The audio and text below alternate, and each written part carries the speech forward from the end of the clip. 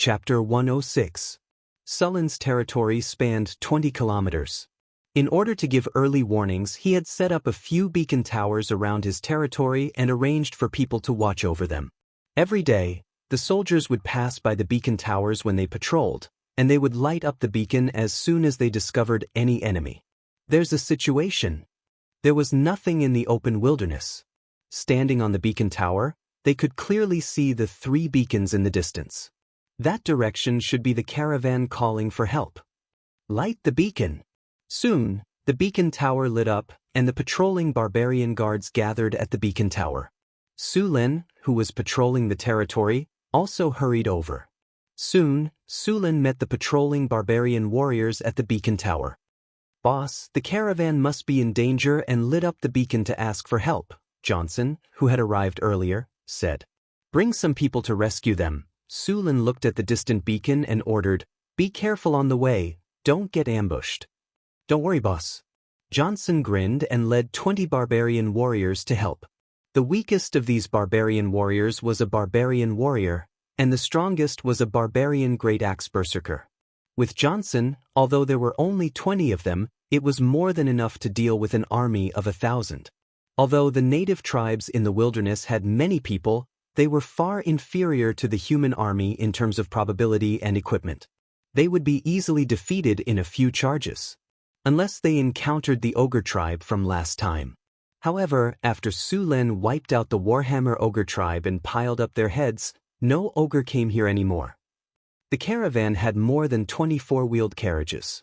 These carriages formed a large circle, and the carriages were connected by ropes or chains. The carriages were also equipped with large amounts of wooden planks. It seemed that the defense was good. Behind the circle of carriages, the refugees held spears, and the caravan guards and mercenaries were next to them. With a roar, hundreds of gnolls began to attack, followed by a large number of gnomes and kobolds. The monsters rushed to the front of the carts in a mess, and a rain of arrows shot out from the carts. A dozen of these monsters without armor were killed, but compared to the army of monsters, they were insignificant. The mercenaries relied on the carts to resist. These mercenaries cooperated well with each other. Kobolds and goblins were stabbed to death in front of the carts, and arrows were shot out from the carts. Soon, the carts were filled with monster corpses. However, in the face of such casualties, these monsters did not retreat at all. The tall gnolls also rushed forward. These gnolls looked tattered, but each of them had a decent metal weapon. Although those weapons were obviously crudely made, they still had good lethality. The rough mace hit the shield and the shield creaked. There were many cracks on it, and it was obvious that the shield wouldn't be able to last much longer. The human mercenary holding the spear held his breath. The moment the gnoll attacked again, the spear shot out like a dragon and instantly pierced the gnoll's heart. However, even though he had killed one gnoll, there were more gnolls surrounding him. Under the heavy blows of the spiked club, wood chips flew everywhere, and finally, with a bang, it was smashed into pieces. The archers in the back continuously shot their bows, and their arms were sore and weak. They could no longer shoot. Without the support of the archers, the carts were in even more danger. A refugee's spear pierced through a gnoll's chest, and then his head was smashed by a mace. Before his corpse could fall, it was torn to pieces by the gnolls. The gnolls gulped down the human flesh. Scarlet blood flowed out from the gaps between their sharp teeth, making them look even more ferocious and terrifying. Some of the more cowardly humans were so scared that their bodies trembled. They couldn't even hold their weapons properly, and the carts were about to collapse. At that moment, a dozen or so strong figures suddenly rushed out from the carts. These people wore armor and held sharp swords. As soon as they appeared, they rushed towards the gnolls. The swords in their hands were aimed at the gnolls' vital points. The swords quickly slit the throats and hearts, and the figures left without stopping. The sudden attack caught the gnolls off guard. In just a few breaths, a dozen or so gnolls fell to the ground, clutching their throats and hearts. After attacking for a while, these people did not linger and retreated to the carts. The shield wielders and spear wielders moved forward again, using the carts to keep the monsters outside. After resting for a while in the rear of the carts, the archers began to shoot again. However, compared to the previous rain of arrows, there were only a few arrows, and their strength was far inferior. Several jack-o'-lanterns were hit by the arrows, but they still did not retreat. Furthermore, the arrows soon stopped once again. More and more gnolls rushed up. Their eyes were bloodshot, and they attacked with all their might. They did not even try to dodge the attacks, and they fought without any regard for their lives. This kind of ferocious fighting style made it difficult for the humans to breathe. Seeing that the carts were once again in danger, the guard captain led a dozen or so warriors to charge out of the carts. Their attacks were still as fierce as before, but this time, the gnolls were prepared. Even though the results were quite good, some of the warriors who could not dodge in time were hit by the spiked clubs. Their chests caved in, and they coughed up blood. Some of the blood was even mixed with pieces of their organs. It seemed that they would not survive. Even though they had paid a price, the carts once again stabilized. The spear wielders and shield wielders worked even better together. The shield wielders blocked the gnolls' attacks, and the spear wielders took the opportunity to stab at the gnolls' vital points. In the face of the endless gnolls, the casualties of the humans were increasing. Many of the sword and shield soldiers were continuously attacked. Their shields were broken, and their bones and tendons were broken. Some of the gnolls threw away their weapons and jumped over the carriages, trying to bite the enemy. However, most of them were stabbed in the chest by the warriors in the carts, and their heads were cut off. Under the gnolls' reckless attacks, the humans were completely suppressed. Even if the guard captain led the warriors to charge again, the effect was very limited. Even though they killed some gnolls, a few more warriors were killed by the gnolls without caring about the casualties. The boards on the carts were all shattered, and the chains used to connect the carts were violently cut off. The wooden stakes used to fix the carts were all broken. Seeing that there was hope for victory, the gnolls' morale became higher and higher, while the humans in the carts looked desperate. Chapter 107. The battle between the humans and the gnolls had reached its climax. In order to survive, all the mercenaries, guards, and refugees were doing their best. A gnoll had just smashed a human mercenary to death with its mace. Before it could retrieve its weapon, a spear pierced its throat, and smelly blood gushed out. Before he could pull out his spear, a mace had already smashed his head into pieces. Under the continuous impact of the carts, a gap was finally created. The gnolls swarmed forward, wanting to rush in and kill the humans around them. The captain of the guards immediately led his men to block the gnolls. For a time, the humans and gnolls fought fiercely in this narrow passage. Because of the narrow space, the gnolls' heavy mace could not be used at all. Instead, they were killed by the humans. However, this situation only lasted for a few minutes. The gap in the carts grew bigger and bigger, and the humans' resistance became weaker and weaker. The sounds of fighting on the battlefield spread far and wide. The animals in the wilderness had long fled the area in fear. The thick smell of blood covered the battlefield. Johnson finally arrived at the edge of the battlefield with the barbarian warriors. Their arrival did not attract the attention of the gnolls. The fierce battle had caused the gnolls to ignore their surroundings. Johnson suddenly attacked from behind with more than 20 barbarian warriors. These barbarians were wearing iron armor and wielded sharp giant axes in their hands. The gnolls did not expect the enemy to appear from behind. By the time they wanted to turn around and face the enemy, it was already too late. After activating Charge and Whirlwind Slash, the barbarians had become efficient killing machines. All the monsters in their way were crushed by the sharp giant axes.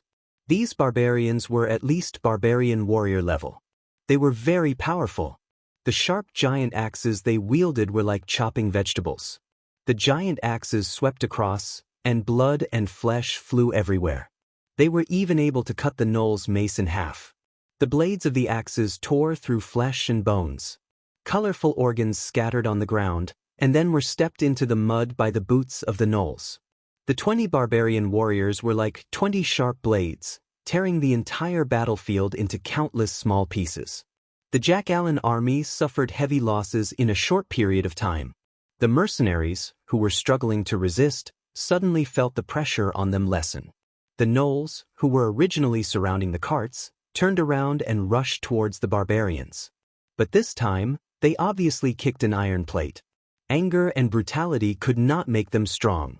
When they saw their companions being cut down like wheat, death and fear once again took over. Facing the barbarian warriors on the side of the killing god, the morale of the gnolls collapsed. They scattered in all directions, trying to escape.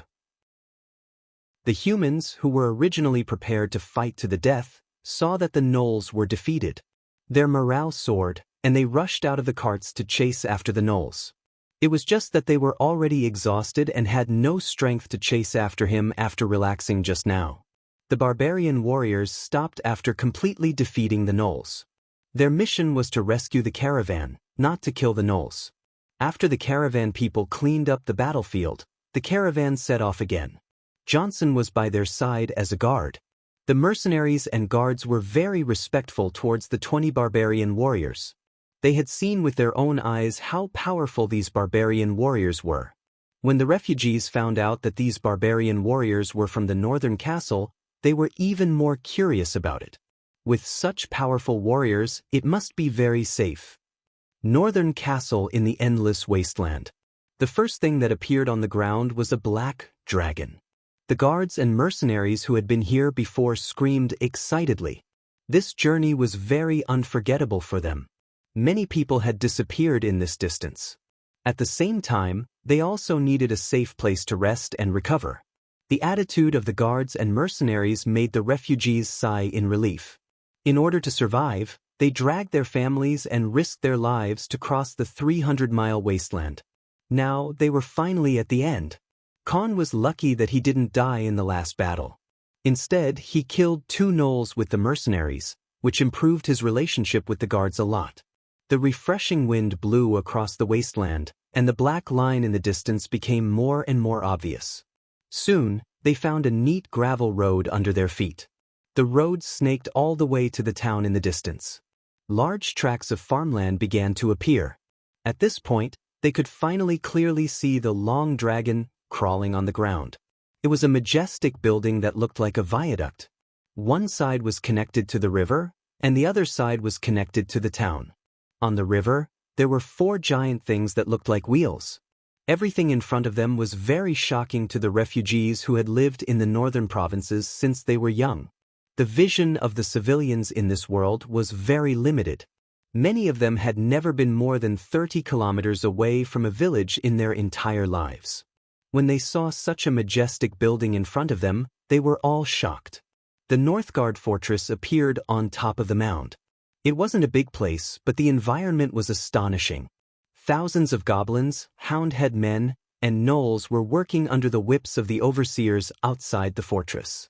The invincible aura they exuded fascinated the refugees. The closer they got to the Northgard castle, the more shocked they felt. Those ferocious gnolls, goblins, and kobolds were as small as dust under their feet. We'll be there soon. After fighting together, the guards of the caravan had become a lot more familiar with Khan. They looked at this rough-looking man and said with a smile, "When you get to the town, someone will make arrangements for you. As long as you work hard in the Northgard castle, you will have enough to eat. If you work hard for a few years, you can buy farmland and a house. The Sulen Monsignor is a powerful and benevolent noble. You don't have to worry about your safety here. However, you have to be careful. There are a lot of rules here. You must follow them seriously, or you will be punished severely." "Brother, what are the rules here? Can you tell me about them?" Khan said worriedly. "It's nothing, actually. The Lord here is a little obsessed with cleanliness. He says that everyone has to pay attention to hygiene, bathe frequently, and don't litter or pee anywhere. Otherwise, if you get caught by the security, the lightest punishment would be cleaning the toilets and the streets," the guard said after some hesitation. The guard hesitated for a moment before replying. Furthermore, when he mentioned cleaning the toilets and sweeping the streets, his eyes flickered a few times as if he still had a lingering fear. Of course, apart from these strict rules, this place is actually quite nice. As long as you work for the Lord, you can eat 2 free meals a day. There is even fish meat inside. Chapter 108. Fish? Is there really meat? Khan said in surprise. Of course. the guard said with a smile. All right, we have to go to the market now. See you later. He patted Khan's shoulder and left. The refugees in the caravan had a place to settle down. There was a special shelter outside the town.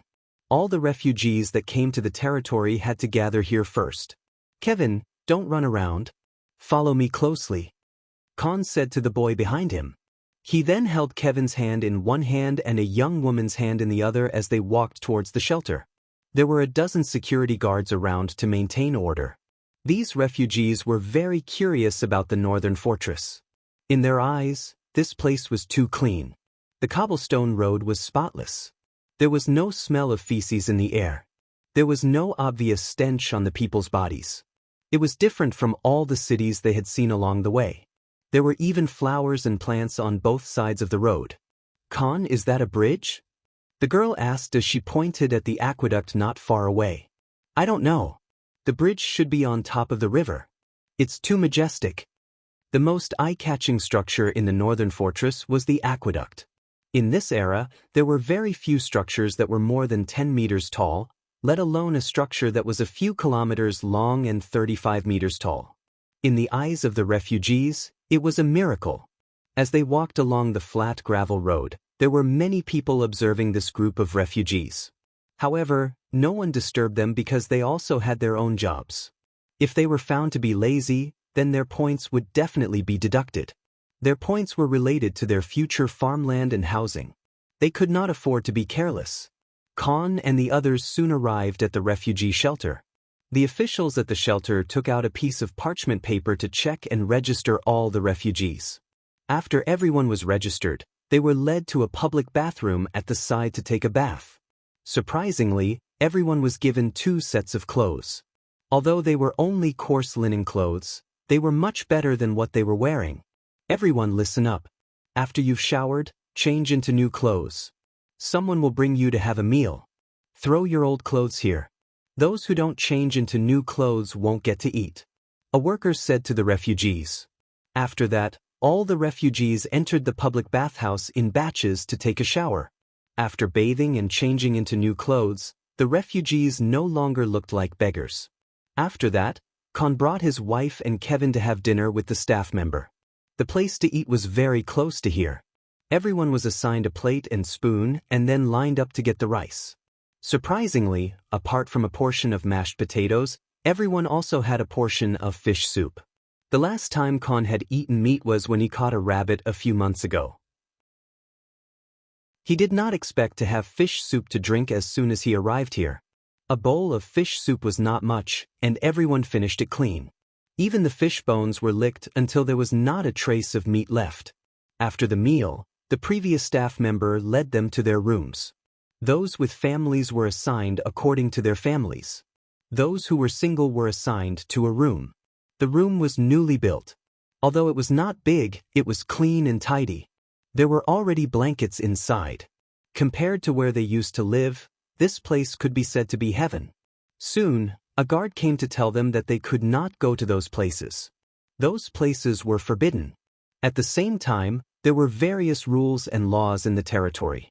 At the same time, the house they were living in now did not belong to them. It was only for them to stay temporarily. If they wanted to live in a house, they would need to exchange money and points. Apart from today's food, from tomorrow onwards, they would need to work to obtain food. Every day, they would earn points and money according to their work. If they wanted to obtain better food, better housing, or farmland, they would need to work hard.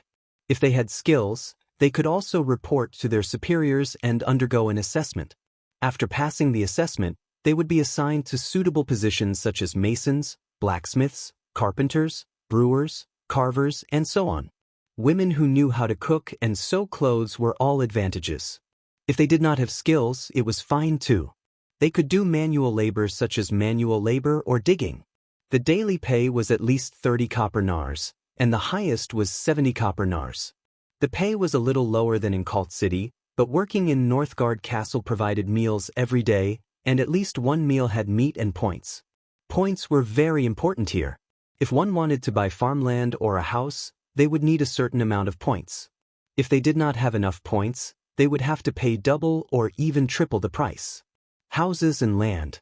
After hearing these words, Khan's eyes instantly became burning hot. As a commoner, he had 3 brothers. However, only his eldest brother had the right to inherit his father's land and house. He and his younger brother could only leave home when they reached adulthood and work for the nobles. If the nobles did not need them, they would have to go to the city to find work and become refugees. To them, nothing was more attractive than land and houses. If they could get a piece of land, they would be able to gain a foothold in Northgard Castle. It cost a lot of points to exchange for land and houses. Ordinary people would have to work hard for about 3 years to get a piece of land or a house. Of course, if they were married, it would be much faster. Of course, if they didn't want to use this method to exchange points for houses and farmlands, they could also sign up for the army. The North Town Fort also had a military merit system for soldiers. Compared to the points, the cost of exchanging for farmlands and houses was much lower. As long as they participated in killing a few enemies, they could earn enough points to exchange for land and houses. At the same time, what was even more exciting was that when they reached a certain level of military points, they could exchange for a noble title from the Lord. Of course, this noble title was the lowest level of knighthood. This title did not come with land. It only gave them some benefits in the territory and a higher status. Other than that, there were no other benefits. However, there were still many people who wanted to exchange for knighthood. Khan clenched his fists. Today he had killed 2 gnolls on the battlefield. Although it was a joint effort, it gave him the courage to join the army. Although he had only been here for less than a day, Khan was full of affection for this place. This was because in this city, he saw something that he would never see anywhere else: hope. P.S. Thank you to Fenger for the 100 Chidian coins tip. Thank you to 20190803102225855 for the 200 Chidian coins tip. Thank you to Lonely for the 100 Chidian coins tip. Chapter 109. The civilians in this world were actually very easy to satisfy.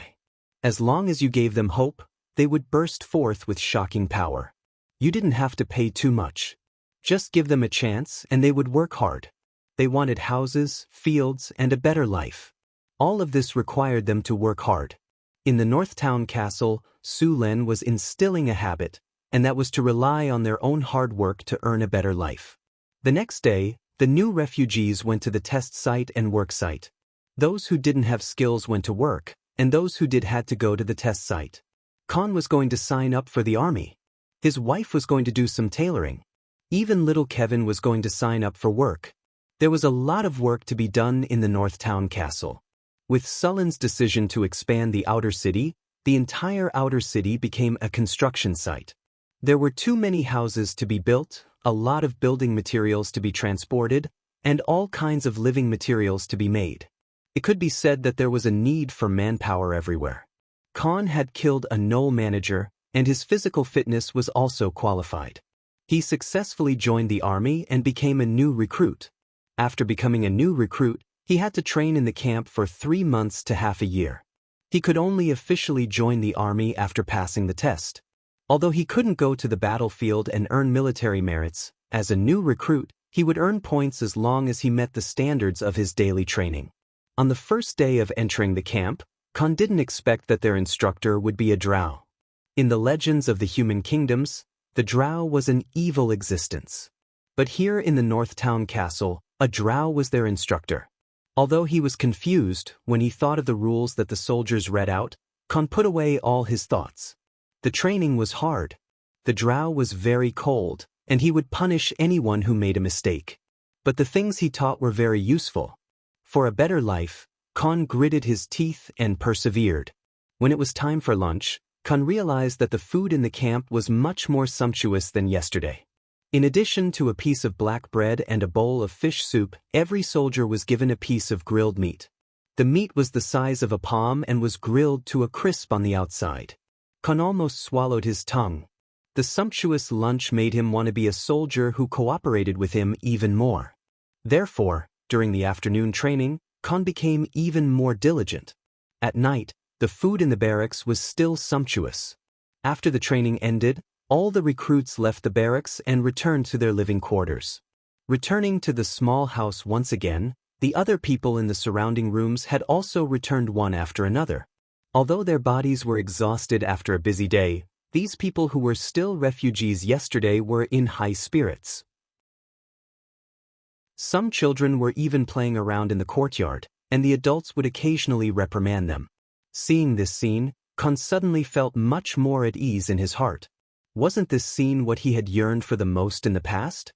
As long as he worked hard, he would be able to fill his stomach and feed his family. When he had enough points and money, he would be able to buy a piece of farmland that belonged to him. Sulin was lying in the Lord's castle, reading a book. It was the latest popular night novel in Cult City, called A Golden Scale is Not a Fish in the Pond.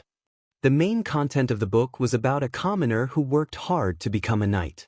Then, step by step, he became stronger and stronger, and finally, he brought his wives to own his own territory and live a happy life together. The plot was full of ups and downs, and Su Len finished the novel in one breath. After finishing it, he felt a little bored, and it reminded him of many things from his previous life. I wonder if Tokyo is still hot, if the people are still vegetarian, if the sea breeze in the Caribbean is still salty, if the art in the San Fernando Valley is still full of youth and sweat. Su Len casually placed the book in the innermost part of the bookshelf and stretched his body. Then, he walked out of the room and headed to the blacksmith's shop. He had obtained 5 sets of ankheg shells last time. Calculating the time, it should be almost done. Su Len rode his horse all the way to the blacksmith's shop. The whole territory was undergoing construction, and the refugees who had just arrived were also immersed in all kinds of work. The whole territory was thriving, and Su Len was very satisfied with the scene in front of him. When he arrived at the blacksmith's shop, Bruce personally came out to welcome Su Len when he heard that he had arrived. "Bruce, have the ankheg shells been processed?" Su Len asked directly. "Monseigneur, all the shells have been processed. A total of 5 sets of full-body plate armor and 50 shields have been made," Bruce said respectfully.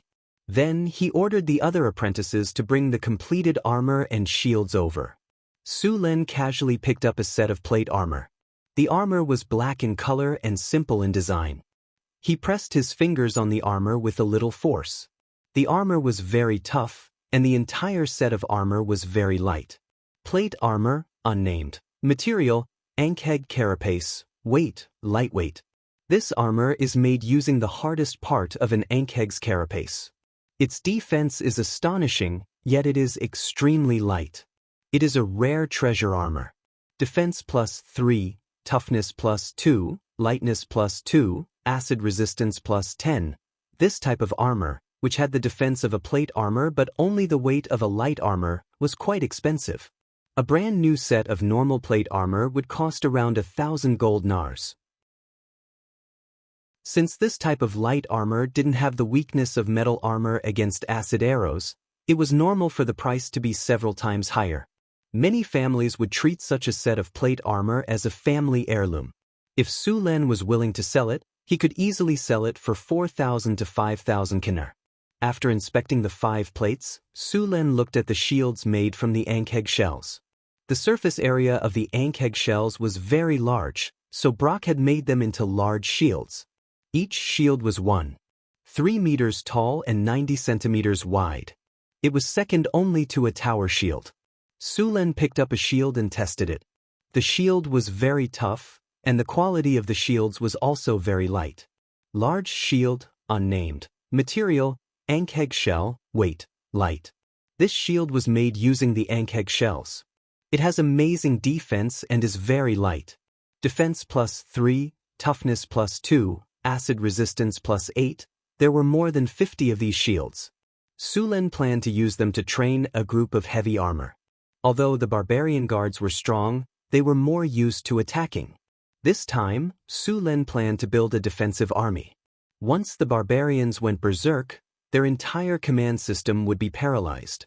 The only thing they could think of was recklessness.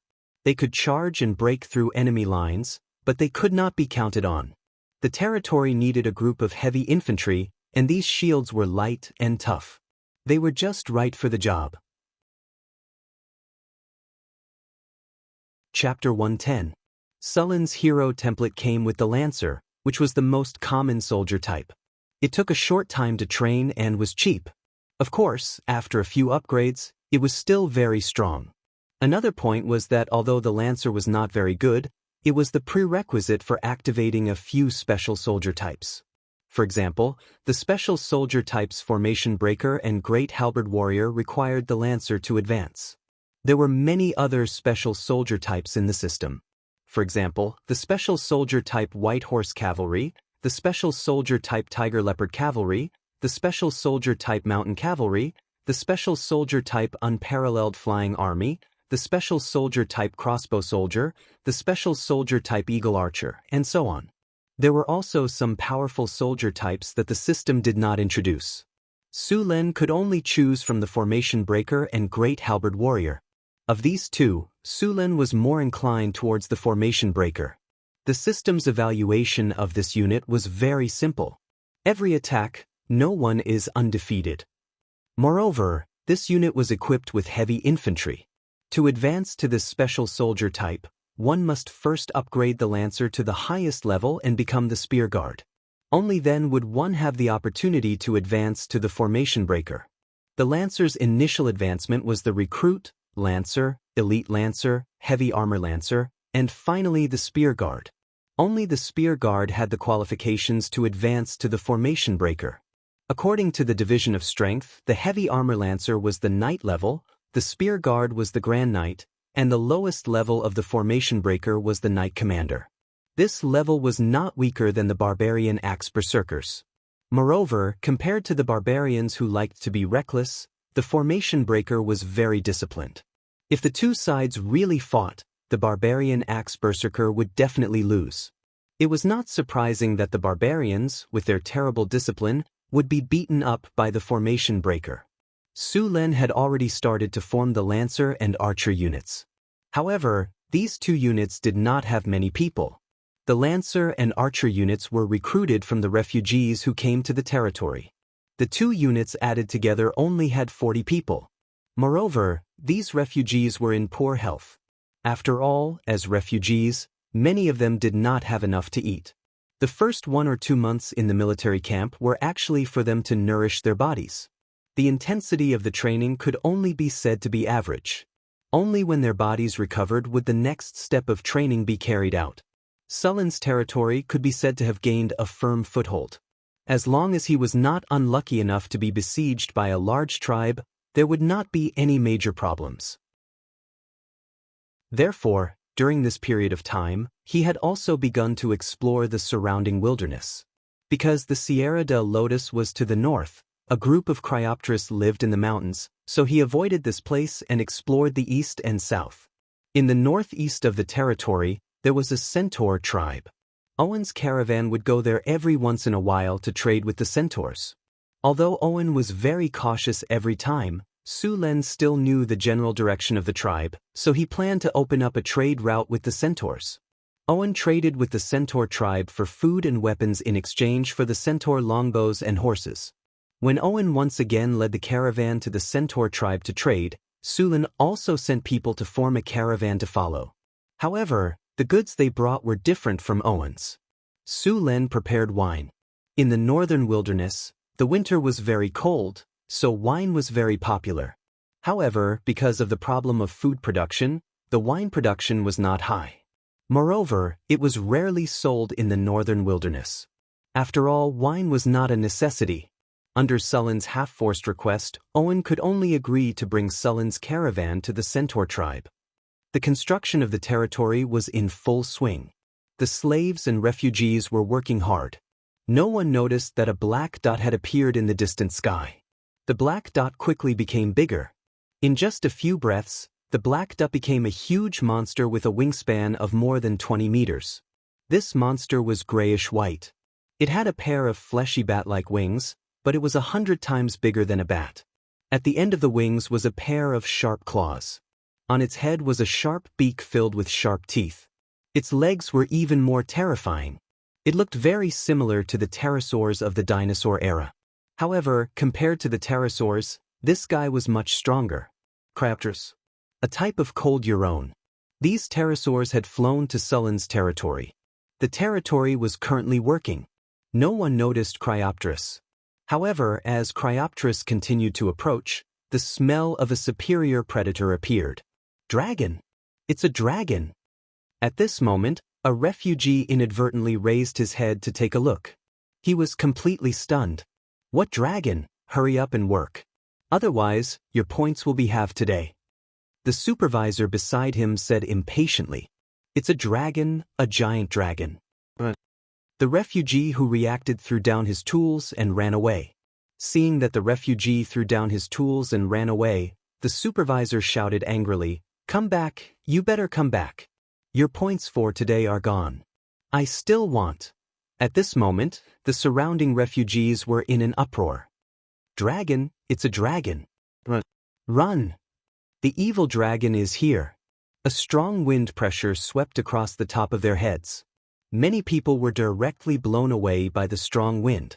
The powerful Cryopteris only circled above their heads once.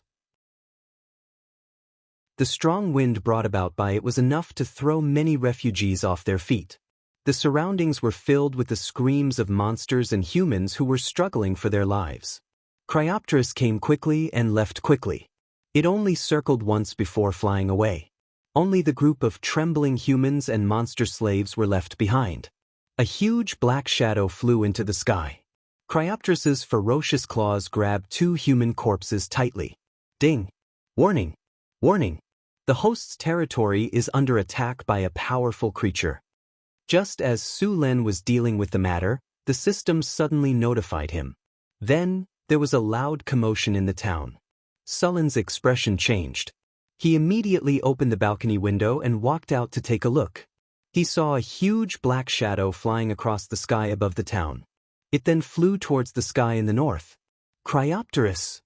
After seeing the huge shadow, Su Len immediately recognized that it was an adult Cryopteris.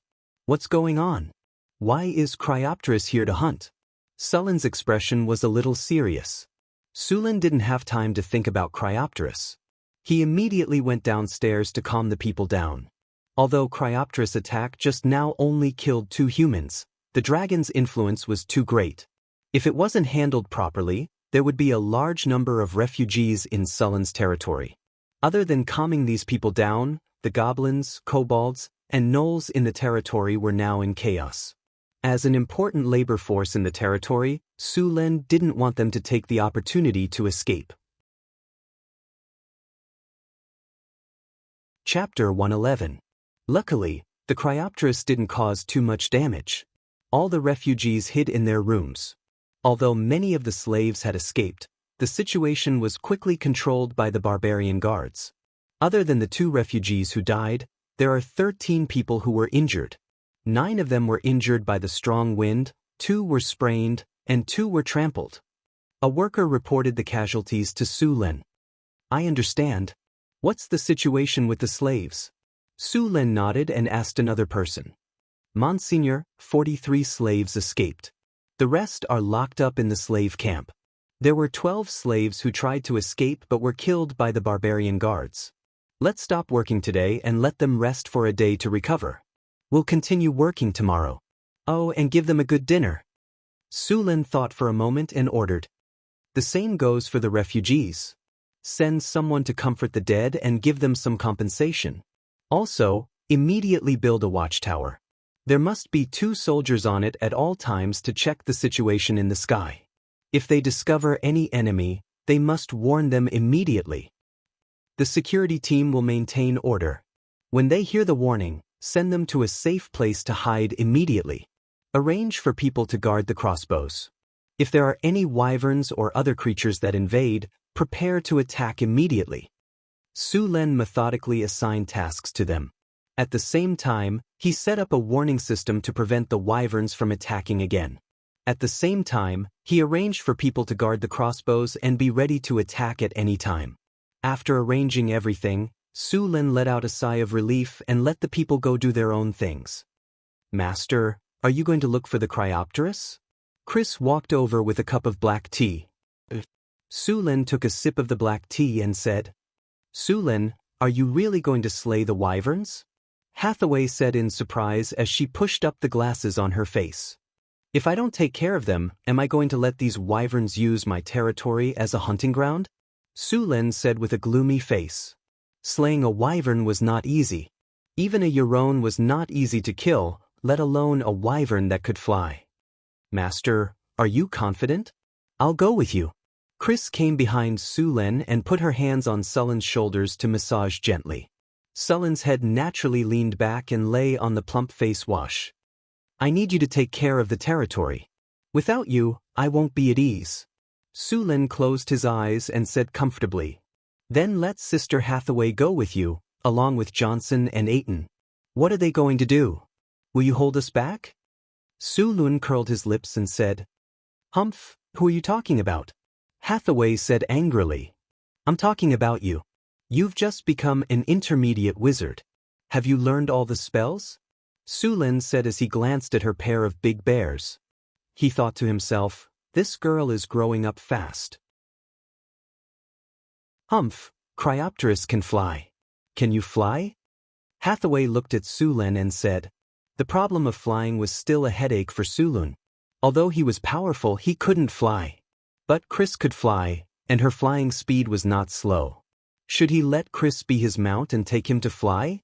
Intermediate wizards could also fly, although the flying speed was not very fast. Your flying spell is too slow. If you fly, you'll become a target for those Cryopteris. Su Lin shook his head and said, I can help you take down those pterosaurs. Hathaway said proudly. Cryopteris is a cold Euron. Fire spells can do 5 to 2 times the damage. Also, these pterosaurs don't have dragon scales. If they are hit, even if they don't lose their ability to fly, their flying speed and height will be greatly reduced. What you said makes sense, but it's too dangerous. You don't have the ability to protect yourself. Once you're targeted by those pterosaurs, you won't be able to escape. Su Lin was a little tempted, but he still shook his head and refused. He didn't want his little sister to die. Humph, how do you know I don't have the ability to protect myself? Hathaway wrinkled her nose and took out a delicate little magic staff. She knocked on the table and said. Sullen's interest was piqued. Every time this girl learned a new spell, she liked to show off. What spell did you learn this time? Of course, watch carefully. Hathaway raised her head. Her beautiful face was full of pride. She gently waved the magic staff in her hand. To Sullen's surprise, a light flashed, and Hathaway suddenly disappeared. Invisibility? This isn't just an invisibility spell. I also cast an erasure spell. Not only is my body invisible, but even my scent and footprints can't disappear. Unless I actively attack or break the invisibility spell, those Cryopteris won't be able to find me. Hathaway's voice echoed in the room.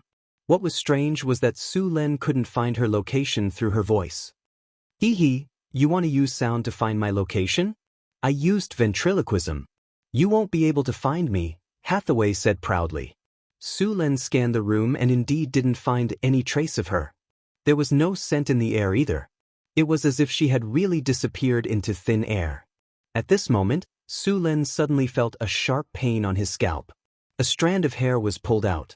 You can't find me, right? Hathaway's proud voice sounded again. Su Lin could already imagine her smug look now. Since he couldn't see Hathaway, Su Lin directly opened the system map and zoomed in on the room he was in. The map clearly marked the location of the 3 of them. After glancing at the map, Su Lin knew where she was hiding. He then got up and pretended to look for her in the room. Just as Hathaway was about to sneak up on him again, Su Lin suddenly turned around and hugged her.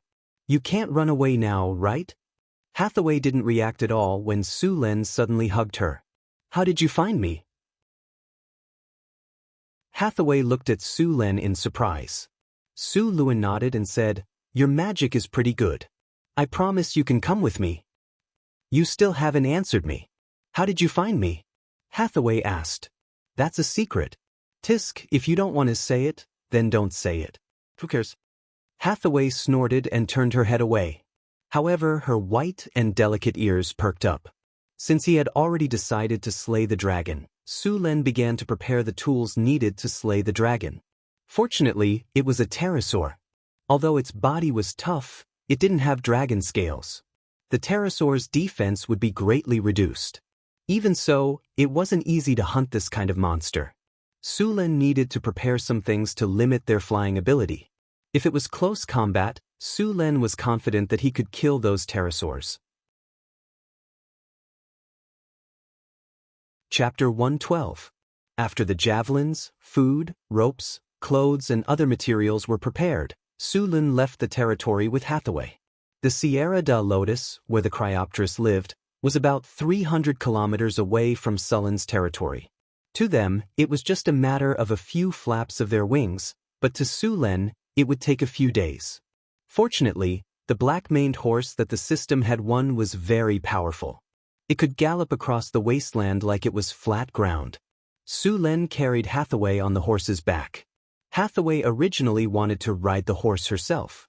According to her, her horsemanship was very good, but she gave in to Sullen's excellent marksmanship. The black-maned horse ran very steadily. Although Hathaway was tall, she looked small and delicate next to Su Lin. She was just right in Sullen's arms. Her whole body was hidden in Sullen's cloak, and only her palm-sized face could be seen. A faint fragrance wafted into his nose. It was an indescribable floral scent. It smelled very comfortable. It was Hathaway's unique scent. Occasionally, a strand of naughty hair would come out of the cloak and run to his neck to tickle him. Hathaway was very interested in the wasteland. Her body leaned against Sullen's warm embrace, and her eyes constantly looked around. However, she soon felt a little bored, and her body moved back to lie more comfortably. Should Su Lin open the strategic map to compare and adjust their route? Su Lin had obtained the approximate location of Cryopterus from the giant rock. Their barbarian tribe had been forced to move because they were in Cryopterus hunting range. With the arrival of these Cryopterus, the other races and predators in the wasteland would choose to leave. Cryopterus would consciously hunt these people and animals who competed with him for food. It was a bit ironic. The ice Quetzalcoatlus drove away the other predators, and then the number of bison, spotted antelope, and giant antler deer increased. Although the ice Quetzalcoatlus was hunting them, compared to the previous hunting of so many predators, their population had actually expanded. Although they had to face Cryopterus predation, these animals were still unwilling to leave. Su Lin rode the black-maned horse in the wasteland. Some gnolls wanted to attack him, but before they could reach him, the horse had already left them behind. Some smarter ones wanted to stop him, but Su Lin casually flicked his spear and sent them flying. After running in the wasteland for 2 days, the two entered the Sierra de Lotus. Su Lin recalled the black-maned horse and put it in the storage space. He then started climbing the mountain with Hathaway. The mountain path was steep and difficult to climb. Su Lin was worried that Hathaway would not be able to adapt, but after a while, he realized that Hathaway was even more familiar with it than he was. Su Lin later found out that Hathaway had made him a full set of equipment with all kinds of buffs. The mountain where the ice Quetzalcoatlus lived was very high. In fact, there was no road at all. Fortunately, the two of them were not ordinary people. Although the mountain was steep, it was not difficult to climb up. The ice Quetzalcoatlus was very powerful. They were one of the few subdragons that inherited the true dragon's breath ability. Their breath of ice could directly freeze a grand knight, and their explosive strength could lift an elephant. They were also much more intelligent than normal beasts. However, they also had a weakness, which was that they moved very slowly on the ground. Compared to dragons, Cryopterus lacked a pair of front claws. Their wings were also large. Although this gave them powerful flying ability, it also made it difficult for them to move on the ground. If Su Lin wanted to hunt these pterosaurs, the best time would be when they were not in the sky. Facing the flying pterosaurs, the difficulty of hunting them instantly increased by several levels. These pterosaurs' diving attacks were very powerful, and there was a record of directly killing a commander in a second. The two moved quietly on the steep mountain. From time to time, a few Cryopterus roars could be heard from the sky.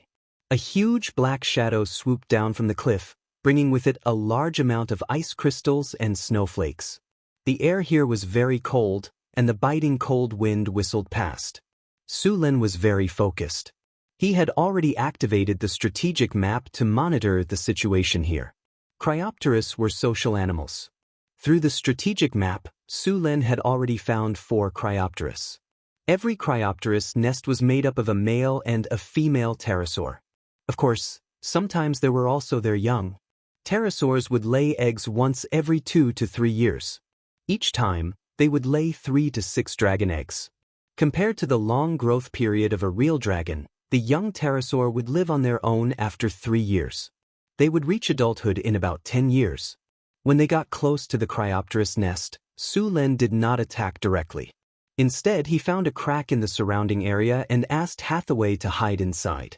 For this purpose, Su Lin even used his weapon to decorate the crack. The space inside was a lot bigger, and there was a turning point at the entrance. This way, even if the Cryopteris found her, as long as she hid inside, the Cryopteris would not be able to do anything to her. Just stand here. After you cast your spell, hide inside. Remember, don't take their attack head-on, Su Lin said in a serious tone.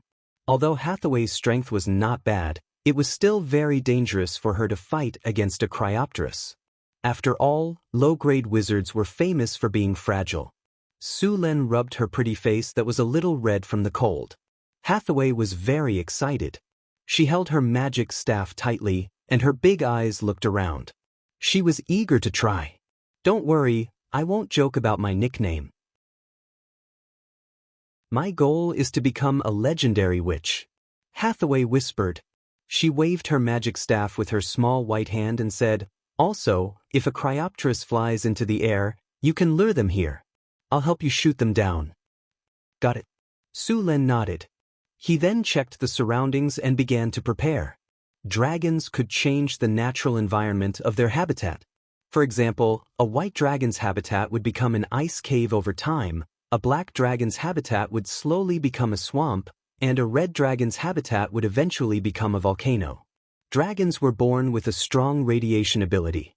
Not only could they change the environment, but they could also affect the creatures living around them. There were many dragon descendants in this world, but not all of them had the blood left behind by dragons. Many dragon descendants were just exposed to radiation for a long time in the area where dragons lived, and their bodies had some dragonization effect.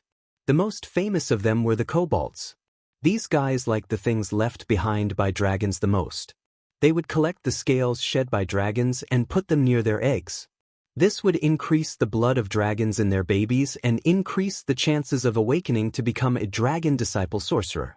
P.S. Thank you 20200082211073509 for the 500 Chidien coins tip. Chapter 113. After finishing his preparations, Su Lin stretched his body and prepared to hunt the dragon. Ding! Defend the territory quest activated. After your tireless efforts, your territory is finally on the right track. However, a group of Cryopteris has set their sights on this place. They are using this place as a hunting ground. Please take care of the Cryopteris as soon as possible. The cold voice of the system rang in his ears. Su Lin took out the steel-made javelin and checked if it was damaged. Then he put the javelin in a place within reach to make sure that he could throw the javelin as soon as possible. After preparing the javelin, Su Lin took out some other things he had prepared. There were a few steel chains. He wanted to use ropes before, but after testing the strength of the ropes, he found that ropes were not strong enough. There were no chemical materials like nylon in this era. The strength of ropes was too low. Cryopteris were very strong. They often hunted large herbivores. Many animals like bison and giant antlers weighed more than a ton. Cryopteris could easily pick them up and fly back to the mountain peak thousands of meters high. The ropes in this world could not withstand their strength at all. In addition to the steel chains, Su Lin also prepared a few steel balls to restrict the flight of the Cryopteris. If there were too many Cryopteris and the chains could not restrain them in time, these steel balls would affect their flight. The javelin was connected to 2 steel balls with chains. Even if the Cryopteris could fly, it would be difficult for it to maintain its balance after being hit. The steel javelin had special barbs on it. It would be difficult to break free after being hit. Be careful. Hathaway looked at the figure and then clenched the staff in her hand. The cold wind on the mountain peak whistled and rolled up countless ice crystals. There was a layer of steel-like ice under their feet. It was very slippery when they stepped on it. In addition to the whistling cold wind, there was a bottomless abyss just a few meters away. Without enough courage, they would not dare to move in this environment. This area was very narrow. It could only accommodate a few people at most. It was impossible to use human wave tactics. Moreover, even if there were many people, there was no space to dodge once the Cryopterus attacked in such a narrow environment. The biggest possibility was that they would be swept directly into the cliff next to them. Cryopterus hunted once every 2 days. Normally, the male hunted while the female stayed at home. Su Len saw Cryopterus returning from a hunt when he was climbing the mountain. They were most likely in their nest now. Su Len carefully approached the Cryopterus nest. The Cryopterus was very confident in its nest. Building a nest in such a dangerous place could stop 95% of the attackers. Walking slowly along the cliff, the whistling mountain wind completely blew away some of the sound. After bypassing a few steep rocks, a stone platform appeared in front of him. The stone platform was more than 10 meters high, and on top of it was the nest of the ice Quetzalcoatlus. It was a nest made of animal skin and some unknown materials. It looked like an enlarged bird's nest. There was a Quetzalcoatlus inside, and outside the nest, there was an even larger Quetzalcoatlus. Passing through the gap between the Cryopterus wings, Su Len saw a white dragon egg. It seemed that the Cryopterus had built their nest here to hatch their offspring. This was good news for Su Len. With the dragon egg as a restraint, the Cryopterus would not all rush up to attack when they discovered an intruder. This would greatly reduce the pressure on Su Len. Furthermore, the winged dragon egg was very precious. It was very difficult to tame an adult pterosaur. Only by hatching a dragon egg could one tame a pterosaur. In the human world, the price of a winged dragon egg was very high. An egg that could hatch a pterosaur was worth around 3,000 kiner.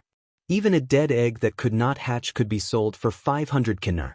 The winged dragon egg contained a large amount of elemental energy that could strengthen the body. It was very popular among the nobles. There was no place to hide on the platform. As soon as Su Len appeared, the Cryopterus noticed him. Seeing that someone had invaded its nest, the male Cryopterus roared and immediately flapped its wings and flew down. The Cryopterus flew into the sky with a gust of wind. After circling in the sky, it dived directly towards Su Len. A foul smell came from its bloody mouth full of sharp teeth. The ice Quetzalcoatlus dived very fast. Just as it was about to reach Su Len rolled to the side in an instant, and then waved his hand to throw a 2-meter-long fine steel javelin.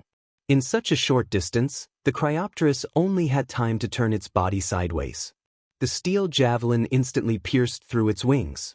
The Cryopterus cried out in pain. Dragon blood splashed everywhere. Its body tilted and fell to the ground. However, the pterosaur's flying ability was very strong.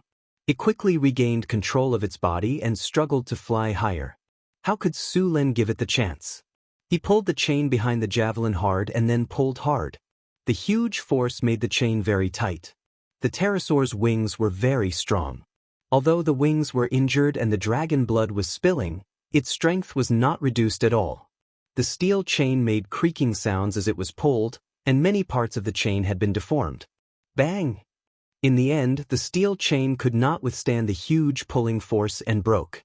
The ice pterosaur, freed from its shackles, wanted to fly up. However, even if it desperately flapped its dragon wings, it could not maintain its balance at all. It almost spun and fell from a height of more than 10 meters, and then hit the cold hard rock hard. Su Len threw away the broken chain in his hand, took out the spear from the storage space, and then rushed to the place where the Cryopterus fell. He was going to kill the male Cryopterus before the female Cryopterus could react.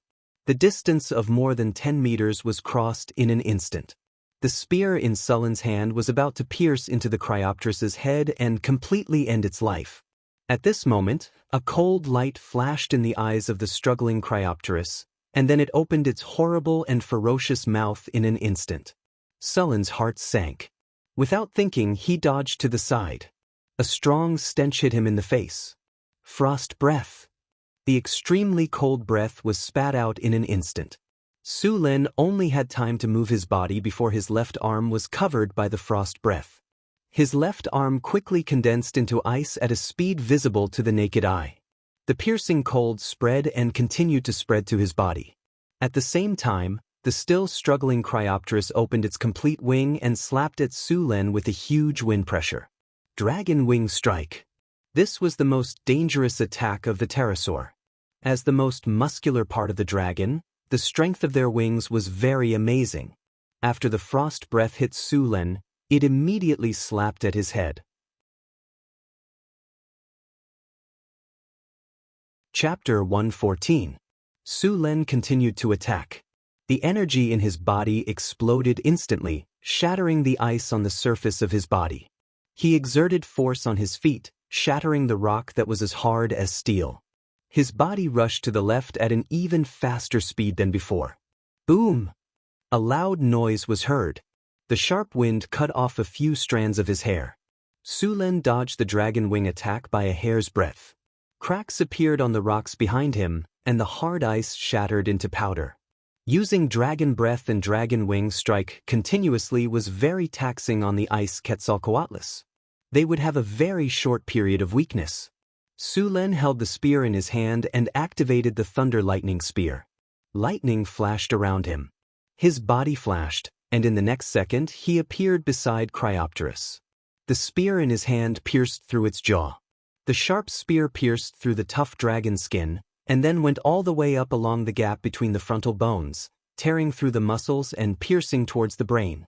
Boiling dragon blood gushed out, dyeing his body red, and a piercing pain came from his skin.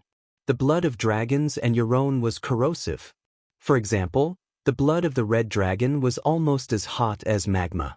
An ordinary person would be burned to death by the dragon's blood. The 3-meter-long spear pierced the ice Quetzalcoatlus brain through the gaps between its bones. The lightning attached to the spear paralyzed the ice Quetzalcoatlus. In the end, half of the spear pierced into the ice Quetzalcoatlus brain. As a viper, its brain was still very fragile.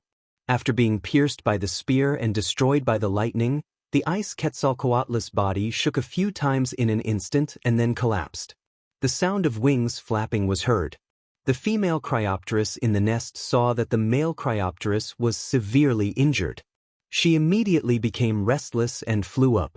Then she pounced on Su Lin. Hearing the strange noise behind him, Su Lin picked up the other spear without thinking. The lightning in his body instantly covered his whole body. He exerted force on his feet and turned around abruptly. The spear that was covered with lightning flew out like a bolt of lightning and hit Cryopteris' abdomen directly. The powerful power of thunder and lightning instantly detonated in its body. The ice Quetzalcoatlus's body stiffened instantly, and then it fell directly from midair. With a bang, it hit the cold rock, and then slid to Su Lin under the action of inertia. Taking out another steel javelin, Su Lin jumped up. Strong lightning flashed back and forth on his body, and the javelin in his hand was wrapped in thunder and lightning. Then, the spear pierced through Cryopteris' head with a thunderous force. The female Cryopteris fell to the ground. Su Lin took a deep breath. The lightning on his body had faded. It was not easy to kill 2 Cryopteris in a row. These Euron had high damage. If Su Lin was not careful, he would be injured. The male Cryopteris was also very cunning. If it was not for his quick reaction, he would have been severely injured by the pterosaur's full-force wing attack. Su Lin took out the spear and the spear that was buried in the skull. He used ice to freeze the corpses. He did not have time to deal with the 2 pterosaur corpses.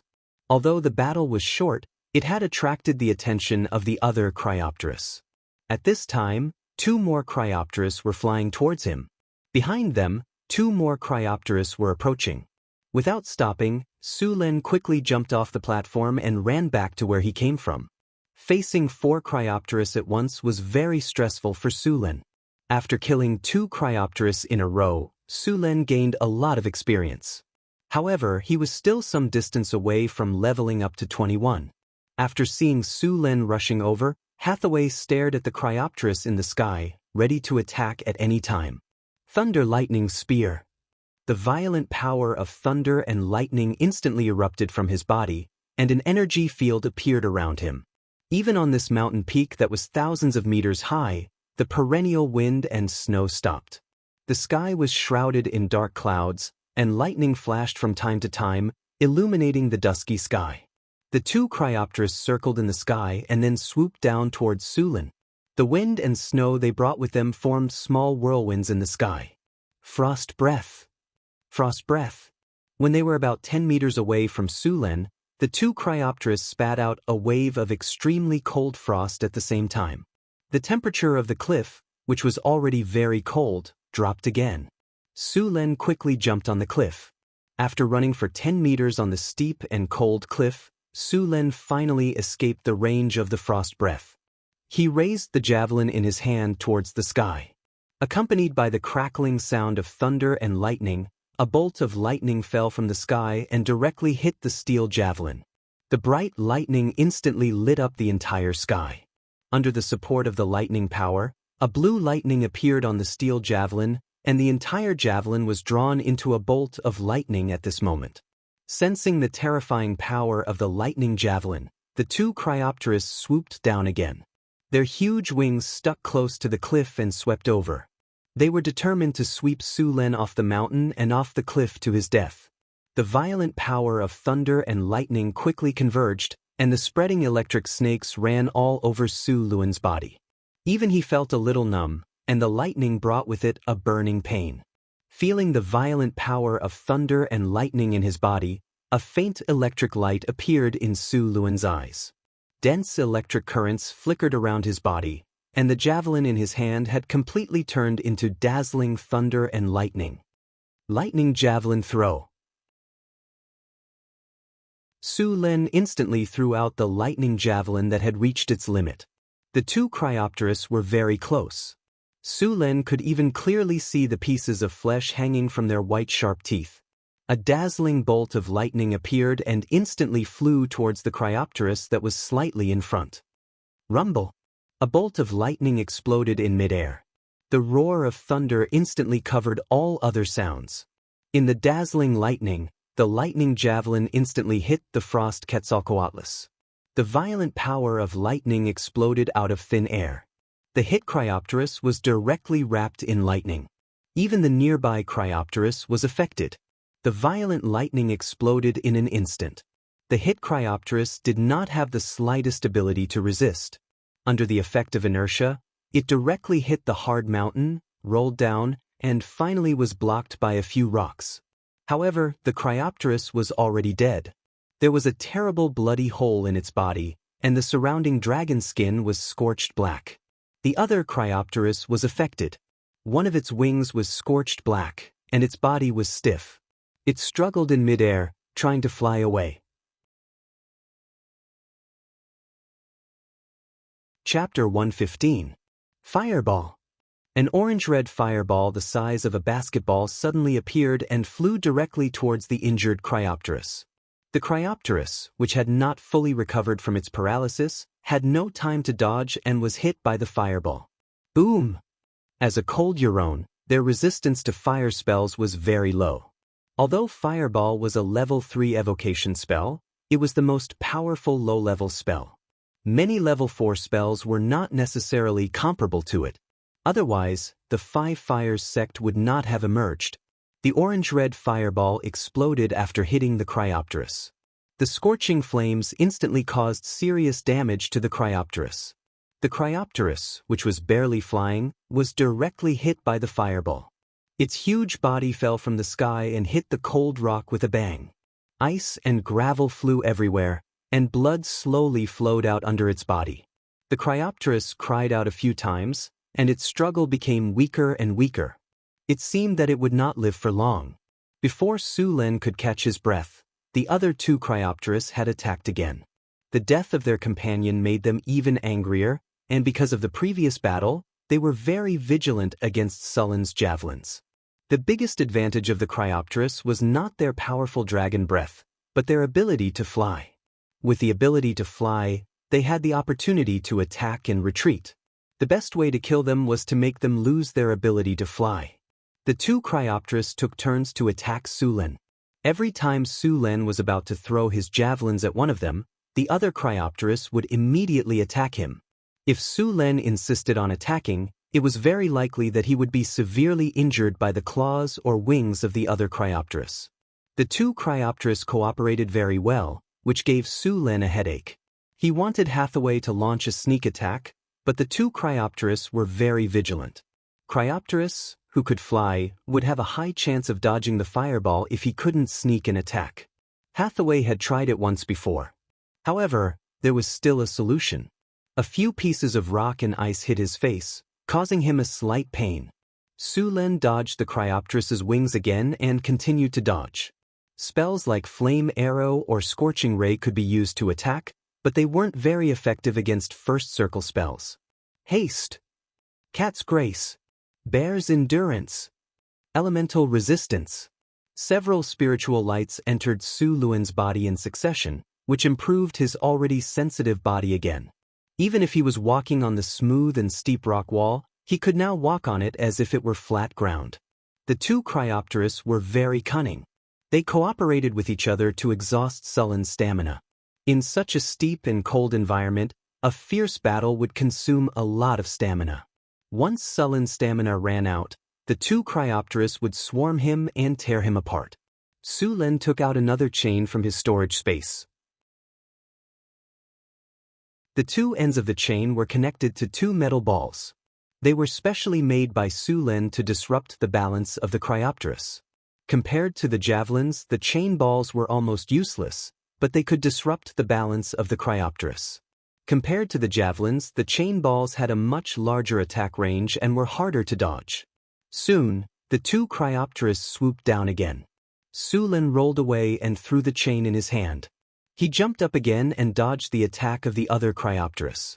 Life and death were decided in this moment. The Cryopteris swooped down on Su Lin. He had no room to dodge. Suppressing the soreness in his muscles, Su Lin took a deep breath and rolled back along the ground. The hard and cold rocks hit his body, causing him pain. When the ice Quetzalcoatlus saw the chain coming towards it, it flapped its wings and adjusted its direction to avoid it. But this time, it miscalculated. Su Lin pulled the other side of the chain in his hand and shook it slightly to change the direction of the chain ball.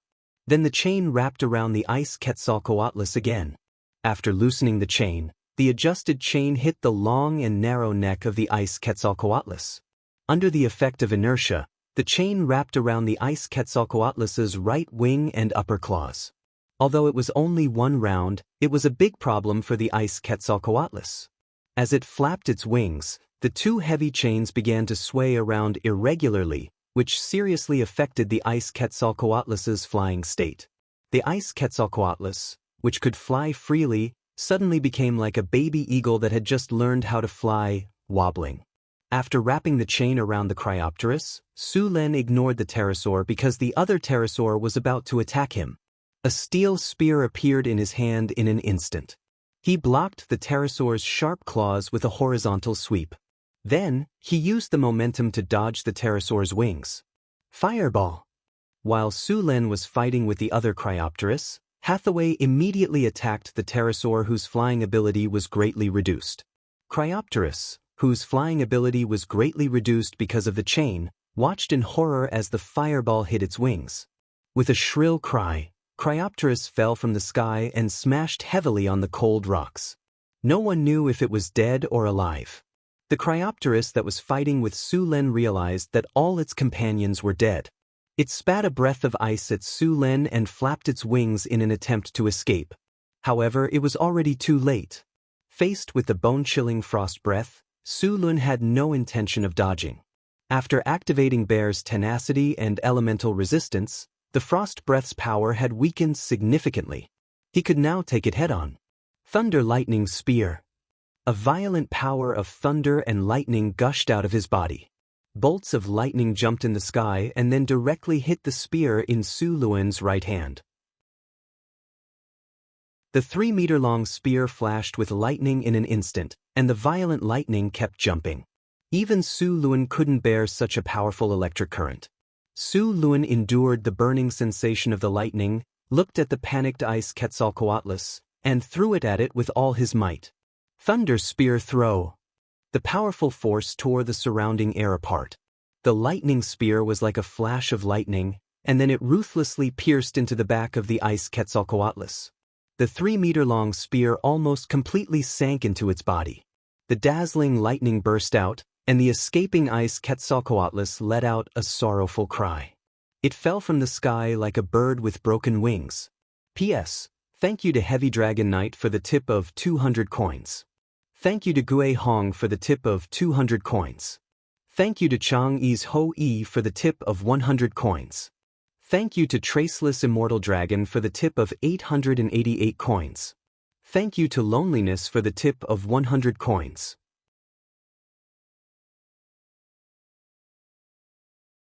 Chapter 116. Ding. Congratulations, host. You have killed Cryopterus and completed the Territory Guard quest. You have obtained a golden treasure chest. You have completed the Territory Guard quest. You have obtained 10,000 experience points and +1 to all attributes. You have killed Cryopterus and gained 15 peace of mind and 15 stability in your territory. Congratulations, host. You and your hero Hathaway have killed 6 Cryopterus. You have obtained 60,000 experience points. Congratulations, host. You have leveled up. You have obtained 2 skill points and 2 free attribute points. A golden treasure chest. Congratulations, host. You have broken through LV20 and reached LV21. You have broken through the limits of mortals and stepped into the realm of legends. Congratulations, host. You have broken through to the realm of legends. Your storage space has expanded to 10 cubic meters. If you want to increase it further, please explore on your own. Your Advanced Sturdy and Advanced Tenacity have evolved into Legendary Sturdy and Legendary Tenacity. You have obtained a Skill Fusion Point, Legendary. You have obtained partial information about the legendary ability, Thunder Domain. You have obtained partial information about the legendary ability, Lightning Control. You have killed Cryopterus. You have obtained the title, Dragon Slayer, your own. Dragon Slayer. As someone who has killed the most powerful dragon-type creature in this world, you have an even stronger deterrent force. Your name has begun to spread across the continent. Fame +2. Su Len felt the surging power in his body. After breaking through to the realm of legends, he could clearly feel that his power had increased once again. In the depths of his soul, a spark of lightning appeared. Sullen's soul instantly came to a magical place. It was an ocean that contained endless power. All kinds of power mixed together and emitted a shocking power. These powers were filled with violent power. It was like chaos. Sullen was like a small drop of water here. Sullen's soul underwent some strange changes under this powerful power. His originally blurry soul became much clearer. There seemed to be no concept of time or space here. Sullen didn't know how long he stayed here. Perhaps it was a second, perhaps it was tens of thousands of years. Then his soul instantly left this space and returned to his body. Looking at the cold snowflake in his hand, Su Len knew that only a moment had passed. Feeling the power in his body, Su Len found that the violent power of thunder had become much gentler. It was also much smoother to control, and the previous feeling had disappeared. The original Advanced Sturdy and Advanced Tenacity were upgraded to Legendary Sturdy and Legendary Tenacity. Legendary Sturdy had 2 more points than Advanced Sturdy and 2 more points, and Legendary Tenacity. Legendary Tenacity. After a long period of training and battle, your body has surpassed the limits of an ordinary person. You have gained stronger vitality. Normal attacks will reduce damage to you by 100%. Permanent increase of health points by 100%. Increase of health points by 100%. Increase of health points by 100%. At the same time, you have gained elemental resistance. All elemental attacks will be reduced by 20%. Magic resistance +20. With the Legendary Tenacity talent, Sullen's defense had reached a ridiculous level. In addition to elemental resistance and magic resistance, he would have no problem taking on normal spells. He could even try taking a bath in lava. Advancing to legendary wasn't a simple matter of stacking data. Although data was important, it was more important to start touching the power of laws. He had a deeper understanding of the power of thunder. Originally, he thought that he was very familiar with the control and use of thunder. However, after touching the power of laws, he realized how crude he used this power in the past. Many times, he would waste a lot of unnecessary power. After feeling the power in his body, Su Lin began to collect the spoils of war. After becoming a legendary, he still needed time to familiarize himself with the power he gained. The corpses of Cryopteris in front of him had to be dealt with as soon as possible. Although Cryopteris was a Euron, as long as it was related to dragons, all kinds of materials would become very valuable. Hathaway also ran out from the gap where she was hiding. She jumped up from afar and threw herself into Sullen's arms. She pushed Su Lin back a few steps and sat on a rock. Seeing the bloodstains on Sullen's body, Hathaway became nervous. She touched his body with her small white hands. "You're hurt." "I'm fine. This blood belongs to the Cryopteris." Su Lin grabbed Hathaway's small hands.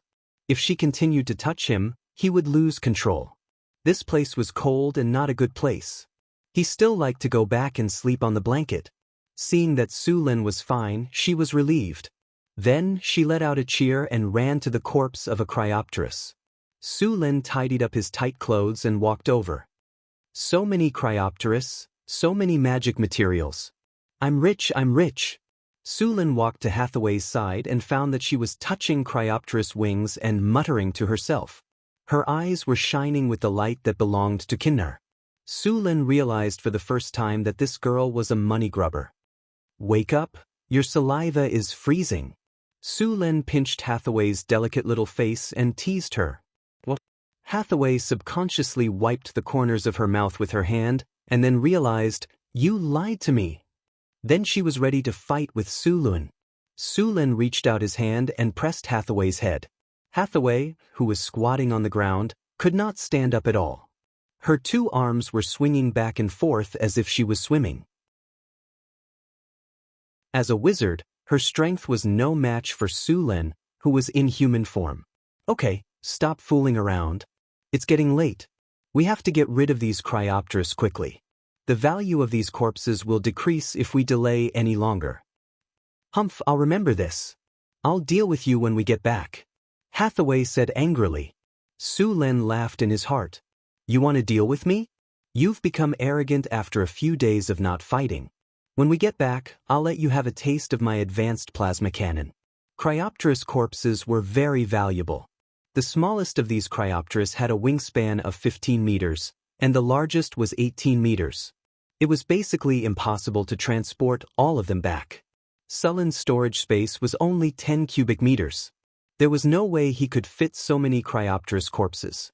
Hathaway also had a few storage items on her, but they still could not fit all of these big guys. She could only disassemble these corpses and throw away the worthless and low-value parts. She could only bring back the valuable parts. P.S. Cryopteris attributes: Cryopteris, Euron, Grade 4, Gregarious, Monster Level, 17. Strength, 28, Will, 10, Vitality, 25, Agility, 15, Charm, 12. Skills: Dive, Dragon's Bite, Frost Breath, Dragon's Wing Strike. Talents: Advanced Strength, Advanced Tenacity, Dragon's Skin, Frost Resistance, Dragon's Bloodline, Flight, Poison Resistance. Difficulty: B+.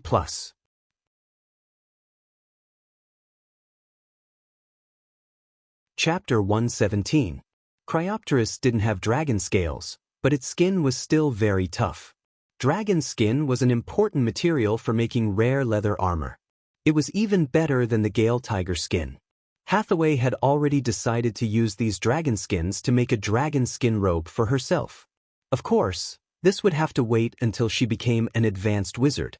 The dragon skin robe needed to use the softest and most magically conductive skin of these pterosaurs. Pterosaur meat couldn't be eaten directly. Pterosaur meat was poisonous. Ordinary people would be poisoned to death if they ate it. It needed a special method to neutralize the poison. After neutralizing the poison, the dragon meat tasted good and could improve one's physical fitness. In fact, many demon beast meat in this world had this effect. Those nobles only ate, drank, and played all day long, and didn't train hard, but most of them could become knights or trainee knights. In addition to good training, professional mentors, excellent breathing techniques, and long-term consumption of various kinds of demon beast meat. Long-term consumption of demon beast meat made their body much stronger than ordinary people. With professional training and excellent breathing techniques, as long as they were not too useless, it was not too difficult to activate their life energy and become a knight when they reached adulthood. However, it was very difficult for ordinary people. Knight training required a lot of meat, and ordinary people couldn't afford to feed a knight. Most of them could only rely on the nobles and become their servants. Sulan took out a skinning knife and began to skin the Cryopterus. Because of the previous battle, many parts of the dragon's skin were damaged. Those damaged parts could only be thrown away. The dragon's skin on the wings was not suitable for making leather armor. Those parts were more suitable for making blank scrolls. The most valuable part was the heart, which was an important material for making lesser dragon blood potions. As for the other organs, they could also be used as alchemy materials. The dragon blood could be made into magic ink and used to make scrolls. Among them, there was also the dragon penis, which was the favorite of the nobles. This thing was very popular among the human nobles. With all the bits and pieces added up, one pterosaur could earn about 20,000 kinar. It was a little troublesome to deal with the Cryopterus. It took Sulan a lot of effort to divide up the 6 ice pterosaurs. There were only a few Cryopterus corpses and some worthless items left. Sulan's 10 cubic meters storage space had been completely filled. Even Hathaway's spatial equipment had been filled. Sulan felt his heart ache when he saw that there were still some low-value materials on the ground that could not be taken away. Apart from the corpses of the pterosaurs, they found a total of 13 Cryopterus eggs in the 3 nests. Sulan used a piece of dragon skin to make a simple net to hold it. The storage space was unable to store living things. If these winged dragon eggs were placed inside, they would quickly become dead eggs. The price of a dragon egg that could hatch a pterosaur was not bad. Of course, the prerequisite was that you had a way to tame a dragon. Apart from the drows in the Underdark, the best taming method was the wizards. It was very easy for the drows in the Underdark to tame a dragon. They just needed to find a male pureblood dragon.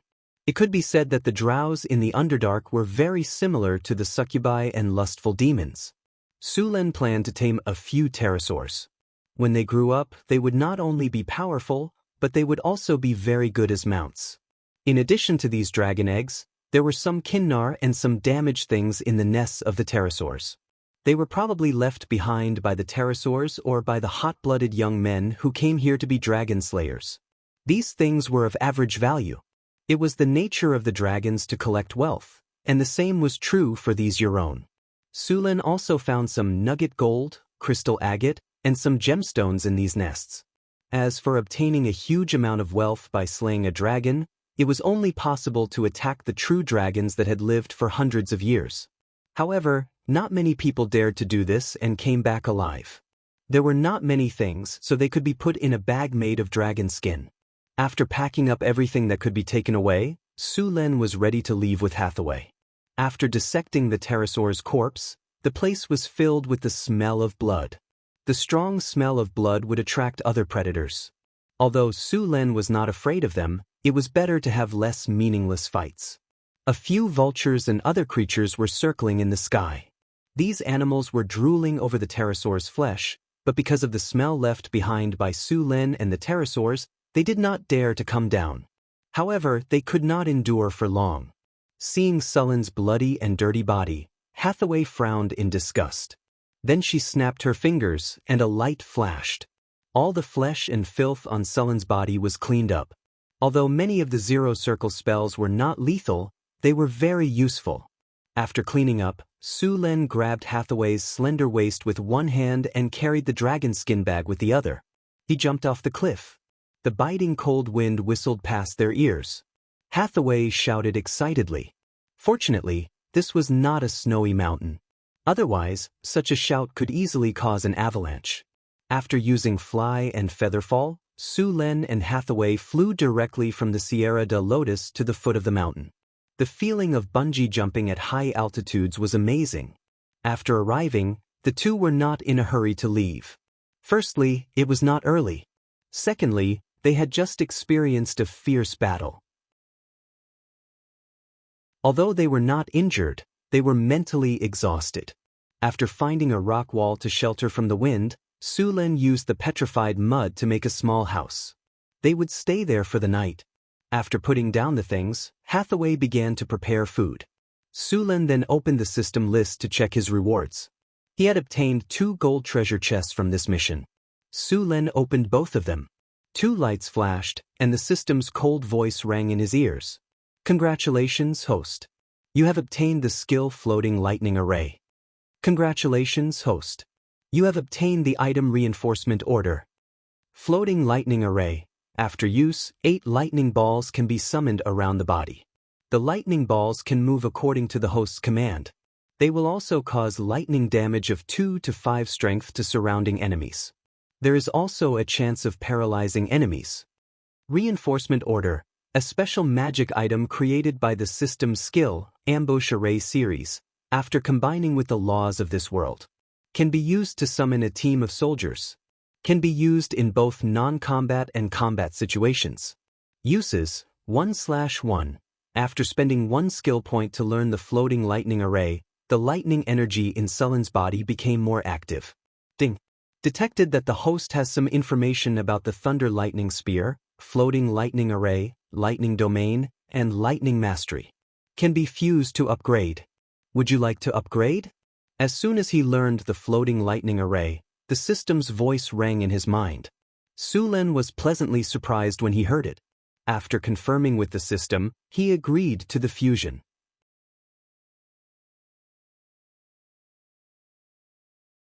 Chapter 118. Beginning Skill Fusion.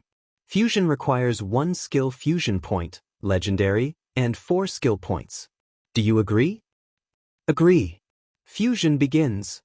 As soon as Su Len agreed, his vision turned black. In the next second, his soul once again appeared in the strange space that he entered when he was advancing to legendary. Sullen's soul felt the endless power in this space. Once again facing the rules of this world, his soul gained more benefits. The faint lightning symbol in his soul also became clearer. Just as he wanted to understand it further, an irresistible force sent him back into his body. Fusion successful. Congratulations, you have received Thunder Territory, Basic. Thunder Territory, Basic. You have preliminary control over the power of lightning. When you use lightning power again, it will be more powerful. You are immune to normal lightning damage. Lightning Absorption, Basic. You can absorb any form of lightning attack, as well as electricity from the outside world. The absorbed lightning power can strengthen your next attack or be converted into your energy. Note, you cannot exceed the absorption limit. Thunder Territory. After consuming a large amount of energy, you can create a world of lightning within 15 meters of yourself. All people or monsters that enter this area will be damaged by lightning. In this territory, your skills and strength will be increased by 100%. At the same time, all of Sullen's lightning skills disappeared. However, he could still use them now. Moreover, the energy consumption was reduced by half, but the power was increased. It could be said that after mastering the Thunder Territory, Su Len could be considered a true legendary. He opened the attribute panel and added the remaining free attribute points to his strength. His strength broke through 40 points and reached 42 points. Name: Su Len, legendary. Race: human. Level: LV21, 268544100. Strength: 42. Agility: 31. Spirit: 26. Vitality: 32. Charm: 20. Command: 73. Characteristics: Talent: Valiant, Thunderbolt, Pegasus, Legendary Sturdy, Legendary Tenacity, Calm, Elemental Affinity, High Lightning Affinity, Iron Will, Body Hardening, Beast Face Armor. Skills: Dark Ice Slash, Physical Healing, Life Healing, Red Flame, Forbidden Magic, Mechanical Control, Stone to Mud, Morale Boost, Basic, Earth Spring Sure Kill Skills, Revolving. Cherry, Master, Heroic, Master. Torrential Rain, Advanced. Chaotic Dance, Beginner. Weapon Proficiency, Swordsmanship 160, Spearmanship 205, Archery 102, Throwing 96, Horsemanship 145, Thunder and Lightning Domain, Basic. Omitted, Free Attribute Points, 0. Skill Points, 0. Su Len opened his eyes, and a bolt of lightning flashed across his eyes. The room didn't change much compared to before. The sky outside was dark, and Hathaway had already made a bonfire. She was humming an unknown tune as she cooked food. She didn't notice anything different about Su Len. A faintly discernible fragrance wafted out from the pot. Grumble. Sullen's stomach grumbled. Hee hee. Hathaway looked at Su Len, who was a little embarrassed. You must be hungry. Wait a moment, we'll be able to eat soon. Hathaway was cooking a type of dry food that Su Len had made before. It was a mixture of potato starch, oil, vegetables, meat, salt, and sugar. It could be eaten directly or boiled in water. It tasted pretty good. At the very least, the barbarians liked it. This was a type of dry food that Su Len had made based on his knowledge from his previous life. However, he had only made a small portion of it. It wasn't that the dry food wasn't good enough, but it was just too expensive to make. The barbarians were all gluttons, and each one could eat more than the other. Su Len had only made it twice before stopping. Other than the barbarians eating most of it, the rest was stored in the Lord's castle's warehouse. Although the dry food tasted pretty good, Su Len didn't want to let himself suffer. He was already a dragon slayer, so it wasn't too much to eat dragon meat. Wait a moment. Let's have a dragon feast today. Su Len took out a piece of Cryopterus tenderloin from his storage space. This part of the meat was tender, nutritious, and tasted the best. First, he used water to wash the blood out. Then, he added some neutralizing agents. With Sullen's current physique, these toxins were completely ineffective. However, Hathaway couldn't do the same. After neutralizing the toxins, Su Len purposely went outside to get some bird eggs. He wrapped the cut dragon tenderloin in bird egg white. If there was no starch, he replaced it with dry food. This way, he didn't need to add salt. Then he poured some oil on it and fried it on the pan. As an experienced foodie in the foodie empire, although the conditions were poor and he could only find substitutes for many things, he could still make a delicious meal. Animal fat was more fragrant than vegetable oil. The smell of frying was very tempting. The dragon tenderloin wrapped in egg white and starch slowly turned golden. The oil sizzled, and a tempting fragrance wafted out from the tenderloin. Okay, it's ready to eat. Try it first. Su Len picked up a piece of cooked tenderloin with chopsticks and put it on a stone tray. At the same time, he passed a pair of chopsticks to Hathaway. Hathaway was very curious about this novel tableware. Then she picked up the chopsticks and used it like Su Len. However, as she had just started using chopsticks, she didn't know how to use them. She spent a lot of effort and still couldn't pick up the piece of fried dragon tenderloin. Su Len, on the other hand, picked up a piece of golden tenderloin with his chopsticks and ate it happily. Bang! Seeing that Su Len was eating happily, but she couldn't pick it up, Hathaway angrily slammed her chopsticks on the table. Then, she snapped her fingers and summoned a magician's hand to grab it. Hathaway, a lady shouldn't use her hands. Su Len put down his chopsticks and laughed in his heart. Let me teach you how to use chopsticks. As he spoke, Su Len held Hathaway's little hand and taught her how to use chopsticks. It wasn't difficult to use chopsticks, and Hathaway learned it very quickly. Then, she picked up the dragon tenderloin and ate it quickly. Wow, it smells so good. It's so delicious. Hathaway's beautiful eyes curved into a pair of crescent moons. Eavesdropping on other people's conversations isn't a good thing, Su Len said to the outside after swallowing a piece of tenderloin. Sorry, I didn't mean to. It's just that the food you guys made is too fragrant. A short man about 1.3 meters tall appeared at the door. Although he wasn't tall, he wasn't a child. He was small and wore a brown shirt with 2 short swords on his waist. He also wore a brown hat and there was some hair on the back of his hands. It was obvious that he was a halfling wanderer. P.S.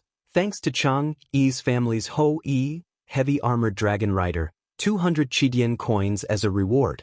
Thanks to Serene Blue Fireworks S, saying loneliness to loneliness, asking the clear sky with a pen, Summoner of all things, Troubled Old Waste, 100 Chidian coins as a reward. Thanks to Longxian, 500 Chidian coins as a reward. Thank you to Xianxia. Thank you to 1607101921111128 for the 2000 Chidian coins tip. Thank you to the Sleepy Xiong Shuyu for the 5000 Chidian coins tip. Fumeng thanks.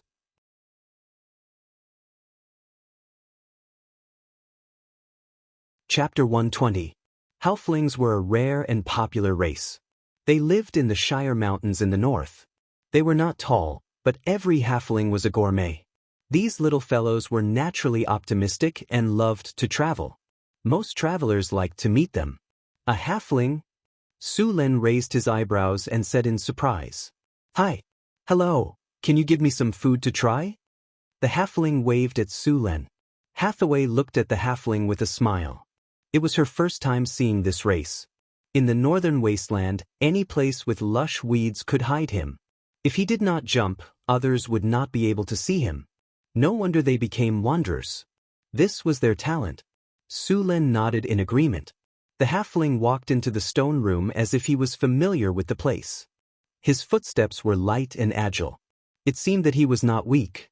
He walked lightly to the bonfire and said with a smile, "It is really the blessing of the goddess of luck. I have been walking alone in the northern wasteland for many days. Finally, I can take a rest." "Hello, friendly traveler." "Hello, honorable witch." The halfling greeted her and then introduced himself. "My name is Frodo Wine Aglas. I am a gourmet who has traveled around the world. I am very happy to meet you here." Hathaway was very curious about the halfling. She looked at him with her big round eyes. Frodo was not angry. He looked at Hathaway with a smile and even winked mischievously. He then pretended to be hungry and said, "Honorable witch, can you take pity on me, a halfling who has not eaten well for the whole day? Can you give me something to eat? I am starving to death." Here you go." Hathaway laughed softly. She then took out a plate and a pair of chopsticks and handed them over. This little girl had learned bad things. After handing over the chopsticks, she did not intend to teach him how to use them. Instead, she looked like she was watching a show. Frodo was a little confused about the chopsticks, but he could not care less about the delicious food.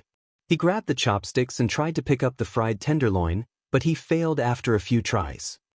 "All right, Hathaway." Glancing at Hathaway, who could not hold back her laughter, Su Len shook his head and picked up the chopsticks to show Frodo how to use the chopsticks. As a rogue, Frodo's fingers were very nimble. After only looking at it twice, he had successfully learned how to use chopsticks. He was much better than Hathaway. Frodo picked up a piece of pan-fried dragon tenderloin with his chopsticks and bit into it impatiently. Then he savored the delicacy with a look of enjoyment. Halflings were a very optimistic race. They liked good food, tobacco, and wine. They also liked to party and hated boredom. They were a race that was naturally optimistic. Unlike the stubborn dwarves, halflings were gentle. Of course, they were also very curious and clever. They received the favor of many gods and were also a race that respected the gods. They were much more pious than humans. Even if they were facing some weak gods, they would still express their respect. Halflings loved good food, so many of them would travel around the world. These small people were naturally very agile. In addition, they were thin and small. Compared to humans, they were natural-born rogues. They relied on their powerful ability to escape from danger. They showed courage and curiosity that other races could not compare to. Of course, these small people also liked money. However, they were different from the misers. They also liked to spend money. As rogues, these small people often did some petty theft. At the same time, they liked to use their own cleverness to solve problems, such as playing tricks on the hotel bill. In most cases, these small people could easily gain the favor of other races. Of course, even if they encountered bad people, they could easily escape with their agile skills. Halflings were the kind of race that didn't make big mistakes, but had a lot of small habits. They liked good food, tobacco, and wine. They didn't have their own country. In their homeland, these halflings lived in villages. They were protected by the halfling guardian goddess, Yodala. She was an ancient great god with great divine power. The halflings had been living under her protection for countless years. Their strong curiosity often led them to do some suicidal acts. This race often appeared in epics and legends. They were often the good companions of the protagonists in the stories. They were excellent rogues who helped the protagonists to complete their tasks. Basically, every halfling was a chef. It was very popular to have someone who was proficient in scouting, traps, stealing, and cooking in the team. Of course, in addition to these, the halflings also liked to boast. Because they had traveled to many places, these halflings were very knowledgeable. So, it was often seen that some halflings would boast about their experiences to others. "Wow, it's so delicious."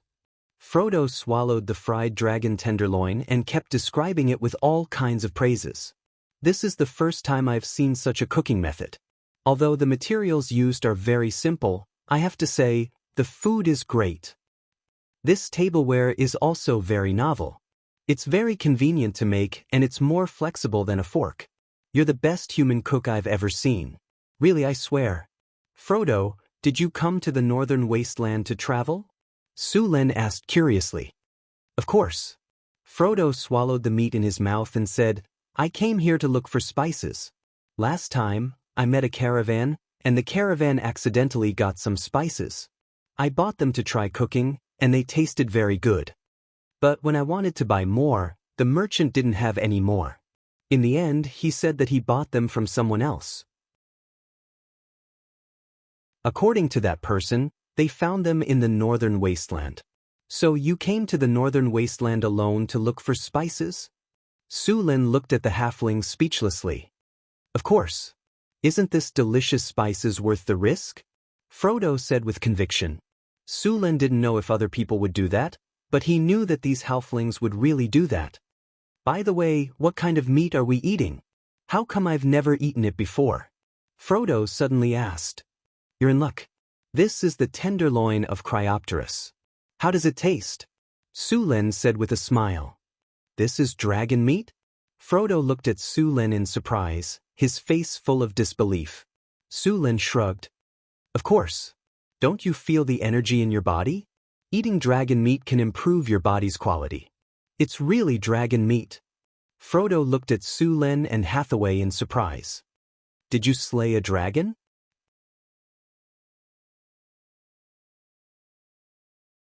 Chapter 121. It's just a Euron. Sulen nodded. "Euron is also a dragon." Frodo exclaimed excitedly. His expression was as if he had slain a dragon. "I can't believe I'm eating with a dragon slayer. Just thinking about it makes me excited."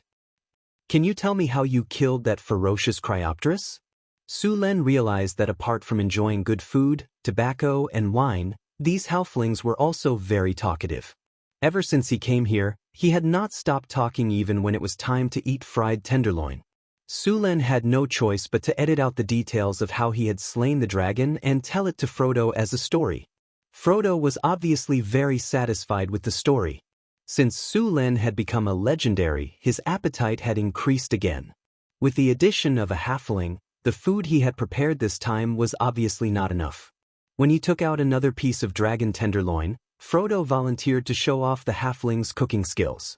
As the race with the best cooking skills on the continent, Sulen was also very interested in the halfling's cooking skills. He agreed without hesitation. Frodo first took out a few jars and mushrooms from his pocket. "I picked these up in the forest today. I've tasted them, and they taste very good." After adding spring water to the pot, Frodo put the mushrooms and some wild vegetables into the pot to boil the soup. He then carefully opened the jars. The jars were filled with powders made from various spices, some of which he did not recognize. "These are the spices I was talking about. I came to the northern wasteland to look for these spices." Frodo picked up a small jar and opened it. He then carefully poured out a small pile of spices the size of a fingernail. "It's just a small jar.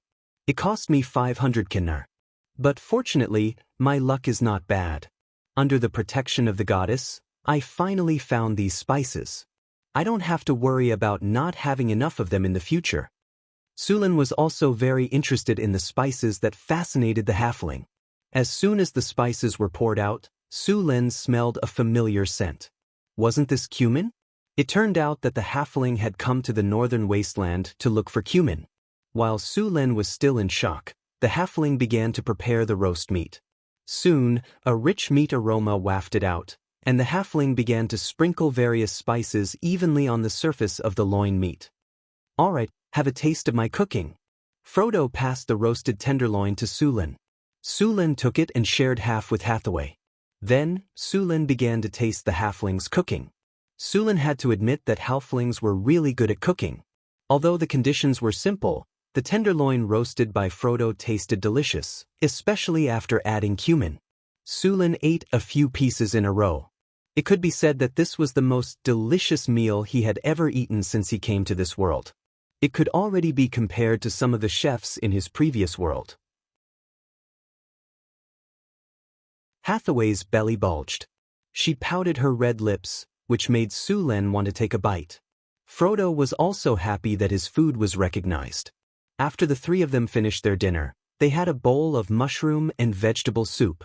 Although they were in the wilderness, the dinner was very sumptuous. After the meal, Sulin opened up another room in the stone room, and the three of them went to rest. After eating Cryopteris meat, Hathaway and Frodo's bodies felt a wave of energy slowly strengthening their physique. Sulin's physique was already very strong, and the Euron meat could no longer increase his physique. However, it could slightly increase his resistance to the cold. As the last wave of energy slowly merged into his body and disappeared, the system's voice rang in his ears. "Congratulations to the host. After the battle with Cryopteris and bathing in the dragon's blood, your resistance to the cold has increased. Finally, after eating Cryopteris meat, your resistance to the cold has reached a critical point. You will be able to adapt to most cold climates, and your resistance to special cold climates has increased. When you are attacked by all ice spells or similar spells, as well as attacks with ice effects, your damage will be reduced by 5 points. You have received the talent, Lesser Ice Resistance." After Sulin received the talent, Lesser Ice Resistance, Hathaway and Frodo received the effect of +2 in strength and +1 in physique. This kind of increase in attributes would only occur when eating the meat for the first time. After eating the meat again, it would at most increase some temporary effects or the talent, Lesser Ice Resistance. There were many restrictions on the increase in attributes of the meat. Other than the fact that it could not be eaten multiple times, if the user's attributes were already very high and exceeded the range of the food, the user could only taste the meat to recover their energy. Hathaway's physique and strength were not high. As a wizard, close combat had always been her weakness. Now, she had consciously trained her close combat ability. The next day, Sulin woke up to a tempting fragrance. He lowered his head and looked at Hathaway in his arms. She was curled up on his chest like a kitten. He then pinched her little face. After a simple wash, he walked out of the stone room. "You're awake. Come and try my secret fresh fish soup." Frodo called out enthusiastically. The Cryopteris meat last night had brought him a lot of benefits. Although halflings were born with great agility, their strength was also not high. When a human reached adulthood, their strength could reach 8 points, but halflings could only reach 6 points. "It smells so good." Hathaway, who was still sleepy, immediately woke up after smelling the fish. "Beautiful witch, come and try the breakfast prepared by the gourmet Frodo." Frodo took out the cutlery and began to distribute the food. In addition to the delicious fish soup, Frodo also collected some wild fruits and a jar of honey in the wild. It had to be said that halflings really put in a lot of effort to eat. They could eat so much in the wild. The gourmet Frodo's destination was the south of Florence. He even wanted to go to the sea to try some of the local delicacies. Basically, all halfling gourmets would travel around the world. Sulin invited him to his territory as a guest. To be honest, Sulin also wanted this gourmet to teach the chefs in his castle. The chef slaves bought from Cult City were only average. After tasting the cooking skills of the halflings, Sulin suddenly felt that their cooking skills were unacceptable. Frodo immediately accepted Sullin's invitation. After all, it was on the way to Sullin's territory. Sulin also said that his territory had just brewed a new kind of wine. It was too tempting for a halfling who loved good wine.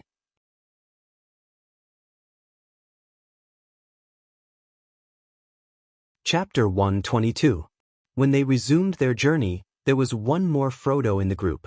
To take care of his short legs, Hathaway used a spell to control a giant antler deer for him to ride.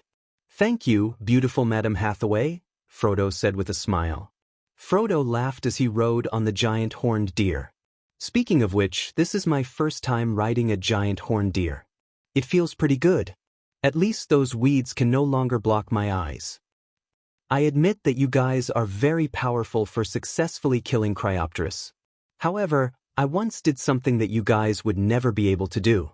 Frodo and Sulin chatted as they talked about the interesting things that happened during his travels. After a while, Frodo could not help but start his daily routine, bragging. These halflings liked to sit down with a pipe in their mouth. They enjoyed smoking while bragging to others. This habit was very similar to Sullin's previous life. "Really, I'm not kidding." Frodo took a deep puff from his pipe and blew out a beautiful smoke ring. He looked very serious and said in a deep voice, "I received a request from a duke to go to a giant dragon's lair to retrieve something for him." At that time, the giant dragon was at least 30 meters long. Its mouth was so big that it could swallow me and this giant antler deer. Its scales were indestructible and its claws were extremely sharp. It could easily crush a rock. As long as it touched me, it could easily tear me into pieces. Frodo held the pipe in his mouth and gestured the giant dragon's claws with his hands. He even acted as if he was still scared. Then, his tone became very serious. The situation at that time was very dangerous. I tried my best to dodge the giant dragon's claws. There were a few times when I was almost killed by it. There is a limit to the strength of a human. However, each person's physique is different. If it were another human or halfling, they would not have been able to hold on for more than 3 minutes. However, facing this kind of danger, I managed to dodge the giant dragon's attack with a slide kick. That big guy with slow reaction did not hit me at all. Instead, I used my short sword to cut open the scales on its leg. He wanted to turn around and attack me, but in the end, I hid in his pile of gold and treasure. This difficult battle lasted for a long time. The narrow cave limited the dragon's flexibility, and in the end, he was fooled by me. After that, I easily took that item and left the dragon's lair. Although Sulin knew that he was talking nonsense, he still found it interesting to listen to his bragging. Even Hathaway, who was sitting in Sullin's arms, was listening to him bragging. With the defensive power of the dragon's scales, the 2 short swords in your hands, it's already not bad to leave a scratch on the scales. What do you think you're holding? Silver Sword of Gith plus 10 Divine Weapon? Dragons rarely appeared in the human world. There were only a few giant dragons, and the strength of each was more exaggerated than the other. For example, the ancient red dragon, who was the queen of the southern sea, was a ruthless character. She occupied a prosperous shipping route and collected taxes there. All ships passing through here had to pay. The cunning Red Dragon Queen also had an army of monsters under her command. She had firmly controlled the shipping route for 500 or 600 years. Until now, no one dared to kill a dragon. Those who dared to do so would be buried in their graves by now. The Red Dragon Queen was not arrogant and brainless like the average red dragon. Instead, she was very cunning. She was also a magic addict. She liked to study magic and was very accomplished. At least, she was a legendary wizard. As a result, no one dared to provoke her. Imagine a giant dragon with legendary spell-casting ability. Spell-casting by giant dragons was not as troublesome as that of human wizards.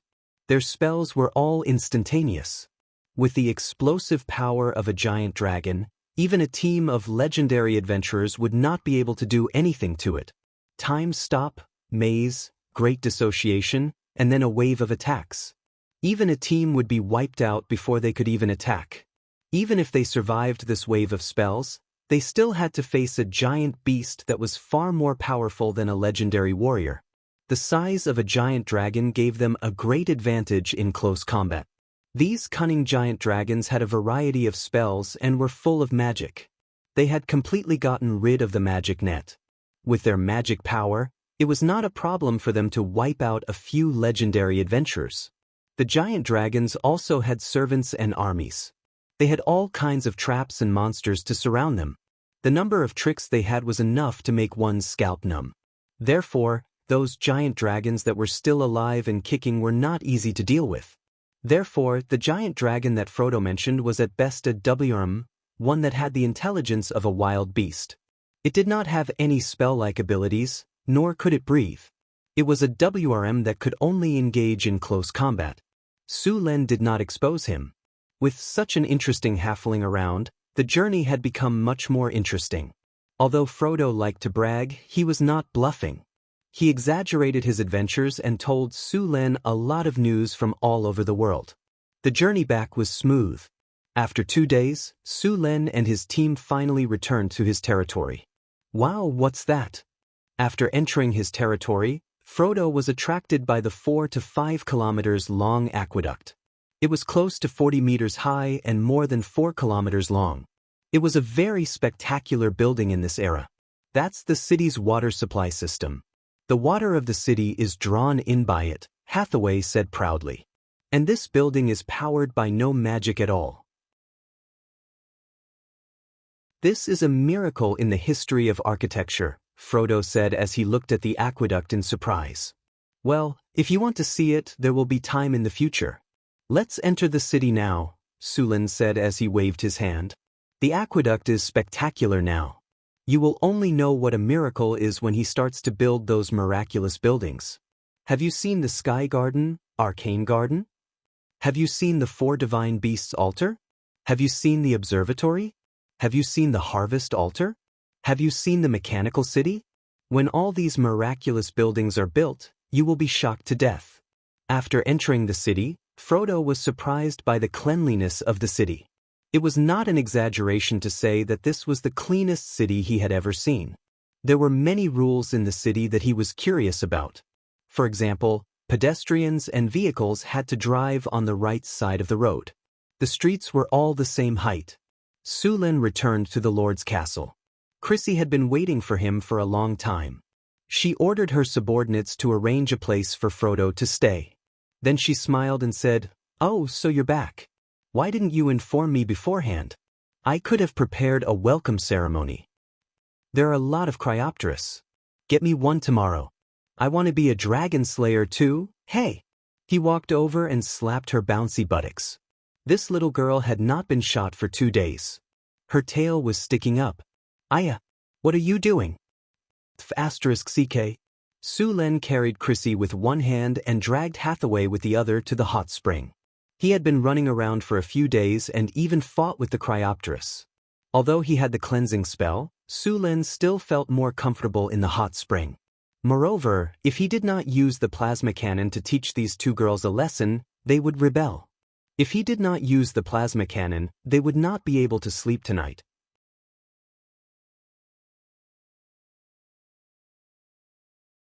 Chapter 123. Su Len stored the Cryopteris meat in the warehouse. The Cryopteris meat could not be stored for a long time, so they were all made into dragon's breast. With the gourmet Frodo around, the taste of the dragon's breast was naturally very good. The 6 Cryopteris had a total of about 5 tons of meat and some internal organs. The internal organs had been preserved and given to Hathaway to process. These organs could be used to make magic potions. After the 5 tons of dragon meat were all made, there were about 2 tons of dragon's breast. Su Len gave some to Frodo as a gift. Of course, Frodo also gave some of the various spices he had collected to Su Len as a return gift. In this era, spices were not cheap. Although it was not as expensive as a kinnar for a few grains of pepper, it was still very expensive. For example, the cheapest pepper cost 500 kinnar per kilogram. Su Len had to buy spices from the caravans that came to trade every month. Now that he had these spices, Su Lin planned to grow some in his territory. The spices trade had always been the most important trade in the southern seas. Many spices were produced on the islands in the southern seas. Even if Su Lin could grow spices, the scale and quality of the spices would not be as good as the spices in the southern seas. Frodo was very curious about Sulin's territory. It was completely different from the cities he had been to before. It was too clean and tidy. He did not understand why Su Lin spent so much effort and money on this place. Another thing that piqued his interest was the delicacies here. The rum tasted very good, and Frodo fell in love with it immediately. Other than the rum, there was also the way the food was cooked. On the continent, boiling, frying, and so on were the most popular methods. However, when he came here, he realized that they were actually stir-frying. The stir-frying method was indeed different. First, it required a special wok. Then it would be fried with oil. The taste was indeed very delicious. Frodo had been going to the kitchen every day, and Su Lin did not stop him. He wanted the gourmet to visit more often. Every time he went there, Frodo would cook a sumptuous and delicious meal, which was much better than what Su Lin and the other chefs could cook. Moreover, following Frodo's cooking, the chef's cooking skills had also improved. Su Lin even wanted Frodo to train several qualified chefs for him. Other than stir-frying, Frodo also liked eating ice cream. After trying the ice cream that was made with cream, honey, white sugar, and fruits, he instantly fell in love with it. He asked Su Lin to learn how to make ice cream. In order to learn how to make ice cream, Frodo signed a lot of contracts. For example, he would help to plant spices, teach the chefs how to cook, and make a delicious meal every day. Su Lin hung the head of a Cryopteris on the city wall of his territory. The ogre wizard accompanied the head. Those who were worried about the Cryopteris attack and wanted to escape immediately gave up the idea after seeing the head of the Cryopteris. A lord who could slay dragons was very rare in the human world. Sulin's reputation in his territory increased tremendously. If one opened the system's interface, they would find that the number of people who had fallen to 50 due to the arrival of the refugees and the pterosaurs had increased to 87 in just one day, and it was still increasing. The 6 Cryopteris obtained quite a lot of dragon skins. Although a lot of them were damaged in the battle, there was still a lot left. A pterosaur with a wingspan of 12 meters was even bigger than a raging wind tiger's. However, not all dragon skins were suitable for making leather armor. The ones on the wings were more suitable for making blank scrolls. Su Lin and Hathaway calculated that they could make at least 110 sets of leather armor from the pterosaur skins. The pterosaur leather armor was tough and had a natural +1 enchantment. If they could find an alchemist to enchant it, they could make a good magic equipment. Other than these, there were also 3 dragon penises. These were good stuff. If they were auctioned in Cult City, the nobles would go crazy for them. If there was a chance, Su Lin could prepare an auction to attract more people to his territory. After dealing with these things, Su Lin looked at the 13 dragon eggs in his hand. It was not easy to hatch a pterosaur dragon egg. It required a special environment. Just like how red dragons needed a rich fire element to hatch, these Cryopteris needed an environment rich in ice element to hatch. However, even if the environment was suitable, the incubation rate of Cryopteris was not high. In fact, the incubation rate of giant dragons was not high. Under normal circumstances, it would be good to have a 50% incubation rate. If Su Lin wanted to hatch these dragon eggs, he would need to prepare a professional incubation room. Luckily, Hathaway knew how to build an incubation room to hatch pterosaurs. After all, dragons were powerful creatures. Many wizards were studying their secrets. There was a time when many dragon apprentices appeared among the wizards. These dragon apprentices were different from normal sorcerers. Their physical attributes were off the charts.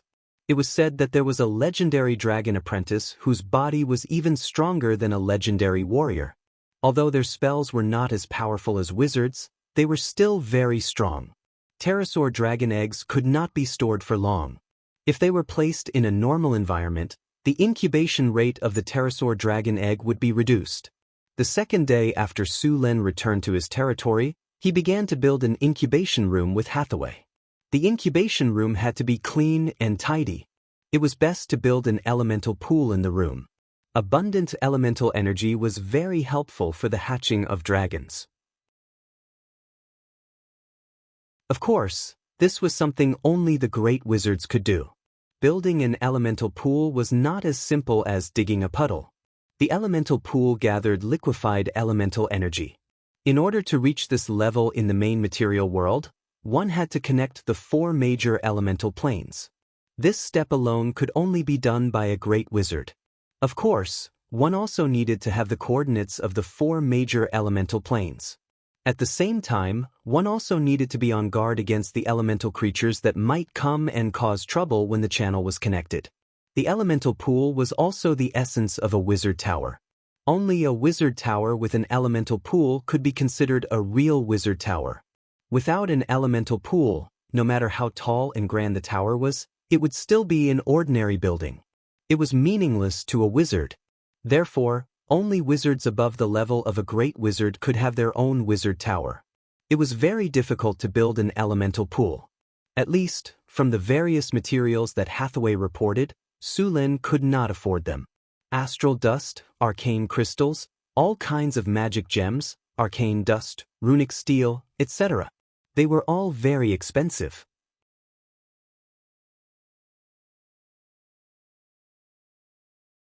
Chapter 124. It was impossible to build an elemental pool right now, unless Hathaway advanced to the level of a great wizard. However, the incubation room still needed to be built. High-quality incubation rooms had high-quality incubation rooms, and low-quality incubation rooms had low-quality incubation rooms. There were not many requirements for the main building of the incubation room.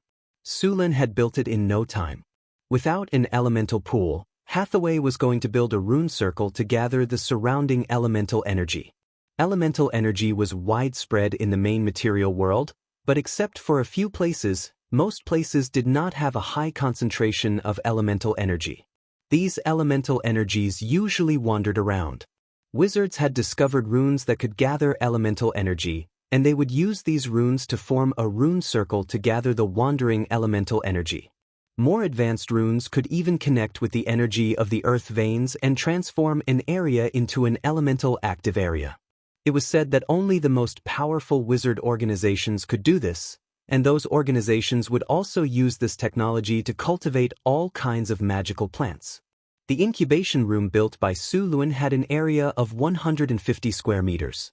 Each ice Quetzalcoatlus egg occupied an area of 10 square meters. In addition to the runic matrices, it was better to put some ice magic stones in the incubation room to hatch the ice Quetzalcoatlus. Hathaway had some cold moonstones in her hand. They were moon-white stones, a kind of low-level magic stone. They felt cold in her hand. Although they were low-level magic stones, they were enough to hatch Cryopterus eggs. After all, it was just a Euron. The incubation room was made of marble, and the floor was made of obsidian. In fact, it would have been better to use obsidian, but Su Lin did not have that many obsidian stones. Hathaway summoned the wizard's hand and used a special rune-carving knife to carve a rune circle on the obsidian. She spent the whole morning carving hundreds of runes in the room. Then she used the blood of the ice Quetzalcoatlus and some other magic materials to make rune ink. She blended the rune ink with the engraved runes, and the rune circle was completed. Activate it and test its effect. Hathaway snapped her fingers and stored all the raw materials before activating the runic matrix. The nodes lit up one by one, and the runic matrix was officially activated. Su Lin felt a breeze appear in the room and then disappear. Why isn't it working? Could it have failed? Su Lin asked curiously after waiting for a while, but nothing happened. How could I fail? I am an intermediate alchemist. Hathaway retorted. Then why aren't there any changes? Su Lin pointed at the incubation room. This is a low-level array. It's normal for it to take effect slowly. Hathaway was a little lacking in confidence. Then, she said indignantly, besides, who asked you to not have high-level materials? It's already very good that I can make this for you. Well, okay. Su Lin was a little embarrassed. After all, he couldn't ask for too much if the materials were not good enough. Fortunately, the effects of the runic matrix were still there. After a while, Su Len could clearly feel that the elemental concentration in the incubation room had increased by a lot. Put the Cryopterus eggs in these positions. The elemental energy around them will be poured in. Hathaway placed the Cryopterus eggs in the designated positions one by one, and then activated the runic matrix. The elemental energy around them was converted into aqua-blue ice elemental energy. Then, it was guided out through the runic matrix. Then, it was transported to the runic matrix in a very gentle manner before it was released slowly. Outside, countless aqua-blue light spots floated up and merged with the Cryopterus eggs. That's it. Su Len was a little disappointed. Even a 50-cent special effect would be better than this. Okay, as long as the runic matrix is activated, these Cryopterus eggs will slowly hatch, Hathaway said with a relaxed expression. Are you ready for the taming technique? Su Len asked. The main reason why it was difficult to tame dragons was because of their inherited memories. Although Cryopterus was only a Euron, it also had inherited memories. It was just that it was much less than a real dragon. Don't worry, I have already engraved the taming matrix in the runic matrix. When they hatch, the taming will be complete. Hathaway said with a smile. But you have to give me one of these hatched pterosaurs. I want to be a tool. Don't worry, I will definitely give you one. Su Len rubbed Hathaway's head. Ding, the construction of the incubation room is completed. Territory taming has been enhanced. Incubation room incubates magical beast eggs and increases the incubation rate. There is also a 1% chance that the hatched creature will mutate. Energy gathering +3, incubation effect +3, taming success +10, mutation +1. Incubation status, incubating. Type, Cryopterus. Number, 13. Estimated incubation time, 46 days. Looking at the incubation room's attributes, Su Len was a little surprised. He didn't expect this building to be recognized by the system. Looking at the attributes of the incubation room, it could even increase the incubation rate. As for the 1% mutation rate, it depended on luck. After placing the Cryopterus eggs, Su Len and Hathaway left the incubation room. They found 2 barbarian warriors and asked them to guard the incubation room and not let anyone else in. Su Len then left with Hathaway. The incubation rate of a dragon egg was generally about 50%. As a subspecies of Cryopterus, it was slightly higher, but it still only had a 60% incubation rate. In fact, the incubation rate of a dragon egg would become obvious after a period of incubation. The stronger the dragon egg, the higher the incubation rate. Dragon eggs that had low vitality or had begun to weaken would not hatch. As their vitality weakened, these dragon eggs would eventually become dead eggs. In fact, even after a Cryopterus was hatched, it would take at least 5 years to grow before it could be used in battle. Cryopterus needed 10 years to reach adulthood. Their lifespan was between 200 and 300 years. It was very difficult to train them to become dragon knights. After all, Su Len didn't have a suitable person to be a dragon knight. The barbarians were more suitable for rushing forward. Humans could do it, but to become a dragon knight, they needed to be at least a knight commander. The drows were quite suitable. They were strong, light, and agile. It was just that the drows didn't trust Su Len yet. Su Len had always been envious of the drows. It was said that the drows were very open and had good figures. They had slim waists, full buttocks, long legs, charming looks, high flexibility, and superb riding skills. Bah, I'm saying that the drows are very suitable to be scouts.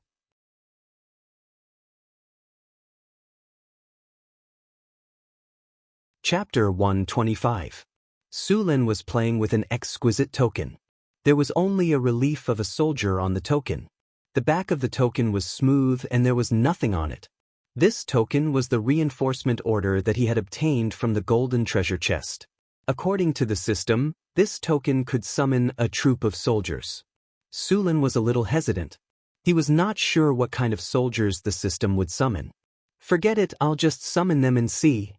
Su Len threw the token up and put it into his pocket. He then rode his horse and left the town. Without bringing anyone, Su Len left the territory alone and found an empty wilderness. Su Len took out the reinforcement order and hesitated for a while before choosing to use it. A light flashed and the reinforcement order disappeared. Then a system notification rang in his ears. Ding! The host has used the reinforcement order. A troop of soldiers is about to arrive. Just when Su Len was puzzled, a portal opened in midair. Then a troop of soldiers walked out of the portal. These soldiers were wearing armor and holding weapons. There were about 40 of them. Half of them were spearmen and the other half were archers. Their equipment looked good. Soon, 2 soldiers who should be the team leaders walked to Su Len and saluted. "General, the spearmen and archers have all arrived." Su Len was a little surprised to see these soldiers in front of him. Although they looked like ordinary people, they were completely different creatures in the system interface. Otherworld creature, war spirit. Otherworld warriors summoned by magic. They do not have a physical body. Only when the summoning is successful will they automatically transform into something you are familiar with. They are loyal mercenaries. After death, they will return to the otherworld and wait for the next summoning. After communicating with these soldiers, Su Len realized that each of these war spirits had their own names and independent thoughts. They were like living humans, but in fact they were similar to heroic spirits.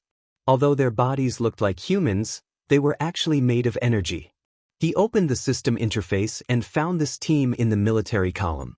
Loyalty and morale were both at 80, which was within the normal range. The system's products were really good.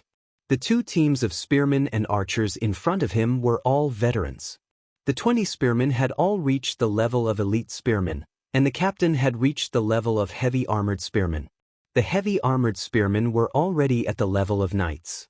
Although they were not as strong as barbarians, they were not afraid of death, which was very scary.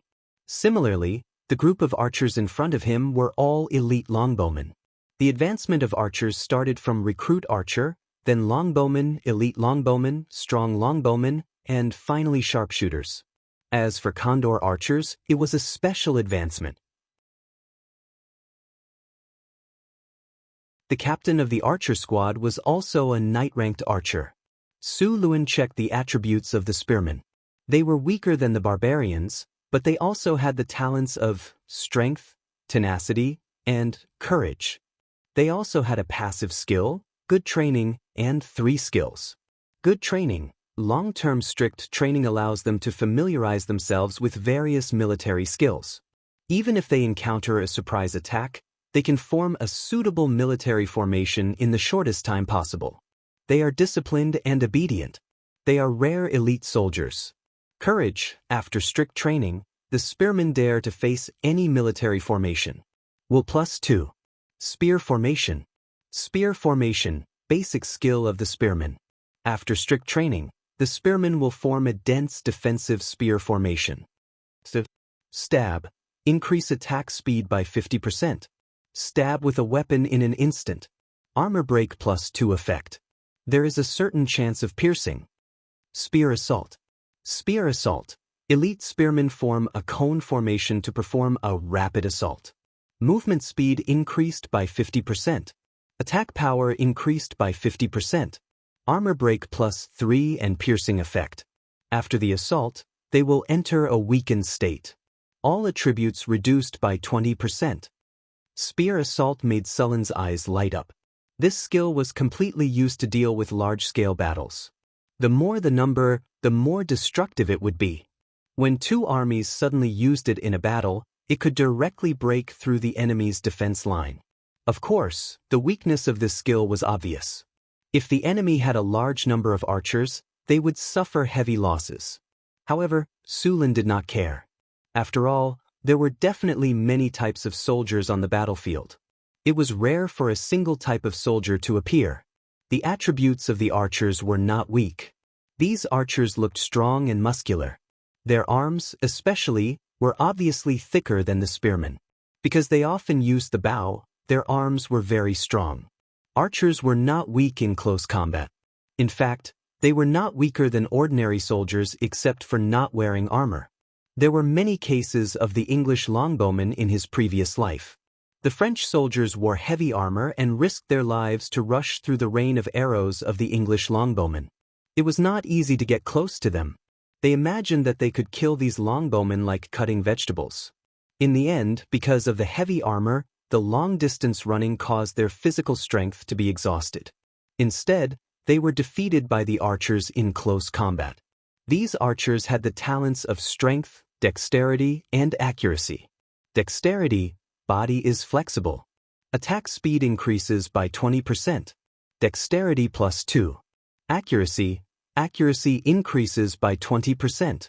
They also had the passive skill of good training. The skills of the archers were also good. 3 skills: volley, continuous shot, and long shot.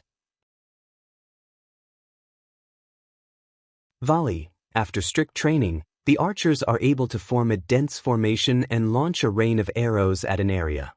Rapid fire. After arduous training, these archers have become very proficient in their skills. They can fire 3 arrows consecutively in a short period of time, causing a large area of damage with arrows. Armor break plus 1. Long shot. Attack range increases by 20%. Attack speed decreases by 50%. Arrows are powerful. Armor break plus 2. In fact, the value of the archers among these soldiers was higher than that of the spearmen. A spearman's training time was short and it was easy to become a fighting force. Archers were different. In addition to physical fitness, they also needed some talent and skills. Therefore, the price of archers' training was higher. After the group of soldiers in front of him joined Sullen's camp, Sulen had to pay them a salary. If the salary was delayed, their morale would drop. At the same time, their loyalty would also decrease. Once the loyalty fell below 60, these soldiers could defect at any time. The cost of maintaining these soldiers was not low. A spearman needed 3 kinar a month, and an archer needed 4 kinar a month. In addition to these, there were also various logistical supplies such as food and equipment. A group of 40 people would need to spend thousands of kinar a year. However, compared to their combat power, it was all worth it. Su Len brought these soldiers back to the territory. As for the origin of these soldiers, he only said that they were here to seek refuge. It did not matter whether others believed it or not. After all, this was Sullen's territory. He had the final say. These soldiers were arranged to stay in the barracks. Su Len had already ordered people to build new homes for them. Su Len had already treated these soldiers as humans and not the cold numbers of the system. After all, other than Su Len, no one knew that they were summoned by the system.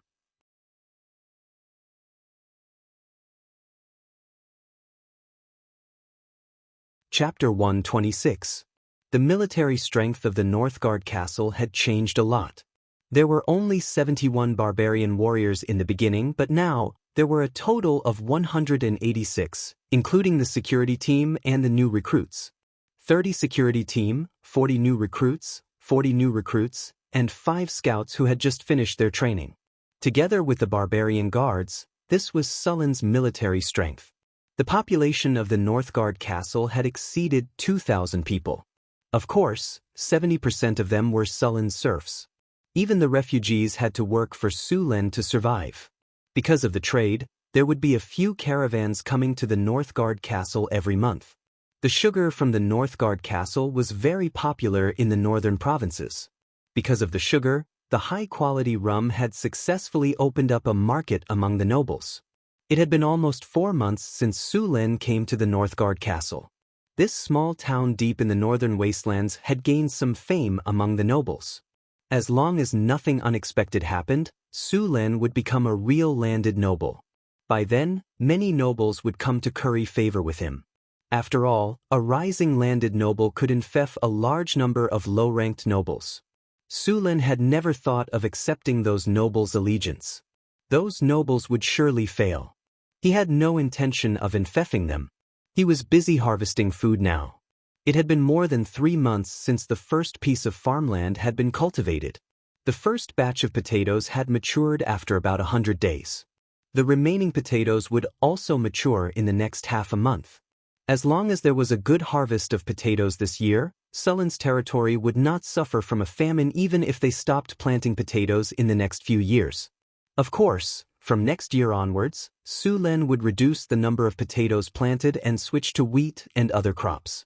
After all, he did not want to keep eating potatoes, noodles, steamed buns, and scallion pancakes. Weren't they delicious? Why would he eat potatoes when he had the money? He planned to slowly try all the different delicacies from his previous life.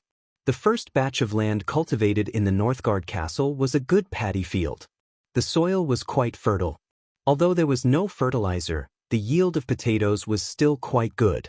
Arriving at the first batch of potato fields, Su Len randomly selected a few pieces of farmland and then let the serfs begin to harvest the grain. "Monsignor, I've arranged for people to take care of the land you've allocated."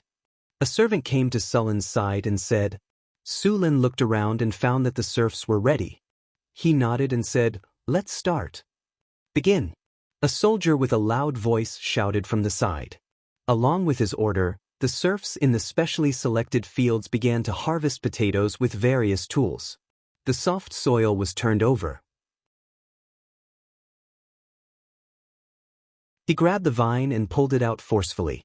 Strings of potatoes were pulled out from the soil.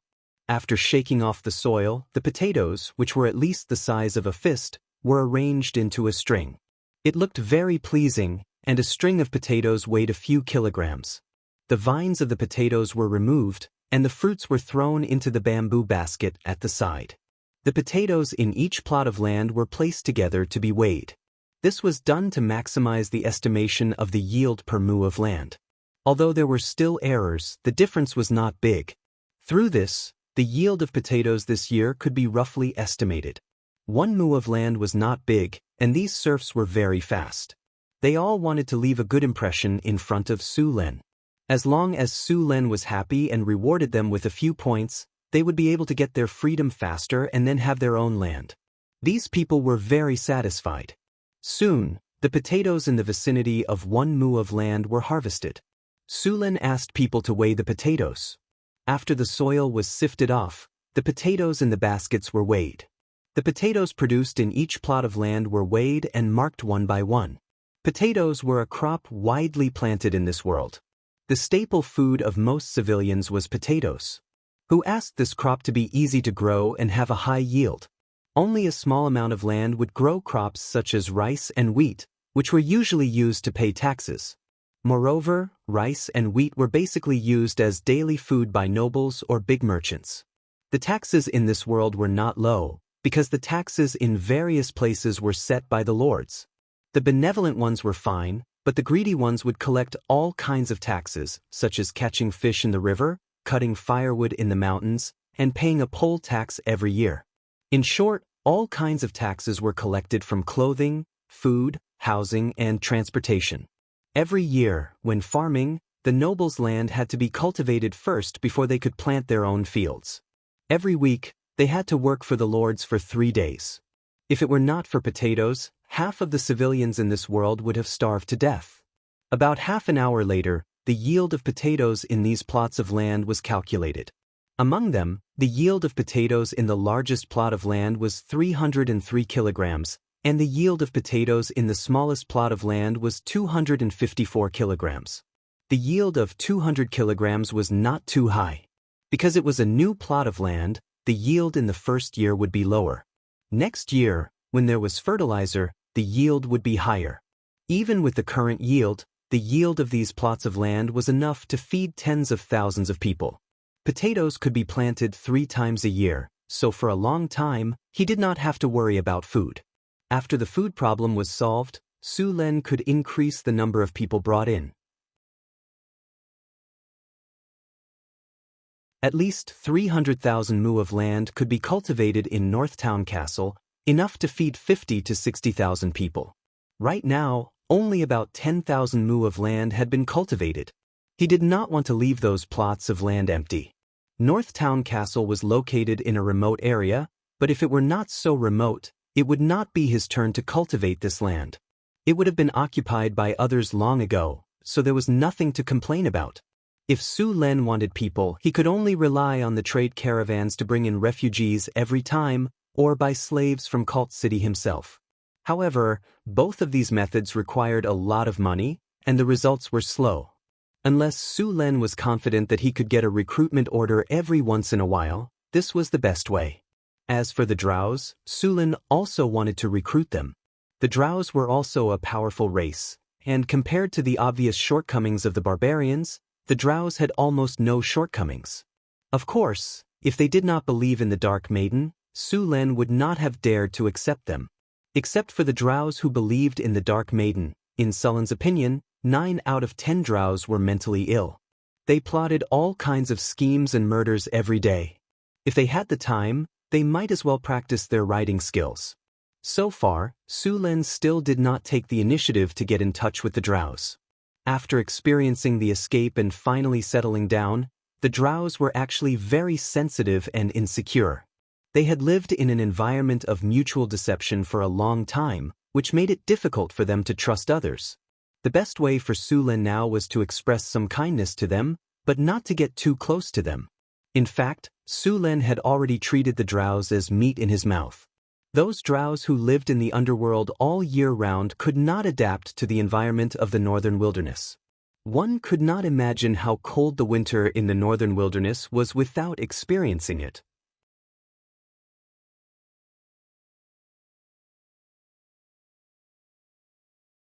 Chapter 127.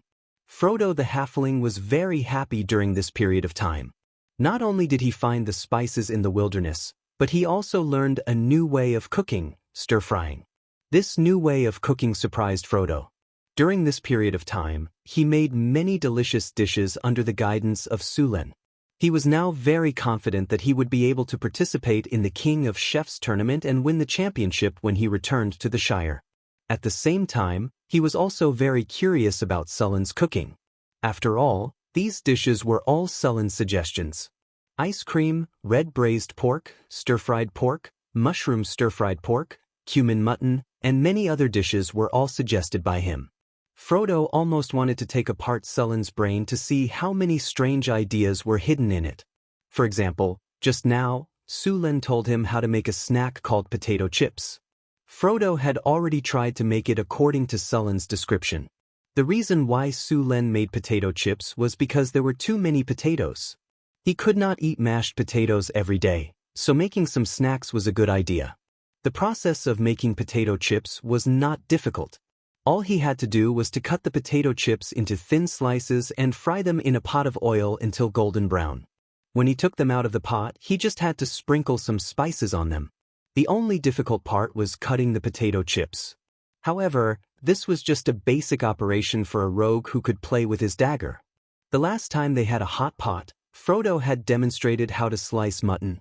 He had sliced a large piece of mutton into slices as thin as a cicada's wing in no time.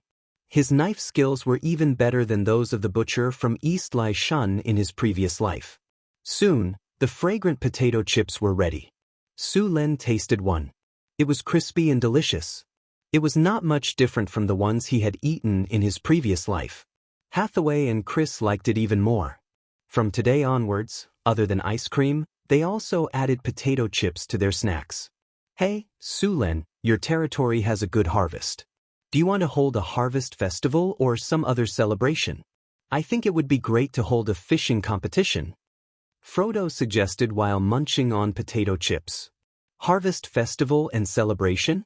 What does it do? Su Len was puzzled.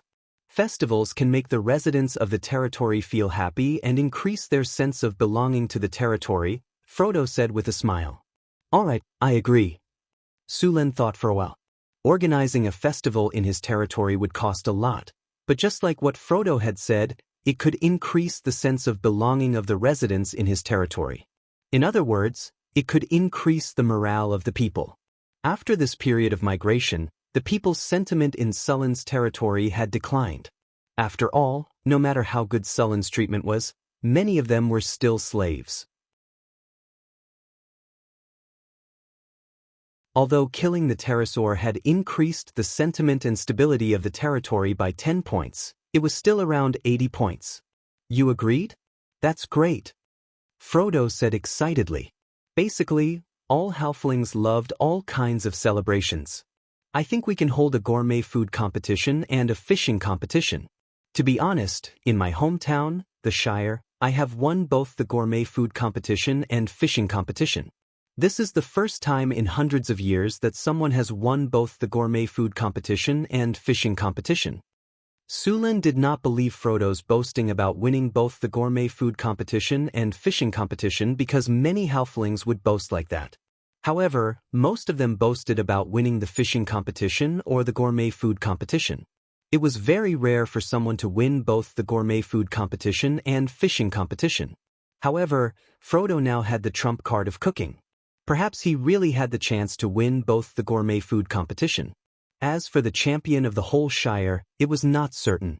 The Shire was a gathering place for villages. Every village would hold such competitions, but there was no unified large-scale competition. Therefore, the champion that Frodo mentioned was most likely the village that won the first place. A gourmet food competition and a fishing competition? I think it's okay, but add an archery competition and a martial arts competition, Sulin said after thinking for a while. Since he had decided to hold a festival, he might as well make it bigger. An archery competition and a martial arts competition? Frodo shrugged. He was not very good at these two competitions, but it should be very lively. That was enough for him. The fishing competition was soon held. There were not many people participating in the fishing competition. Most people went to participate in the martial arts and archery competition. Especially the barbarians, they all signed up for the martial arts competition, while the archers signed up for the archery competition. Sulin did not participate in these two competitions.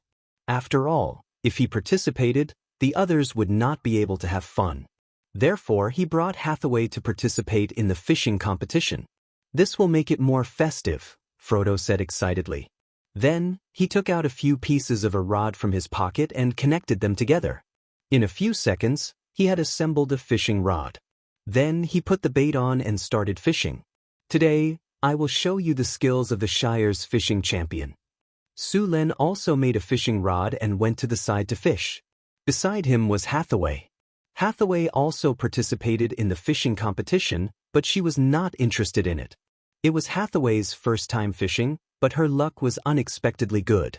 After a while, her fishing float started to sway. She used her arm to pull it up. Dorush. The fish is testing the water. If you move, it will run away. Sulin quickly stopped her. You are quite lucky. This fish should be a big one. Really? Then why are we eating the big fish tonight? Hathaway said excitedly. It took the bait. At this moment, Hathaway's fishing rod suddenly dropped.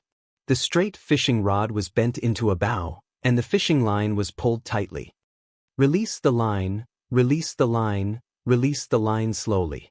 Sulin instructed from the side. Yes, just like that. Release the line slowly. This will exhaust its strength without breaking the fishing line. Isn't this too troublesome? Hathaway frowned. I got it. She snapped her fingers, and a transparent hand suddenly appeared in the water and lifted the big, lively fish out of the water. Sulin was speechless. This fish is at least 15 pounds.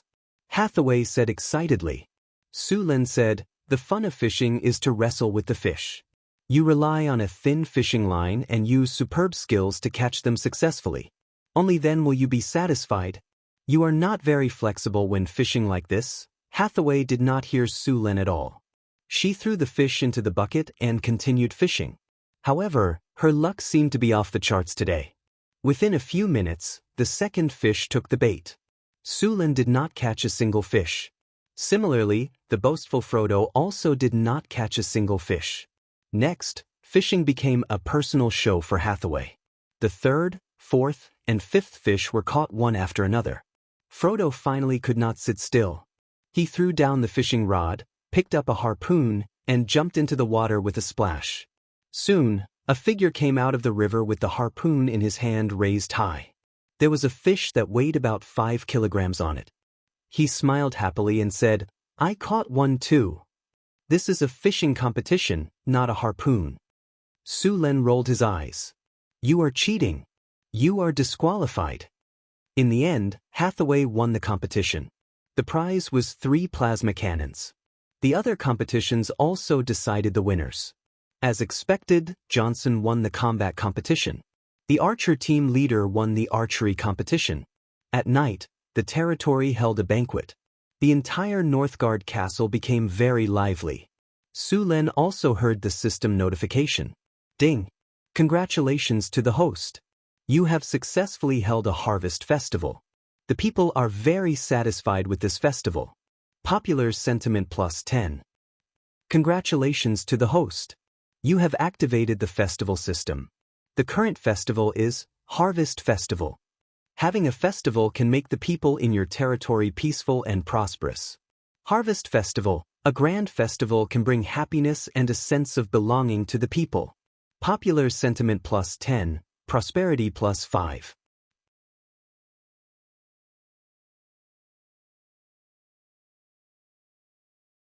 Chapter 128. 5,000 acres of potatoes were harvested. On average, 250 kilograms of potatoes were harvested per acre. After counting, they had harvested a total of 1,250 tons of potatoes. The potatoes were enough to last them for a whole year. Other than that, the Northgard castle also stored a large amount of dried meat and salted fish. Even the spotted antelope was growing well. The Northgard castle was basically self-sufficient now. The harvest festival was over, and the weather in the Northgard castle was getting colder. It was winter now. In order to prepare for the winter, the construction of the territory had slowed down. More slaves and refugees were sent to cut down trees to make charcoal and other supplies for the winter. Su Len was watching Hathaway test a few bottles of potions in her lab. To be honest, he had forgotten about these potions since he found them in the ruins last time. Actually, it was the author who forgot about them. He found them when he was processing the Cryopterus meat. He wanted to show them to Hathaway so she could identify what kind of potion it was and whether it could still be used. Hathaway snapped her fingers and controlled the burette with the wizard's hand. She dripped a few drops of liquid into a measuring cylinder filled with a blue solution. She then shook the liquid evenly. Soon, the liquid in the cylinder underwent some strange changes. Hathaway put down the measuring cylinder and pointed at a bottle of potion. I'm in luck. This bottle of potion is well preserved. The potion's effect is still intact. What about the other potions? Su Len asked. The rest of the potions are either expired or have lost their effect. They can't be used anymore. Of course, you can try if you want to poison someone to death, Hathaway said as she resealed the potion and handed it to Su Len. Su Len took the bottle of potion. The red liquid in the crystal bottle bumped against the surface of the bottle and flashed from time to time. It looked a little strange. What's this potion for? It's a bloodline potion. If the right person uses it, he or she will have the corresponding bloodline and become a bloodline warlock. Hathaway poured the rest of the potions into a special container. She then added another type of potion. After a few potions were mixed, it turned into a murky solution. Bloodline potion? Are you saying that this potion can turn an ordinary person into a warlock? Su Len asked in surprise. What? Hathaway continued to say, don't be happy too early. Although the bloodline potion can allow an ordinary person to become a bloodline warlock, there are prerequisites. What conditions? If the bloodline potion is given to an ordinary person, then the best time to use it is between the ages of 10 to 12, and the latest can't be over 16. Because it takes more than a year for the bloodline potion to be fully integrated, and to become a warlock, one must awaken the bloodline before the age of 18. What if the user is not an ordinary person? Su Len waved the potion in his hand. If the user is a wizard or a wizard apprentice, the age limit can be extended to 30 years old. If the user is a knight, it can be extended to 20 years old. Hathaway combed her hair and continued, but I don't recommend using this bloodline potion. What's wrong with this bloodline potion? There are many types of bloodline potions, and each one has a different potential. The best ones are of course the bloodline potions of high-grade creatures such as dragons. This bloodline potion uses the blood of a mid-grade demon claw, so its potential is limited. Also, demon warlocks are not popular in the main material world. In fact, demon warlocks were not as simple as being unpopular. Because of the integration of the demon bloodline, These people would be constantly influenced by the will of the abyss. The stronger they were, the deeper this influence would be. In the end, they would fall into the abyss and become a real demon. Of course, there were also people in this world who wanted to become demons. After all, there were many people and there were all kinds of weirdos. After all, after becoming a demon, one's lifespan and strength would be greatly increased. According to the evolution of demons, as long as they didn't die, they could continue to evolve. Even becoming a demon lord was not impossible. Of course, the premise was that they didn't die. To be honest, demons advanced very quickly, especially the low-grade ones. These demons killed each other, and as long as they survived, they could quickly advance. There was no specific conclusion as to how long a demon's lifespan was, but one thing was certain. So far, not a single demon had lived to the end of their lives. Sulin didn't plan to use this potion, but that didn't mean it was useless. For example, he could create a small villain boss for himself to gain experience. A mid-grade demon would give tens of thousands of experience. If he was lucky, he could directly level up. Su Lin casually threw the potion into his storage space and left the laboratory. Hathaway was busy during this time. There were a lot of materials that she needed to deal with. It was not easy to make suitable magic equipment with the materials of 6 frost dragons. Monsignor, Mr. Xion has returned with the caravan. There are 2 centaur messengers and a team of centaur warriors. Just as Su Len was about to go to the training ground, a member of the security team hurried over to report. Take the team of centaur warriors to a residential area outside the town. Prepare some food for them and let them rest there. Be careful not to let anyone disturb them. Centaur messengers, take them to the guest hall. Let Chris take care of them on my behalf. I'll be there soon. Su Len immediately ordered someone to make the arrangements. After greeting Hathaway, Su Len rushed to the castle. After changing into a set of luxurious clothes, he went to see the centaur messengers. To be honest, although Su Len had been in this world for a long time, this was the first time he had seen centaurs. The 2 centaur messengers were a male and a female. They had human facial features and green hair. The female centaur had a beautiful braid with some gemstones hanging from it. Her facial features were also very delicate. The male centaur had a strong body and was at least 2.4 meters tall. The contours of his muscles were obvious. It was obvious that he was a powerful warrior. The 2 centaurs had elf-like pointed ears and golden eyes. It was said that this centaur tribe had a part of the bloodline of the Dryads. This could be seen from their ears. The 2 centaurs in front of him wore white linen robes. The hem of the robes was very wide. Half of the robes fell down their bodies while the other half was draped over their backs. The 2 centaurs were both maroon. Even from a human's point of view, they were very handsome and beautiful. Su Len felt a surge of elemental energy from the female centaur. It was different from the elemental energy of wizards. This energy had a dignified aura. Su Len guessed that the female centaur was most likely a priestess. The centaur tribe was very widespread. They also believed in different gods. Some believed in the god of storms, while others believed in the goddess of nature and Mother Earth. It was said that the earliest centaurs had a part of the bloodline of the gods. Just like the human world, centaurs also had nobles and commoners. Normal centaurs had average intelligence and bad tempers. They were not easy to get along with. However, the noble centaurs were very intelligent. They had a wealth of knowledge and also had a priestess. The 2 messengers in front of him were clearly centaur nobles.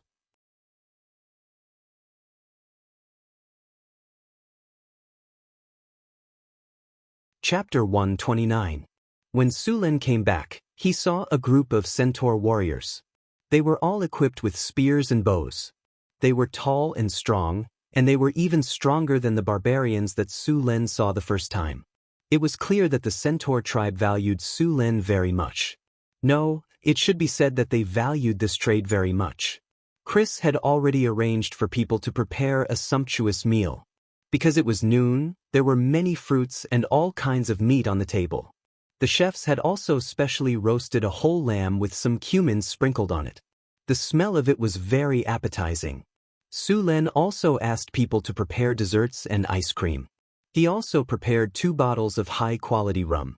Because of the centaur's body structure, Su Len did not prepare chairs for them. Instead, he prepared thick and soft cushions. The 2 centaurs were very satisfied with this arrangement. "Hello, human lord. I am Mission from the Samar centaur tribe. This is my brother Cain." Su Len did not expect the centaur tribe's messenger to be led by Mission, a female centaur. Mission was very interested in this human lord. When she entered the town, she saw the ogre wizard's head and Cryopterus' head hanging on the city wall. The centaurs were very clear about the strength of the ogre tribe, and the Cryopterus' head made her turn pale with fright. The powerful Cryopterus had the ability to fly. Not many people in this wasteland were willing to provoke them. Now that their heads were hanging on the city wall, she had to be careful and respectful. "Su Len, Lord of the Northern Castle." Su Len said with a smile. He then gestured to the prepared banquet hall and said, "I've prepared some things there. We can sit down and talk." Su Len had already noticed the small movements of the 2 centaurs. The centaur tribe's food was obviously not as good as the humans, let alone the food that was cooked by the halflings' chefs. Therefore, after smelling the aroma of the food, the glutton in his stomach began to stir. When they heard Sullen's invitation, they immediately agreed. When they arrived at the banquet hall, the 2 centaurs were very satisfied with the food prepared by Su Len. The fruits were okay since they were all gathered from the wilderness, but the fruit salad with cream and honey made them forget to leave. There was also a dessert called ice cream. It was simply delicious. That roasted antelope was also not bad. After tasting the food, Mission and Cain let go of their reservations and began to taste all kinds of food. "Lord Su Len, we are at war with the orc tribe in the north. We need a batch of weapons and food and, of course, wine." After finishing her meal, the beautiful mare finally remembered to talk about business. "That's not a problem. I can sell them all to you." Su Len nodded. These were originally prepared for trade. He put down the wine glass and continued, "But what are you going to use to trade?" In the wastelands, Kinnar was basically not used for trade. After all, orcs, half-orcs, barbarians, centaurs, and half-elves rarely used Kinnar. Most of the time, they used the ancient method of bartering. In fact, even human caravans that came to the wastelands to trade mostly used bartering. We can use longbows, horses, and furs to trade. Of course, we can also use some gold or silver. Mission put down the ice cream in his hand and said, "Gold and silver should be some raw ores. It seems like there are a lot of gold and silver mines in the wilderness." Su Len thought to himself, "We don't need gold or silver for now. You can use horses and longbows to trade." Su Len had already planned to form a cavalry and archer team. Although he didn't have a cavalry commander's seal and didn't have the system bonuses, forming a cavalry team was not a problem. "How many horses and longbows do you have?" Su Len asked. 200 fine horses and 100 longbows, Mission said. "We are going to trade for 200 sets of armor and 20 carriages of food. We also want 1 carriage of rum." 200 sets of armor, 20 carriages of food, and 1 carriage of rum. "I have all these goods, but you don't have enough to trade." Su Len took a sip of his wine glass and said, "The armor that the centaurs were talking about was not human armor. Due to their body structure, the centaurs' armor had to be specially made. They had to link a human half-armor with a horse's armor. This kind of armor was equivalent to the armor of a human heavy cavalry, so it would not be cheap. At the same time, food was very precious in the wilderness. 20 carriages of food was not a small number. The centaurs in front of them were asking for a sky-high price. "Our horses are the best. They can support heavy armor and charge. Our longbows are also the best. If these things are transported to the human world, they will be popular goods. We think this price is reasonable," Mission said with a smile. "You also know that it is to be transported to the human world." Su Len leaned back in his chair. The wine glass in his hand was shaking rhythmically. The amber wine swayed back and forth in the glass. "But this is the wilderness. You are using the human world's standards to set the price. You are being a hooligan." Su Lin said with a smile. Miss Mission, I am very sincere about doing business with you, but I don't see any sincerity in you. Lord Su Lin, how much do you think we should pay? Mi Hian wasn't surprised. She had always been in charge of trading with humans in the Samar tribe. Even if she was ignorant at first, she had been in contact with human merchants for a long time, so she had some negotiation skills. 300 horses and 300 bows, Su Lin said directly. No, that's too much. 300 horses are fine, but not bows. Mission shook her head and refused. We are now at war with the orcs. We can only sell 100 bows. But we can sell you some slaves and gold. Don't you humans like gold? What slaves? How much gold are you willing to pay? Some orc captives. Mission continued. We can provide 200 orc laborers. They are much stronger than goblins, kobolds, and gnolls. Gold is 300 pounds according to your human standards. 100 pounds of gold. Su Lin didn't expect the centaur tribe to be so rich. The level of smelting in this era was limited. The purity of gold was only about 91% of what it was in his previous world. A standard kinnur weighed about 5 grams. In addition to gold, there were also some other metals mixed in. 300 pounds of gold was equivalent to 30,000 kinnur. 200 orc laborers, 300 horses, 100 bows, and 300 pounds of gold. This is our first trade, so I will take a loss and agree. Su Lin thought for a while and pretended to agree. Then I look forward to working with you. The beautiful little mare nodded excitedly. You are a good person. Looking at the little mare's innocent eyes, Su Lin felt a little guilty. However, he quickly convinced himself. After all, the other people and the centaurs gave a much higher price. Compared to them, he was already very kind.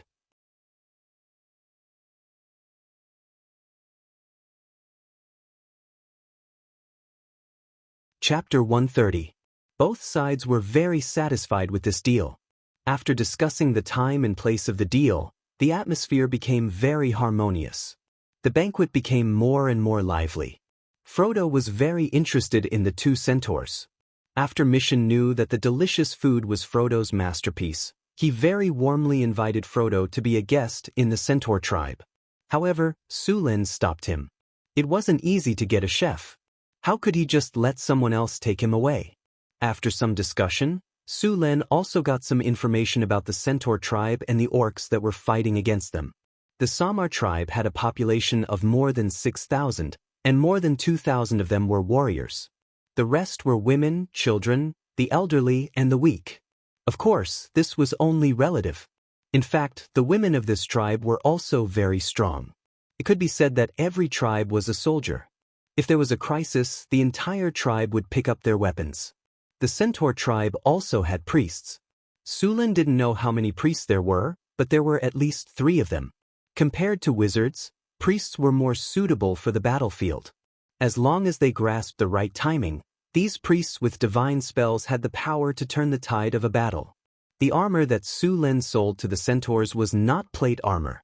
After all, low-carbon steel armor was not cheap, and the centaur's body structure was not suitable for plate armor. Therefore, he sold them a type of chainmail. The blacksmith shop in Northtown Castle had a hydraulic forging machine, so it was very easy to make these iron armor leaves. These iron armor leaves were also twice as big as normal leaves, so it was even easier to make them. With a hammer strike, a piece of iron armor was produced. With the help of the blast furnace, they could make a few sets of iron armor in a day.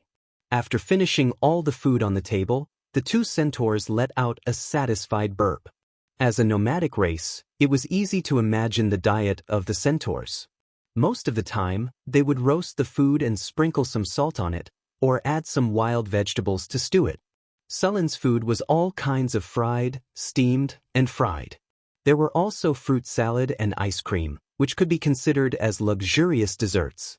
It could be said that this was the best food they had ever eaten in their lives.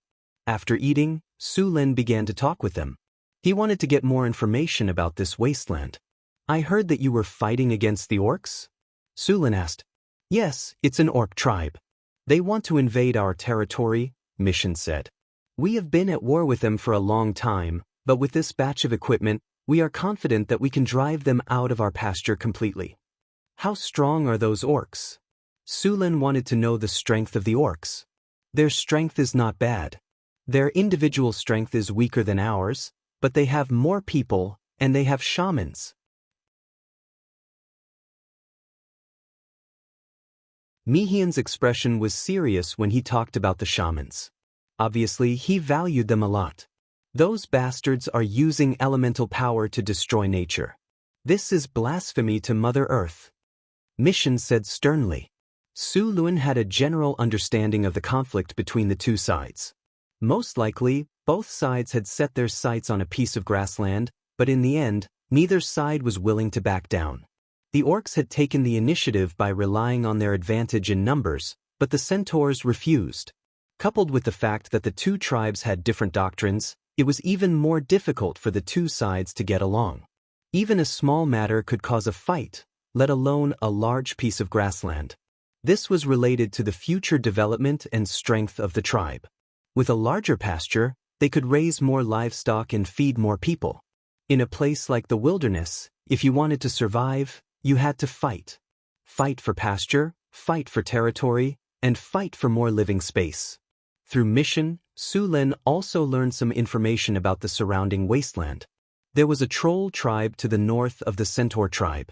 Following the Red Sand River to the south, there was a swamp where some lizard tribes lived. The centaurs did not know any further places. In fact, the centaurs told Su Lin that the tribes were all big tribes. In this wasteland, there were many smaller tribes. There were too many tribes and no one knew when they were annexed, so no one knew how many tribes there were. After sending the centaur tribe's messenger away, it was already evening. The two sides agreed to come back to trade after a while. Su Lin also needed a few days to prepare the armor. After this trade, Su Lin would have 300 war horses and 100 longbows. He could also put the cavalry and archers on the agenda. When he arrived at the barracks, the recruits were still training. 20 archers were training their arm strength, and 20 spearmen were stabbing the scarecrows with wooden spears. Sheriff Harrison was also training the security team soldiers. Harrison. Su Lin waved at him. Harrison, who was in the middle of training, asked the squad leader to lead them to continue training, and then walked towards Su Lin. Monsignor, you were looking for me? Yes. The centaurs will send a batch of horses in a few days. Pick 30 horses for the security team and teach them how to ride, Su Lin said. Monsignor, don't worry. I will train them well. Harrison was very excited when he heard that he would be assigned 30 horses to the security team. Before this, the security team only had 2 horses and they could only be used to send messages.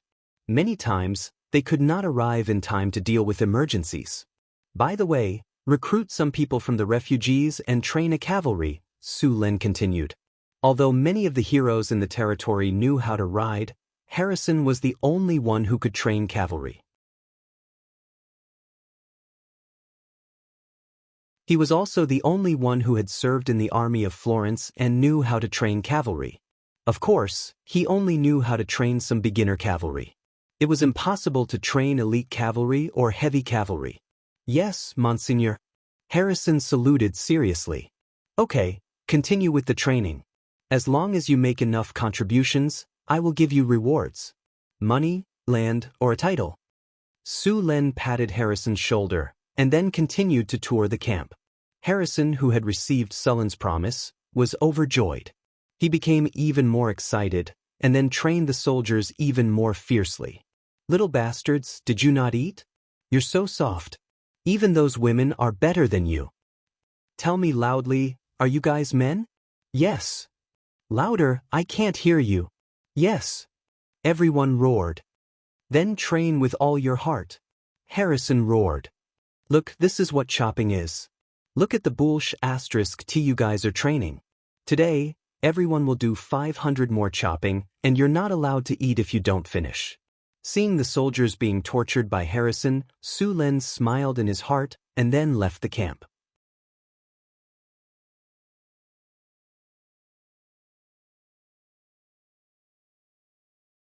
Chapter 131. Cavalry training was not something that could be done overnight. Other than horses, the cavalry also needed to be equipped with all sorts of equipment, such as horseshoes and saddles. These were just the basics. Light cavalry did not need to prepare horse armor, but heavy cavalry needed a full set of horse armor. However, Su Lin did not plan to train heavy cavalry for the time being. He had a group of strong barbarian warriors who could replace the heavy cavalry to a certain extent.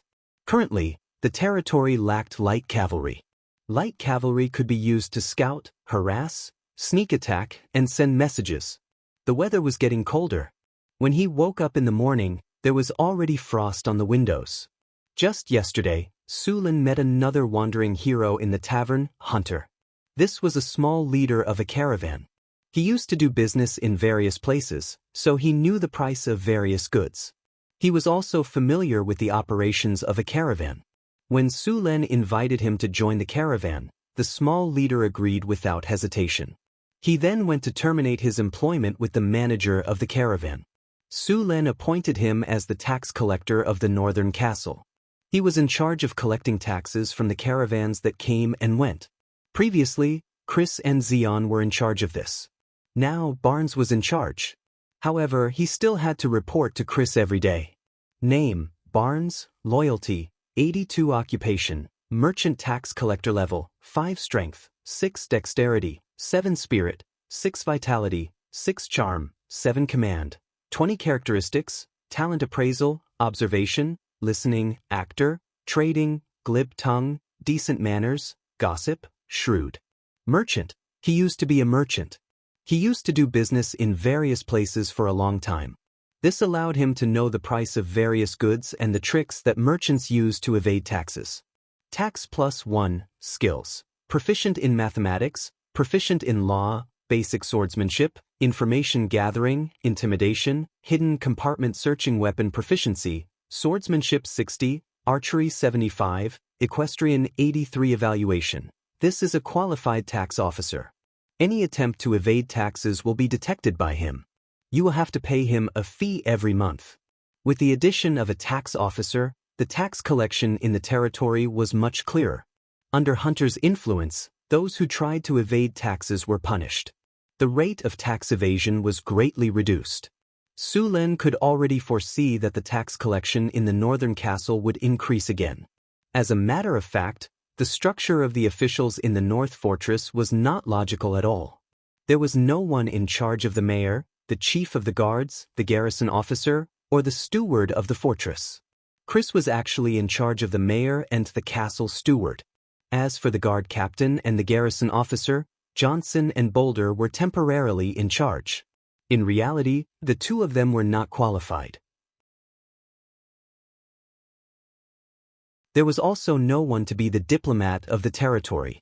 After all, the position of a diplomat was very important. To a certain extent, he was Sullen's spokesperson. Basically, all diplomats were born nobles. After all, this was an era of conflict between nobles. If you did not understand the etiquette and way of speaking, you would not be qualified to be a diplomat. Therefore, this position could only be left vacant. Perhaps he could train one himself in the future. Su Lin had been instructing the slaves and vagabonds to build a stable for the past 2 days. The winter in the northern wastelands was still very cold. The warmth of the stable had to be kept up. Otherwise, when winter came, the horses would be easily frostbitten by the heavy snow. The stable was built in the southeast of the town. There was a large open space here. Su Lin purposely brought a canal from the Red Sand River.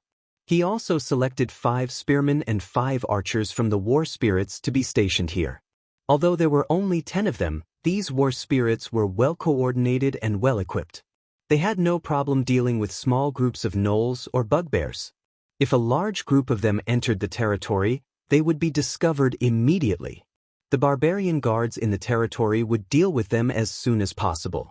The stable was built very quickly. Su Lin purposely took the time to cast mud to stone on the stable and turn the walls of the stable into a rock structure. Soon the stable was built. Stable, a place where the horses live and rest. A good resting environment can make the horses stronger. Clean and tidy +3, energy recovery +2, energetic +1, Disease reduction +2, warm as spring +2. After the construction of the stable was completed, the centaurs who came to trade also arrived. Su Luan ordered people to prepare 200 pieces of armor and 20 carriages for the trade, and then personally led them to the place agreed upon by the two sides. The camel beasts pulled the heavy carriages forward. More than 20 carriages formed a long line. Su Len and the barbarian guards were guarding by the side. There were also 30 war spirits next to them.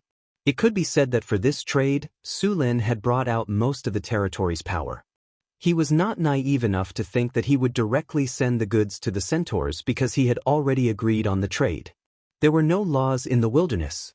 Here, the power of the fist was the law. Persuasion was the law. If Su Luan didn't prepare enough deterrents, even though the two sides communicated harmoniously that day, once a lot of interests were involved, he believed that the centaurs would absolutely not mind acting as bandits. 20 carriages of food and 200 sets of armor. Such a large amount of wealth was enough for the centaurs to take the risk. Don't think that they would care about credibility. The tribes in the wilderness rose and fell too quickly. They did not have the time nor the right to think about long-term development. Su Len would not use his goods to test the centaurs' credibility. There was an 80 to 90% chance that they would not be able to withstand the test. The location of the trade was a plain outside of Sullen's territory. The terrain here was open. As long as a few people stood on the nearby high ground, they could see everything within a few kilometers. There was no need to worry about being ambushed. Even if the centaurs charged, they would have enough time to surround the carts. Soon, a scout galloped over on a galloping horse and swiftly dismounted from his horse. "Monsignor, I've already scouted the area. There are no ambushes around." "Scout again." Su Luan nodded and said. The scout mounted his horse and galloped away again. The carts continued forward. After about an hour, the carts arrived at the agreed location. The centaurs also appeared on the other side. Su Len looked from afar and saw a black mass.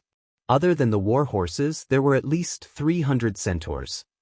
On the other side, the centaurs who had just arrived also saw Sullen's carts. "Cain, is that the Lord who made the trade with you?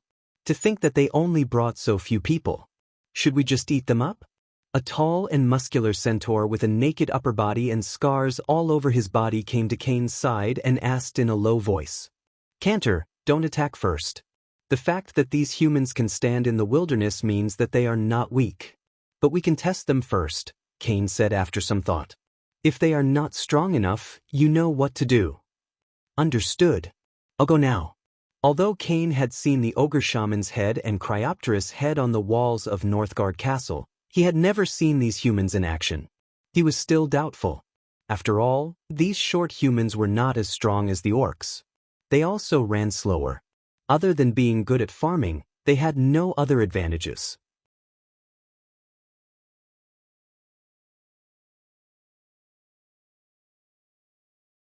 Chapter 132. Su Len stood at the front of the group and saw a dozen tall centaurs charging over. At first, Su Len thought they were here to trade, but after a while, he realized that they didn't seem to be slowing down at all. Although there were only a few centaurs, when they charged, they had the aura of an army of thousands of men and horses. "Boss, something's wrong." Johnson's face changed as he came over and said, "Looks like these centaurs have other ideas." Su Len sneered. "Hey, do they think they can do it?" Johnson spat in disdain and said eagerly, "Boss, why don't we just deal with them directly? They didn't all come. They probably want to test our strength. If we're strong enough, they'll pretend nothing happened. If we're not strong enough, these centaurs will swarm us." Sullen's tone was relaxed as he waved his hand. The war spirits behind him immediately stepped forward. 15 spearmen stood in a row, their sharp spears pointed upwards. The other 15 archers also stood in a row, their arrows stuck half a meter in front of them. Then, one by one, they knocked the arrows on their bows. 120 steps. "Prepare to shoot 3 arrows." Shoot. Bang! With Su Luan's order, the 15 archers instantly released the bowstrings, and 15 sharp arrows flew out in an instant. Then these archers did not stop at all. Their hands were like phantoms as they shot 3 arrows in succession. The 3 consecutive waves of arrows crossed the distance of 120 steps in an instant and then nailed into the ground. Cantor led the 50 centaurs and charged towards the caravan. Very quickly, 2 groups of soldiers came out from the caravan. Looking at the thin formation of the soldiers, Cantor couldn't help but sneer. Such a thin formation wanted to stop the charge of the centaurs? But when he looked up, he saw a row of arrows flying at him. Cantor's face changed. He leaned back and his hooves rubbed against the ground. As soon as he stopped, there were 3 rows of arrows in front of him. The closest one was less than half a meter away from him. Looking at the arrows that were half buried in the ground, Cantor felt cold sweat. This level of accuracy and strength was not inferior to the archers in their clan. Moreover, their discipline was even better. Cantor hesitated for a moment and decided to give up on probing the enemy's strength. It was clear that although there weren't many humans, they weren't characters that could be easily manipulated. Cantor did not continue to charge. He slowed down and continued to move forward, bypassing the arrows. It didn't take long for Cantor to arrive in front of the human convoy. After what he had just experienced, he no longer dared to underestimate these humans. When he got closer, he discovered that there was a group of barbarian warriors armed to the teeth. After seeing these barbarians clearly, Cantor was secretly shocked. Although these barbarians looked carefree, the aura of their leader was something he had only felt from the Grand Patriarch. No, it seemed to be even stronger than the Grand Patriarch's aura. But how was this possible? How could such powerful barbarian warriors be under the command of such an ordinary-looking human lord? While Cantor was still thinking, Su Lun asked, "Are you the one in charge of the Centaur tribe's trade?" "I am Cantor. I am responsible for inspecting the goods. Hunter is in charge of the trade. As long as the goods are up to standard, we can proceed with the trade." Cantor looked at the shining armor with a burning passion. Su Lun looked at the centaur and said to Johnson, "Of course you can inspect the goods. But you can't just look at ours. Johnson, take a group and see if their goods are up to standard." "Understood, boss." Johnson grinned at Cantor and called a dozen barbarians over to the centaurs not far away. The trade went smoothly. Su Lun simply showed off his muscles to let the centaurs know how strong he was, and they obediently carried out the trade. In addition to 300 horses, 100 longbows, 300 pounds of gold, and 200 orc slaves. These orcs looked ugly.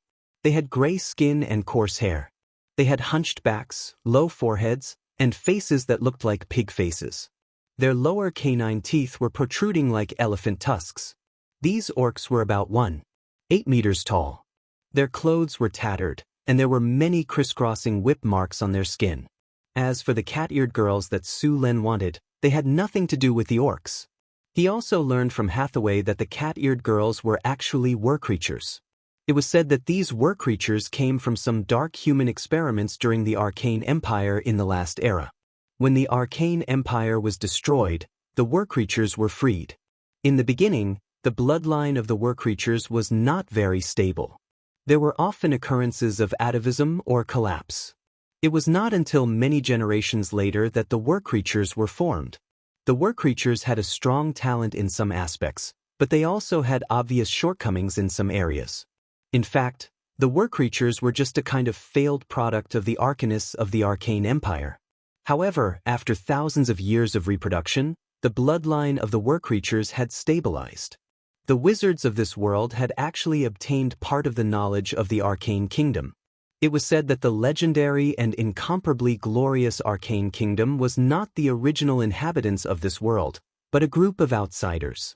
They were conquerors from other worlds, and the original human heroes of this world were probably the servants of those conquerors.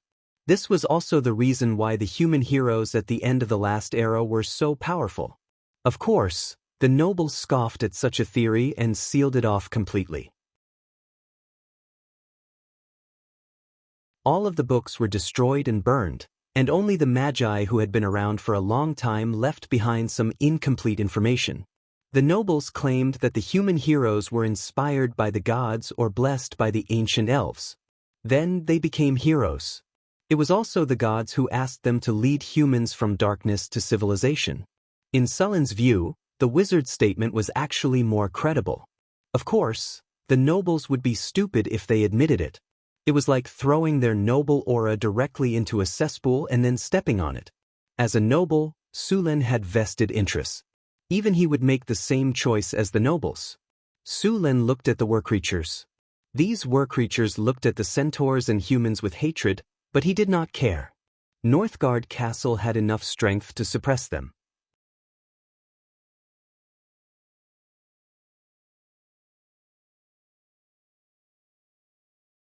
Chapter 133. After a while, the two sides finally completed the trade. The centaurs were very satisfied with the armor provided by the North Fortress. Many of them put on the armor right away. After the transaction was completed, Su Luan's team became more powerful.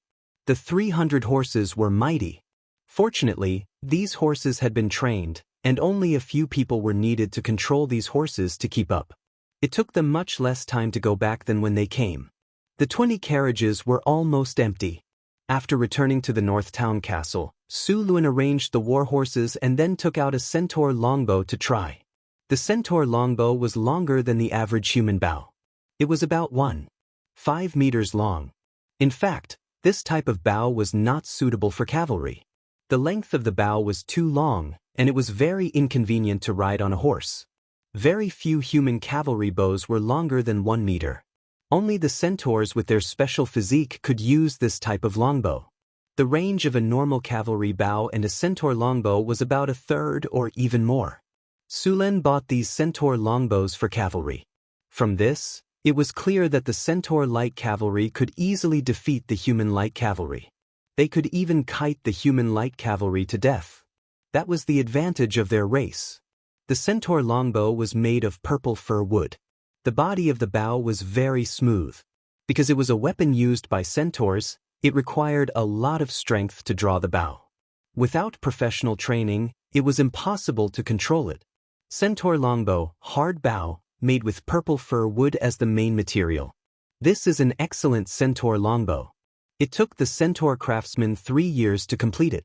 It has a tenacity and range that far surpasses ordinary bows. However, to use it, one must have great strength, range, and power. Range +1, armor penetration +1, strength requirement 10. Su Len came to the shooting range and stood about 120 meters away from the target. He picked up an arrow, nocked it, aimed at the target, and shot. A sharp arrow sank into the bullseye. Su Len did not stop. He picked up the arrow stuck in the ground and shot at the target in front of him. Dong dong dong. Translator, WQL editor, Alim Su Len shot out 5 consecutive arrows. With the speed of more than 100 arrows, Su Len was already very good at archery. Therefore, it was not difficult for him to shoot consecutive arrows. It only took him a few seconds to shoot out the first arrow to the 5th arrow. Su Len didn't stop. He grabbed the arrows and shot continuously. There were 30 arrows in one quiver, and Su Len used only half a minute to shoot all of them. All the arrows on the row of targets in the distance hit the bullseye. After a series of tests, these centaur longbows had an effective range of 1/4 to 1/5 longer than the best walking bows used by humans, and 1/3 longer range than riding bows. The centaur longbow had a maximum range of 330 meters and an effective range of 200 meters. The best range was around 120 meters. At this range, the arrows would have a high penetrative power. Only Sullen's iron body bow was better than the centaur longbow in Northgard Castle. The longbows used by the war spirits had the same range as the centaur longbow. This kind of arrow could easily penetrate ordinary armor at a distance of 120 meters. Only armor made of steel could withstand this kind of arrow. Of course, the weakness of the centaur longbow was obvious. It required a lot of strength to draw these longbows. Normal people could not use them at all. They could only learn to use them after some professional training. The new archers in the camp could not use these bows yet. They could only use them when they leveled up. If they wanted to use them flexibly, they would have to level up to become elite longbowmen. Even so, the number of times they could shoot with these bows would be reduced. It might be difficult for others to find enough archers, but for Su Len, it was just a matter of time. After 3 to 6 months of training, the refugees would become qualified recruits. In fact, if it weren't for the fact that they were physically weak, their recruit training would have ended in 3 months. After that, they would follow the barbarian guards to patrol the territory. After a few more battles, they would be promoted to longbowmen or elite longbowmen. After understanding the power of the centaur longbow, Su Len had a clear understanding of the strength of the centaurs. If Su Len encountered a group of centaur longbow when he first opened up his territory, there was a 90% chance that his barbarian warriors would be wiped out. These centaurs ran faster than the barbarians, and their arrows were more accurate. As long as the barbarians did not have a chance to get close, the barbarians would be easy targets. If Sullen's territory had 1,000 elite longbowmen, even if there were 10 times the number of barbarians attacking the city, these longbowmen would be enough to wipe out the enemy. After understanding the strength of the centaur longbow, Su Len decided to expand his archer team. Of course, if he wanted to form a large archer team, he would need to increase the population. Although Northgard Castle had found many ways to increase its population, it still had less than 3,000 people. As time passed, the northern wastelands entered winter. When he woke up in the morning, he could see the white frost on the roof. When he went out, his breath was already white. Northgard Castle's winter came a month earlier than the other provinces in the south. After this month, it would start snowing in the northern wastelands. By then, the roads would be blocked by heavy snow, and the trade route between Northgard Castle and Cult City would be interrupted. Therefore, if Su Len wanted to increase his population quickly, there was only 1 month left. After that, it would be 3 months of winter. Not long ago, Su Len had obtained 300 pounds of gold from the Centaur tribe's trade. The gold could be cast into Kinnar at least 30,000 pieces. If he was greedy enough to mix in some other metals, it would not be a problem to cast an additional 10,000 pieces. After all, even the official Kinnar cast by the Kingdom of Florence was mixed with other metals. He planned to let Xian go to Cult City to buy a large number of slaves in the last month. Apart from buying serfs, Su Len also planned to buy slaves with various skills. After arranging a team of 20 war spirits and a team of barbarian warriors, Su Len asked Boulder to bring 15,000 pieces of Kinnar and follow Xian to Cult City. After arranging the caravan, Su Len began to think about the drows. It was already winter, and the drows had not experienced the cold winter in the northern wastelands. He wanted to recruit the drows, and this was a good opportunity.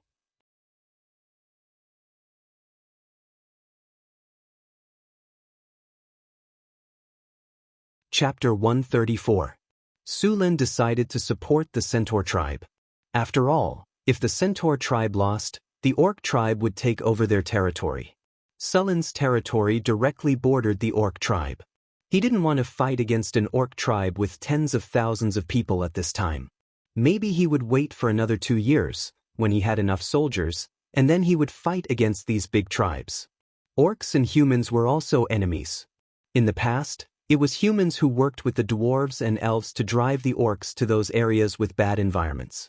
Over the years, the orcs all over the continent never gave up and returned to those rich lands. If Sullen's territory bordered the orcs, they would definitely attack his territory.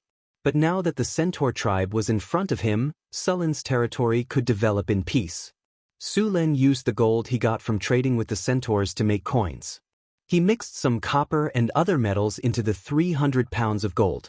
Su Len even built a coin workshop for this purpose. The workshop wasn't big, but Su Len let Chris manage it to make sure the workers didn't embezzle anything. With a succubus who was an expert at manipulating people, Su Len didn't have to worry about the workers embezzling his money. In addition to the gold coins, the coin workshop also minted copper and silver coins.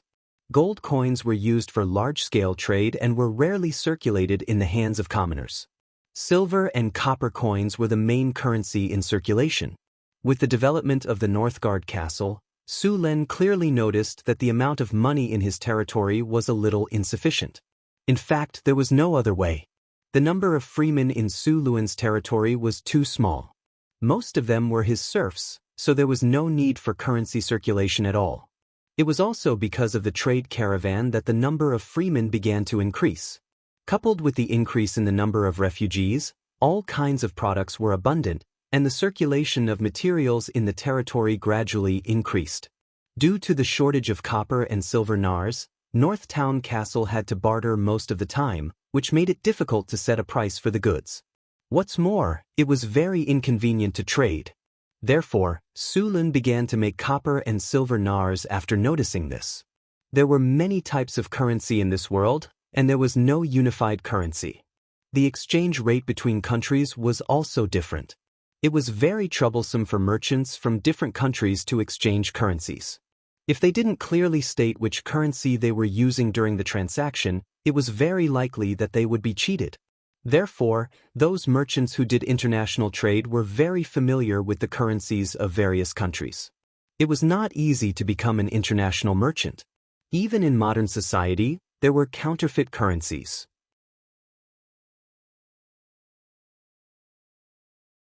Naturally, there were counterfeit currencies in this era as well. For example, brass was used to pass off as gold. In fact, what was more troublesome was the inferior currency. Originally, the difference in gold content between different countries was already a headache.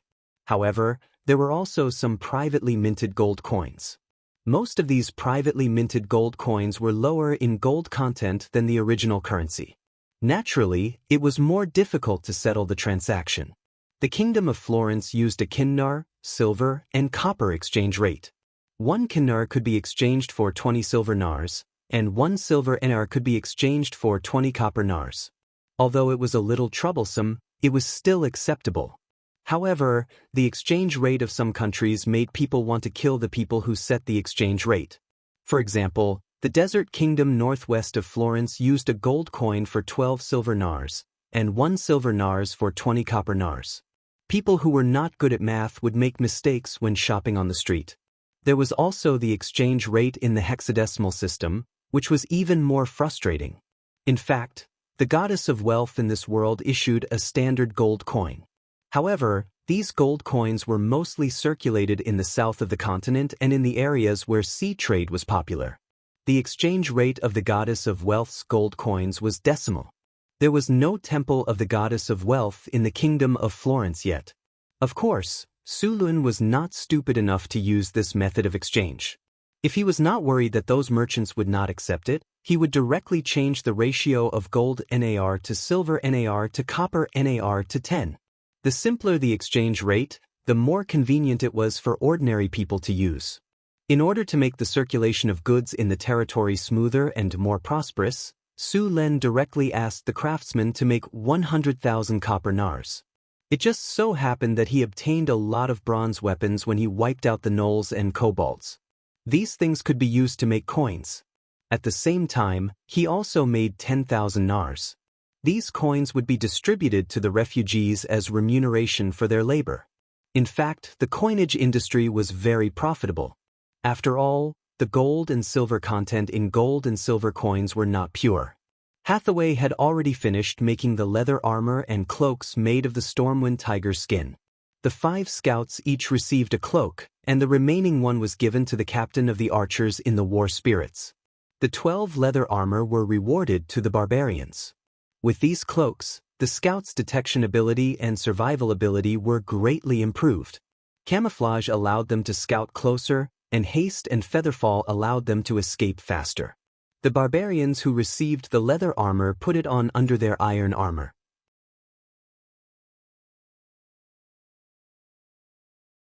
This way, not only could they use the enchantment effect of the leather armor, but they could also gain the defense of the iron armor. With haste and the barbarians' charging ability, the speed of the barbarians was already faster than that of a horse. If they were to face the centaurs now, with the speed of the barbarians, they would be able to catch up with them easily. In close combat, the centaurs were not a match for the barbarians at all. Not to mention, the 12 barbarians had already leveled up to the peak of their profession, Great Axe Berserkers. Su Luan had always been vigilant against the centaurs. In this wasteland, Even the humans could not be trusted too much. What if one day the centaurs and the orcs suddenly reconciled, and both sides turned against him? The barbarian warriors who got the new equipment were very proud and arrogant. Sometimes Su Lun couldn't help but want to kick them. After driving the barbarians out to patrol, Su Lin went to the incubation room to check on the Cryopteris eggs. Ever since the Cryopteris eggs began to hatch, Su Lin would come here every day to check. At the same time, he would also replenish the Cryopteris eggs with ice elemental stones. After a period of incubation, the inside of the incubation room had changed greatly. The 150 square meter incubation room had turned into a world of ice and snow, which was the best environment for Cryopteris to hatch.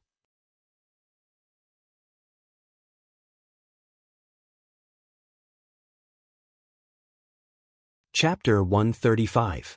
The ice elemental energy in the incubation room was very dense. A bone-piercing chill could be felt as soon as he stepped into the room. Su Lin picked up the depleted cold moonstone and replaced it with a new one. This kind of low-level ice elemental crystal cost 30 kiner. Basically, one cold moonstone could be used for 2 days. If he wanted to hatch these Cryopteris, just the cold moonstone alone would cost him more than 1,000 kiner. After replacing the new cold moonstone, Su Lin checked the 13 Cryopteris eggs in the incubation room. There was nothing wrong with the 13 dragon eggs. The life force and ice elemental energy in the eggs were slowly increasing. This meant that these eggs were in a normal state of development.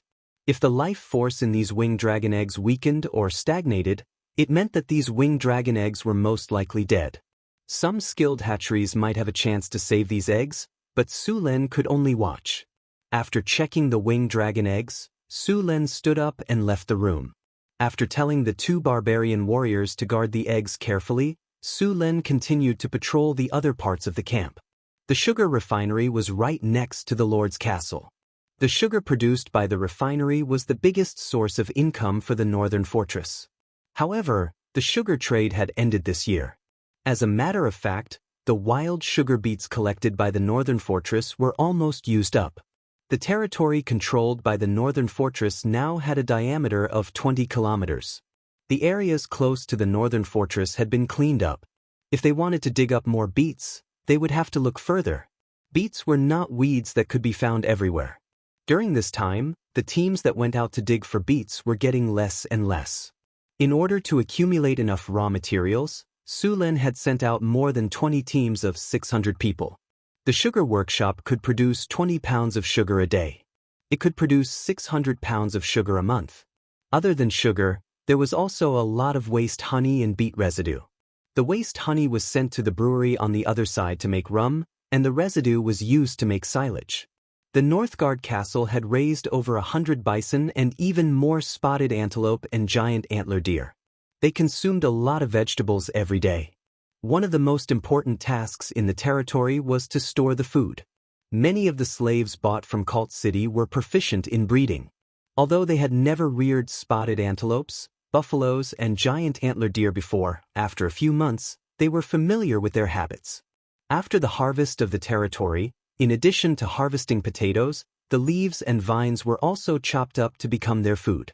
It could be said that Sulin's territory had formed a simple industrial chain that connected all the resources in the territory. Beets could be used to extract sugar, and the remaining honey could be used to make wine. Beet dregs could be used to feed livestock, and the manure of livestock could be fermented and used to fertilize the fields. Thus, a somewhat crude industrial chain was established. As long as the Northgard fortress didn't make any mistakes or get attacked by the monsters in the wilderness, the place would continue to prosper. After inspecting the workshops and farms, Su Lin went to the smithy. There was a blast furnace near the smithy. One could see it from afar. Because of the technology, the blast furnace couldn't produce steel every time. After all, Sulin's knowledge was limited. He could only rely on the blacksmiths to figure it out. Su Lin came here to forge a new weapon. After becoming a legendary, his spear was no longer suitable for him. The dwarves and elves were the best blacksmiths in the world. Both races had mastered the forging method of low-carbon steel and carburizing steel. Weapons made with carburizing steel were naturally +2 even if they weren't enchanted. Bruce was the best blacksmith in the Northgard castle. Sulen was going to customize a new weapon and ask Hathaway to enchant it. There were very few blacksmiths with superb skills, and even fewer who could forge legendary weapons. In order to forge a legendary weapon, one would need to have superb blacksmithing skills, some extraordinary materials, a skilled alchemist, and a bit of luck. Only then would one be able to forge a legendary weapon. Although Bruce's skills were good, he wasn't a master yet. Hathaway was only an intermediate alchemist. Alchemists needed to constantly experiment and accumulate experience before they could level up. In other words, they needed a lot of materials. It was impossible to forge a legendary weapon with such a lineup. Unless the goddess of luck was smiling at you. Sulen was going to forge an advanced magic weapon. Bruce, you can forge rare weapons now, right? Sulen came to the smithy and asked. If I have the materials, I'm 80% sure. But I don't know alchemy, so I can't enchant it, Bruce said as he wiped the sweat off his face. You don't have to worry about the enchantment. I'll find someone to do it. Sulen waved his hand and said, I have a weapon blueprint here. See if you can make it. Sulen spent 1,000 kinnar to buy a blueprint for the purple dragon halberd from the system store. He also bought meteor iron, tungsten steel, and amethyst to forge the weapon. The set of materials cost him 5,000 kinnar. The weapons in this world were divided into normal weapons, rare weapons, and legendary weapons. Normal weapons didn't have any bonuses and were considered common weapons. Rare weapons were also called magic weapons. The lowest grade was +1 enchantment or +1 enhancement. For example, the battle axes used by the barbarians were +1 sharpness. Experienced blacksmiths would occasionally forge them.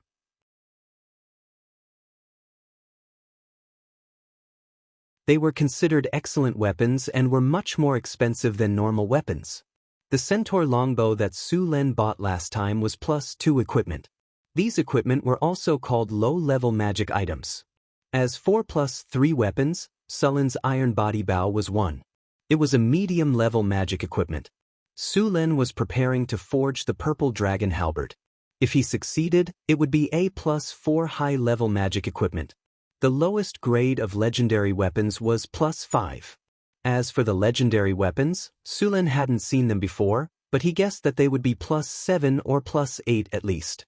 After getting the materials, Bruce prepared to forge. But first, he picked up the blueprint for the purple dragon halberd and looked at it. The purple dragon halberd was a half-moon halberd. In fact, there were even more powerful weapon blueprints in the system store. For example, the sky halberd, dragon's courage spear, ghost god sky halberd, and so on. However, the lowest grade of these weapons was legendary. The required materials weren't sold in the system store, and there weren't any master blacksmiths to make them. So, in the end, he chose to forge the purple dragon halberd. P.S. I'm really not her disciple. The main character, Ishan, apprenticed to the number 1 fairy, by Zyru. The author is a serious person who never steps on the brakes.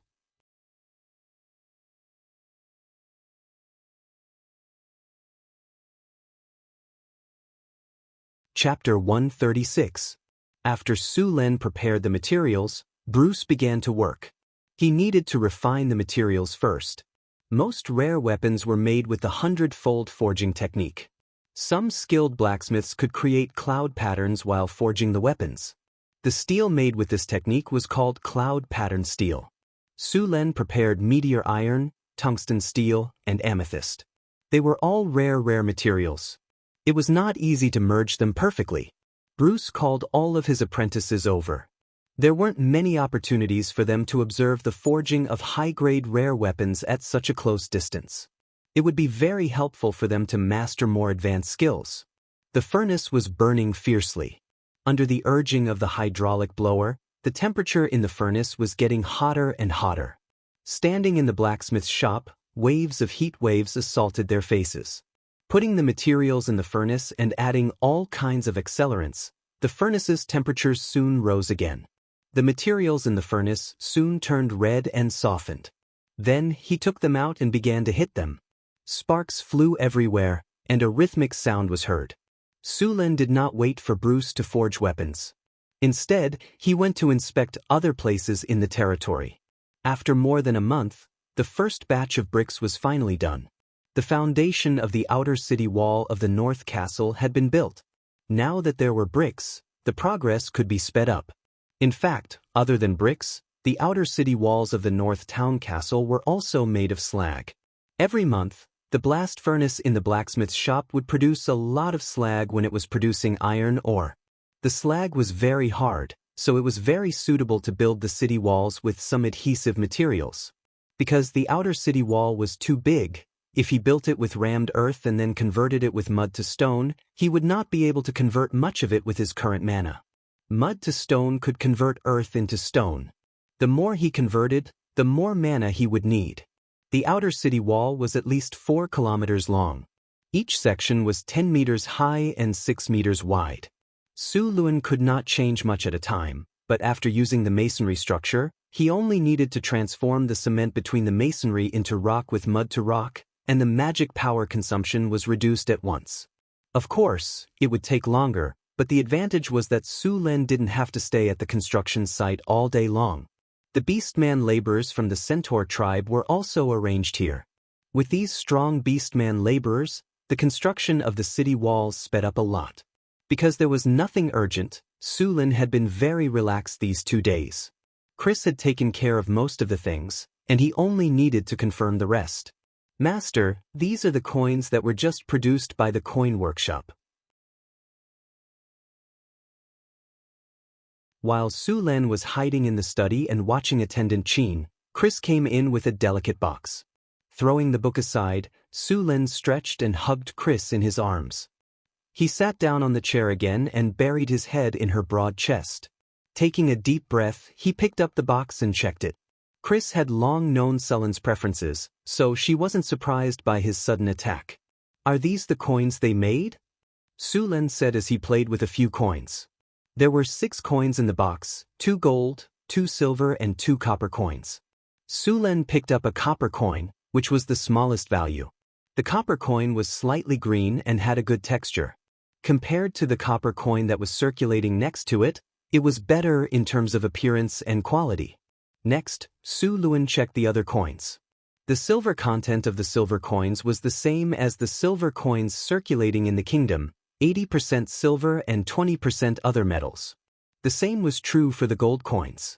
Su Lin did not intend to make a large number of inferior coins in his territory. The consequence of this was that the people did not trust coins and resisted the use of coins. They would still use the barter method, which was completely contrary to his original intention. In the Kingdom of Florence, many nobles with real power would privately make coins. Although those nobles who made inferior coins would earn a lot of money in the beginning, it wouldn't take long for the trade in their territory to wither quickly. No merchants would trade with them. A gold NAR was 80% gold, but its face value was pure gold. Su Lin had made 20% of his profit from the coinage alone. He didn't intend to make inferior coins like killing the goose that laid the golden eggs, such as white sugar and liquor, which were in high demand. Make the coins according to these. After checking it again, Su Lin decided on the style of the coins. Okay, I'll ask them to start making them in large quantities. Chris got out of Sullen's arms lightly, then gave him a flirtatious wink and ran away with a smile. Su Lin tidied up his tight clothes and left the study. The blacksmith shop was bustling with activity, and the clanging sounds were very rhythmic. Bruce's eyes were bloodshot, and his bare chest was dripping with sweat. His skin was red from the heat of the furnace, but his expression was very excited, and he was directing the many apprentices to get busy. There were all kinds of rare materials beside him. Forging extraordinary weapons didn't mean that all the materials had to be extraordinary materials. Many of the auxiliary materials were just some rare minerals. Forging didn't directly mix all the materials together. If it was done this way, there was no other possibility other than wasting materials. The forging process in this world was still very magical. During the forging process, various catalysts or some strange things would be added.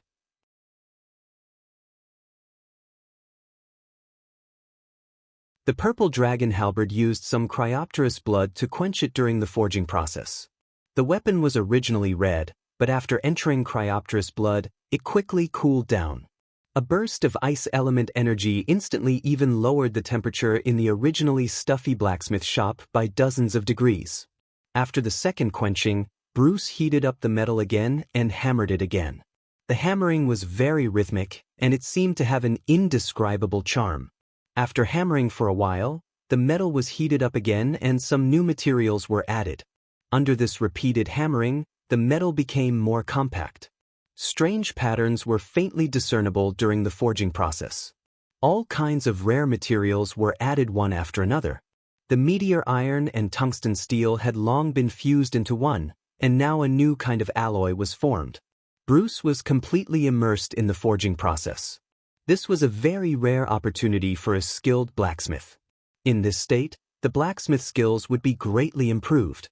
If the forging process was successful, then Bruce's craftsmanship would improve tremendously. If he was lucky, it wouldn't be impossible for him to become a blacksmith master. Sulin didn't disturb Bruce, who was immersed in this special state. He also drove the apprentices who were about to wake him up to watch, leaving only 2 people to assist him. The clanging sounds seemed to converge into a piece of music at this moment. The purple dragon halberd was also slowly taking shape in this state.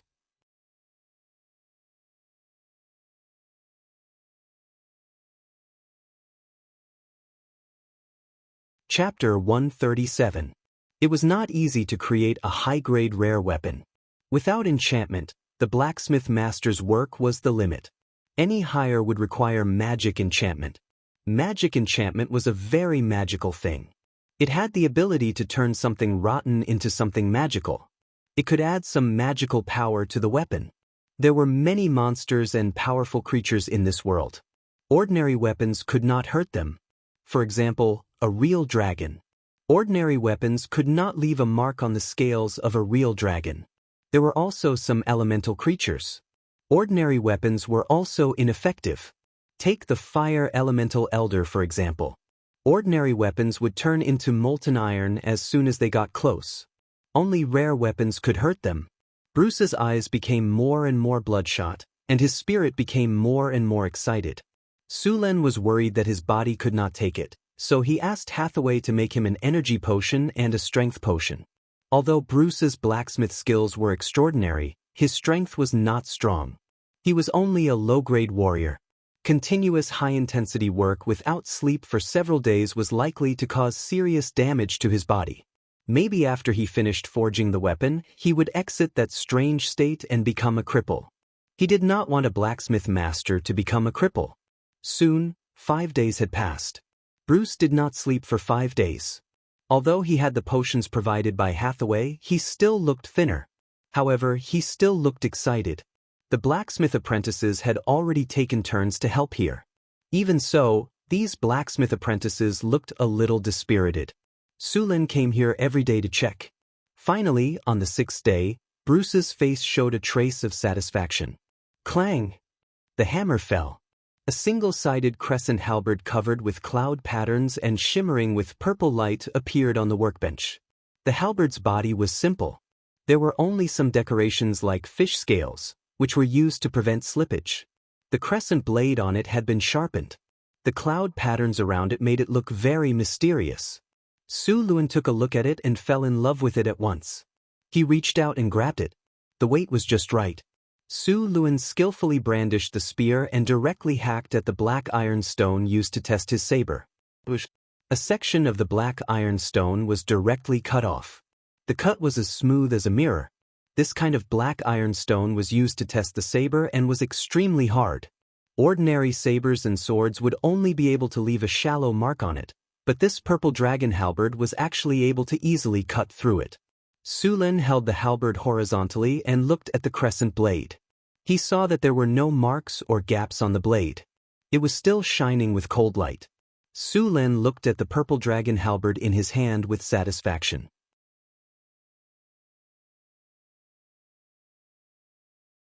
This weapon could be said to be the strongest weapon he had ever seen. Phew, I'm finally done. I'm too tired. I'll take a nap first. I'll take a nap. After Bruce finished forging, a strong sense of fatigue suddenly hit him. His whole body was sore and his eyelids were so heavy that he couldn't open them at all. As soon as he finished speaking, his body swayed and fell backward. Fortunately, Sullen's eyes were sharp and his hands were fast. He caught Bruce, and the two blacksmith apprentices beside him quickly went forward to support him. Sullen thought that this guy was exhausted. After hearing the snoring sound and finding that Bruce was just overly tired, he was relieved and let the two blacksmith apprentices take him back to rest. Purple Dragon Halberd, type, spear weapon, unenchanted, +3 item grade, middle rank magic item. It is a powerful weapon made with forged steel, meteor iron, tungsten steel, and purple crystal as raw materials. It is quenched with the blood of Cryopterus. Requirements: strength 14 or above. Additional effect: sharpness +3, toughness +3, armor penetration +2. Looking at the attributes of this weapon, Sullen's expression was also very surprised. This weapon had reached the limit of a middle-rank magic item. However, this weapon itself did not have any elemental damage. Of course, its additional sharpness and armor penetration were already very strong. Level 3 sharpness and level 2 armor penetration. Even steel plate armor could be easily broken by this weapon. This weapon was not completed yet. Sullen left the blacksmith shop with the purple dragon halberd and walked towards Hathaway's laboratory. Whether this weapon could become a high-rank magic item or not depended on the enchantment effect of Hathaway. After arriving at Hathaway's alchemy laboratory and telling Hathaway the requirements of the weapon enchantment, Sullen put down the weapon and left. This kind of high-rank enchantment could not have the slightest mistake. Sullen naturally could not stay here. If there was a problem and caused the enchantment to fail, the power of this weapon would be greatly reduced. At that time, even Bruce might not be able to forge such a peak middle-rank weapon again. After coming out of the laboratory, Sullen suddenly felt a little cold on his face. He looked up and saw snow falling from the sky. It was snowing in the northern wasteland. Sullen stood on the balcony of the castle and looked at the sky outside. At this time, it was already snowing heavily. The caravan led by Xion had been gone for more than half a month. At this time, they should be on their way back. However, they encountered this heavy snow, so the time of their return would probably be delayed. He was not worried about the safety of the caravan.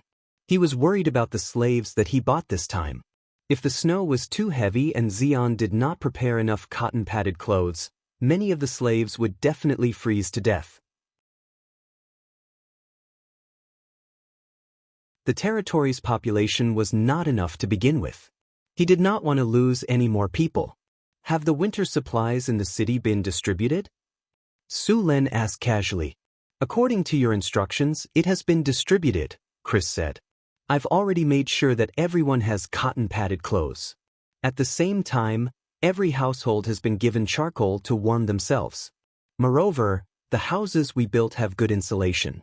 This winter, no one will freeze to death. Xion will definitely bring back a large number of slaves. Have their living quarters and cotton-padded clothes been prepared? I've prepared for 3,000 people, Chris said. That's not enough. Double the number. The winter in the northern wasteland is very cold. Those refugees who can't survive will not give up any chance to live. When the time comes, there will be a lot of people. Xion had brought 15,000 gold nars with him this time.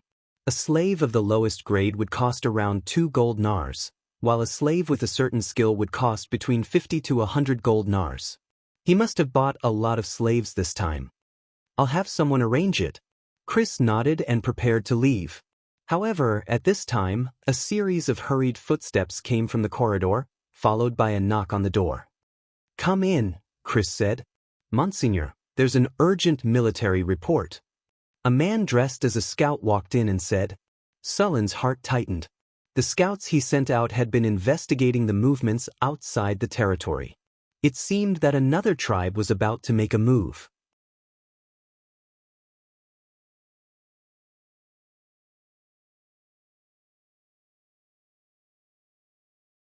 Chapter 138. The trolls were coming. Skinny Monkey had just told him that some trolls were moving towards the Northgard castle. The trolls were quite powerful in the wastelands. It was said that they once had a huge empire, but they lost the war with the ancient elves. In the end, the empire fell apart, and all the trolls were expelled to the wastelands. Su Len knew how troublesome the trolls were. They used to have their own civilization. Although they were defeated by the elves, the trolls' tribes were not to be underestimated. The trolls were living in tribes now. They thought that the empire had fallen, and all the trolls were running their own tribes. After being banished to the wildlands, the trolls' civilization had changed a lot. For example, the trolls had started to worship ancestor souls and natural spirits. Although the ancestor souls and natural spirits were not gods, they had some of the power of gods. The trolls could use them to cast elemental powers. Many of the trolls were first-class warriors, hunters, and assassins. They were very dangerous, especially since many of the trolls were good at using poison. The trolls' poison was very strong. Even the ogres could not withstand it. Now, the trolls were approaching the Northgard castle. Why are the trolls moving towards us? Su Len was confused. Although the trolls' tribe was not far from the Northgard castle, why would they attack humans? The trolls' enemies were the elves and half-elves. Even if they were going to attack, why would they choose to attack in the winter? Food. The trolls don't have enough food. That was the only explanation Su Len could think of. The trolls did not know how to farm. They were nomads. They relied on hunting and raising livestock. This was a very fragile way. Once there was a natural disaster, they would run out of food. If there was not enough food, the trolls would rob other tribes. The trolls' tribe near the Northgard castle was not very big. There were less than 1,000 trolls. Although the trolls weren't as numerous as the centaurs and orcs, they were still a very difficult race to deal with. The trolls had a very disgusting innate ability to regenerate. Their regenerative ability was simply perverted. Even if their arms or legs were broken, they would grow back in a few days. If they wanted to kill them, other than using fire or acid, they would have to use all kinds of powerful elemental attacks. The snow stopped after a day. Northtown Castle started clearing the snow in the morning. Luckily, the snow was not very thick. Sheriff Harrison was patrolling the town with the patrol team to check if there were any houses that had collapsed due to the snow. Boulder, on the other hand, was sent to the horse farm to see if the war horses were affected. The construction of the houses in the territory did not skimp, and the heavy snow did not affect them too much. Because the troll tribe showed signs of moving south, Surin sent all the scouts to investigate. Even the drow Eden was sent out. As a drow proficient in assassination and investigation, Eden could be said to be the best scout in Northgard Castle. Su Len had sent half of the soldiers to escort the caravans, so there weren't many soldiers left in the territory. Su Len did not recruit a large number of ordinary serfs or refugees into the army. Those peasants who could not even hold a spear properly were just giving away military merits to others on the battlefield. Eden's silhouette flew past. Even though there was a heavy snowfall yesterday, there was only a thin layer of snow on the wasteland. The withered yellow grass was at least half a person's height, which was easy for a rogue to hide in. He was not unfamiliar with the environment here. After all, he had taken the scouts to explore the surrounding area to train them. Even so, Eden was not careless at all. There were also rogues among the trolls. They could track their targets through footprints, smells, and traces of broken branches and trees. When facing these opponents, one careless mistake could lead to failure. Eden tiptoed lightly on a big tree and then slowly landed on the ground. Because the trees were lush, there was not much snow in the forest. However, there was a thick layer of fallen leaves on the ground. It creaked when he stepped on it. There were many messy footprints on the ground. Although those people had disguised themselves when they left, in the eyes of an expert, they were still clearly visible like torches in the night. Eden reached out and wiped away the messy leaves. A trail appeared in front of him. Following the trace, Eden found a few gray hairs on some leaves. Gnolls. There were indeed gnolls in the troll tribe. The number of trolls was limited. They would enslave other races to serve them. This troll tribe was likely to have enslaved a large number of gnolls as cannon fodder. After discovering the trace, Aiton's eyes flashed with a cold light, and a cruel expression appeared on his face. Even if they were drows who believed in the Dark Maiden, their cruel and cold genes were still engraved in their bones. Battles between scouts were very dangerous. Victory and defeat were often decided in an instant. The most common ones were encounters or ambushes. Even a Grand Knight could fail miserably in such a situation. A low-grade professional who was proficient in tracking, hiding, and traps could also kill enemies who were far more powerful than him. Aiton moved quickly along the traces in the grass. As an excellent rogue, his tracking skills were still very strong. These traces in front of him were left today. Brilliant rogues could even track traces left a few days or even a week ago. They could distinguish the height, weight, and type of the enemy through these traces. The main force of the troll tribe had not yet arrived. After all, there were still many things to prepare for the army. But even so, the trolls would come here in 3 days at most. Aiton was now encountering the troll tribe scouts. Shadow hide. After passing through a shadow, Aiton's figure gradually merged into the shadow and then disappeared. As a drow, his ears were very sensitive. Just now, he had heard some movements in the distance. Aiton's body was shrouded in shadows, and then he approached the direction of the sound. He was already close to the Sierra de Lotus. Soon Aiton found a cave hidden in the bushes. The outside of the cave was covered by vines. If one did not pay attention, it would be impossible to find it. It looked a little dark inside. At this time, there was some movement in the cave, but it quickly disappeared. After a while, a tall figure came out of the cave. The figure pushed aside the vines, and a gray coyote head popped out. It was a gnoll, but the corners of his mouth were obviously swollen. The gnoll looked around and then found a hidden corner near the entrance of the cave to hide. Obviously, this unlucky guy was arranged to keep watch.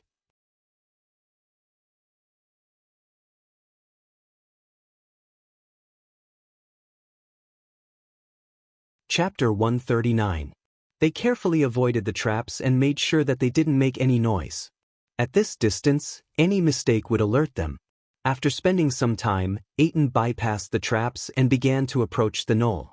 The shadow was his best protection. Aiton's eyes flashed with a cold light. Backstab. Kidney strike. Throat cut. An icy cold light flashed past. The gnoll covered his throat with one hand, and the light in his eyes quickly dimmed. The gnoll's incredulous expression froze forever. Dark red blood slowly flowed out of his body. The gnoll's body twitched a few times, and then there was no more movement. He gently pulled out the dagger and took care of the hidden sentry. He slowly approached the entrance of the cave. Following the faint light from the cave, he saw the remaining 3 figures in the cave. The entrance of the cave was not big, but there was no cover. It was very difficult to approach quietly, but it was not impossible. Aiton took out a well-made crossbow from a pocket, strung it, and loaded an arrow. After making sure there were no mistakes, he walked directly into the cave. Poison Fong, didn't I tell you to keep watch outside? Why did you come in again? Did you not learn your lesson? Seeing the shadow suddenly appear at the entrance of the cave, the leading troll shouted angrily. However, the black figure completely ignored his words and continued to walk inside. No, it's an enemy. Just as he realized that something was wrong, Aiton suddenly raised his left hand, and a cold light instantly flew out. At such a close distance, the crossbow arrow flashed past and sank into the throat of a gnoll beside him. The gnoll had no time to dodge. He covered his throat and fell to the ground. After hearing the sound, another gnoll grabbed his weapon and prepared to attack. However, Aiton did not withdraw after firing the crossbow. On the contrary, he accelerated and rushed over. He pulled out a scimitar from behind and instantly slashed at the gnoll closest to him. The sudden outbreak of the battle was a life-and-death battle. There were no hundreds of rounds of battle, but more of a life-and-death battle in an instant. The gnoll subconsciously picked up his weapon to attack, but unfortunately, he was unprepared. His movements were a whole beat slower than Aiton's. By the time he picked up his weapon and prepared to attack, Aiton's long knife had already aimed at his neck. The sharp long knife directly cut through his throat, and smelly blood spurted out. The gnoll only felt that the strength in his body was quickly draining away. The weapon that could be easily swung became heavier and heavier. In the face of the attack, the troll reacted very quickly. When Aiton killed the two gnolls, his counterattack began. A javelin flew past in an instant. He only had time to turn his body sideways, and the javelin flew past his ear. The troll's movements were very fast. After throwing the javelin, the troll didn't care whether it hit the target or not. It just picked up its weapon and rushed forward. Aiton rolled on the ground and dodged the troll's follow-up attack. At the same time, he pulled out another scimitar and slashed at the troll's feet. After dodging several times, Aiton didn't panic at all. The scimitar in his hand kept blocking. The scimitar in his left hand slashed horizontally, and his right hand blocked the troll's weapon. Clang! A huge force came, and Aiton's body involuntarily retreated. The troll's strength was much higher than his. The scimitar in his left hand slashed at the troll's abdomen in an instant. Taking advantage of the huge force, Aiton took a few steps back and rushed forward again. The troll's self-healing ability was too strong. It was basically impossible to rely on bleeding to death. Aiton's two scimitars left after images. The troll roared and didn't show any weakness. The sound of metal colliding could be heard in the narrow cave. Countless scimitars intersected. Neither of them showed any weakness. Neither of them retreated. Wounds appeared on their bodies. Shadow raid. The flames flickered, alternating between light and darkness in the cave.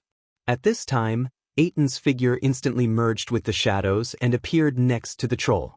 Aiton's eyes were cold. Without the slightest hesitation, the scimitar in his hand slashed at the troll's head. The troll didn't have time to dodge. It could only raise its hand to try to resist. Plop!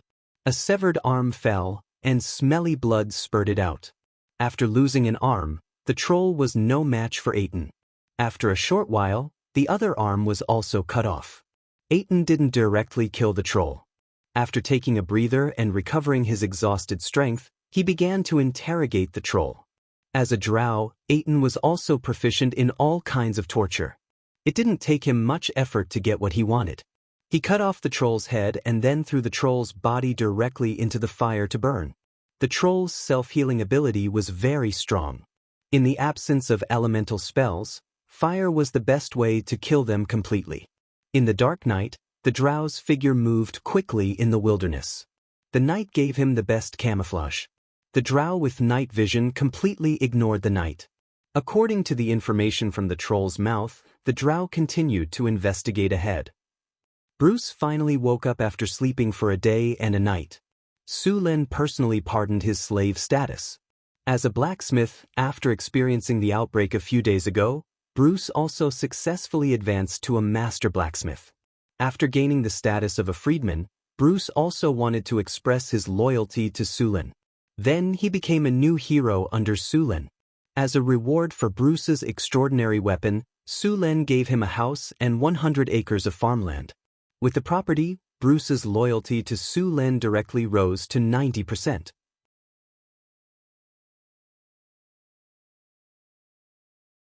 At the same time, this will also serve as a kind of publicity.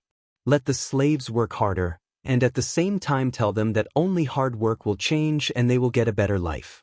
Bruce was still working in the blacksmith shop, but from now on, Sulen would have to pay him a monthly salary.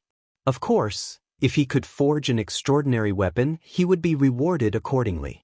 Since he was working by the piece, the more he worked, the more he would get. After learning about the treatment, Brass happily accepted it.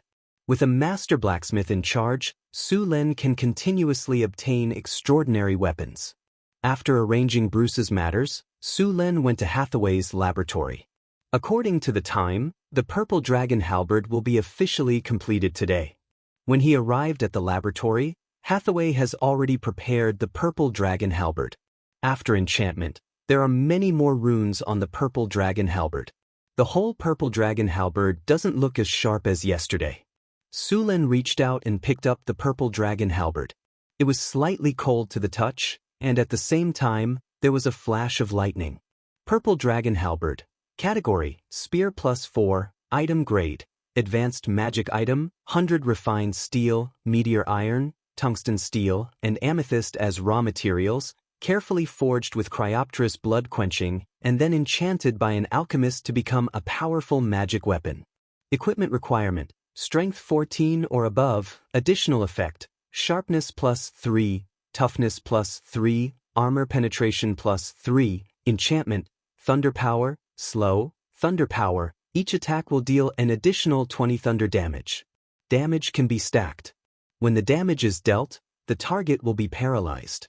If the target's constitution is unable to resist the effect, their body will be stiff for 1 to 3 seconds. When using Thunder Power, the damage of Thunder Power will be increased by 30%. At the same time, the consumption will be reduced by 30%. Slow. After being quenched with Cryopterous blood, each attack will deal an additional 5 ice damage and reduce the target speed by 10%.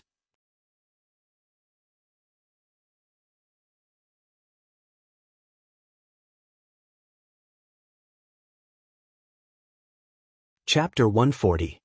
Len was very satisfied after looking at the stats of the item. This weapon was completely made for him.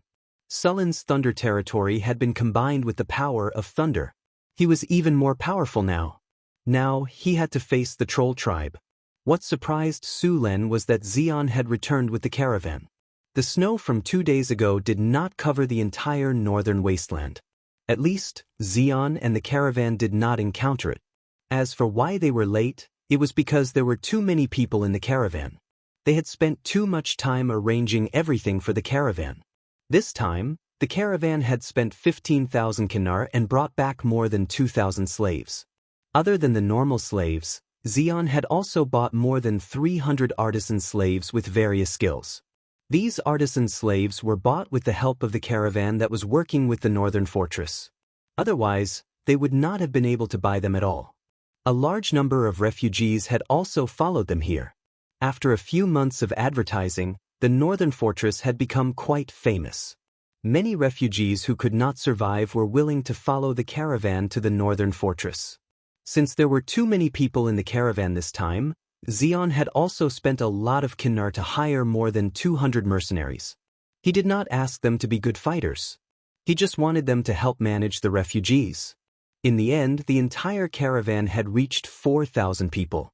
Although the caravan brought back a lot of people, Len had made preparations in advance, so there was not much chaos in the settlement work.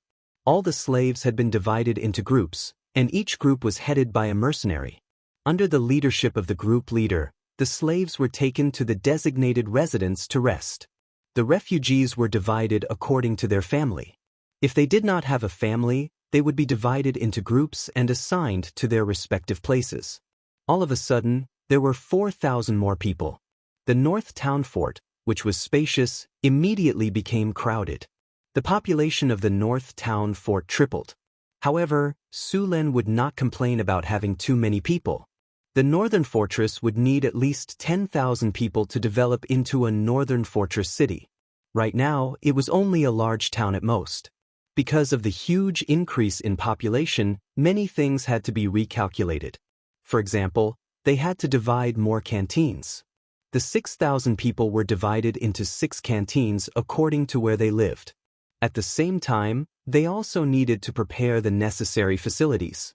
Due to the increase in the number of people, Len began to expand the security team. This time, he planned to expand the security team to 150 people. Fortunately, the infrastructure of the town was not bad. Although it was a little crowded, at least everyone had a house to live in, and there was no need to sleep on the streets. Although they had brought a lot of people back this time, they still had to follow the hygiene rules of the North Town Fort. According to the medical standards of this world, the effectiveness of curing all kinds of infectious diseases was pitifully low. The North Town Fort didn't have any medicine either. If there was an infectious disease, it would be a miracle if half of the slaves and free people could survive. Everyone was led to the public bathroom to wash up. At the same time, everyone was asked to soak themselves in lime water for disinfection. The clothes that they had changed out of were also collected and burned. Then, everyone would be given a new set of clothes. Although there were a lot of demands, everyone accepted them honestly. When they entered the North Town Castle, the two ferocious heads hanging on the wall told everyone that the owner of this castle was not a good-tempered person. Some ignorant people wanted to cause trouble, but they were directly taken out by the security team to teach them a lesson. After cleaning up, someone would lead them to the canteen in groups for a meal. The whole process was busy, but orderly. The arrival of so many slaves and refugees had brought a lot of labor to the North Town Fort. Normally, labor would decrease in the winter. However, with so many people having nothing to do and having to provide food and warmth every day, it was definitely the biggest waste for Su Len, the capitalist who took advantage of every opportunity. Therefore, Su Len started the construction plan again. Of course, he had to take the weather into consideration. The increase in the number of people also led to more work in the territory. He also started to think about forming a system of officials to manage the town. However, he had yet to find a suitable person to be the mayor of the town. As for the ordinary officials, they were easy to deal with. The North Town Fort had always used a point system. The people who were responsible for recording points every day were actually qualified officials. After a few months, they had already familiarized themselves with the territory. Moreover, those who were greedy and had evil intentions had already been cleared out. As long as the system was improved, the officials only needed to do things according to the system. As for corruption and abuse of power, there was no need to worry about these problems at all. Sulin's territory was not a country with millions of people. It was only a small town with a few thousand people. It would not be easy to do something behind Sulin's back. Plus, with Chris there, they would not have the chance to do so. The sudden increase in the population caused some chaos in the North Town Castle, but it was quickly dealt with. The weather had completely cleared up after that. Even the snow outside had melted. The scouts kept sending news about the trolls. Su Len also began to prepare for the upcoming war.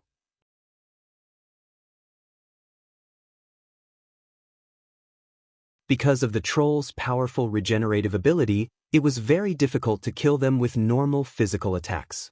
Basically, all the adventurers knew that after a battle with the trolls, they had to burn all the limbs of the trolls.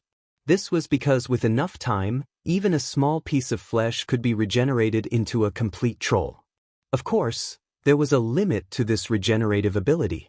It would consume a lot of energy, and the regenerated trolls needed to be replenished as soon as possible. Moreover, only the largest piece of the troll's body could be regenerated in this way. The rest of the body would be burned to ashes after the troll's rebirth. It was also because of this almost immortal regenerative ability that the trolls were fearless on the battlefield. As for the situation where a troll was cut into countless pieces and then split into countless other trolls, this situation would not happen.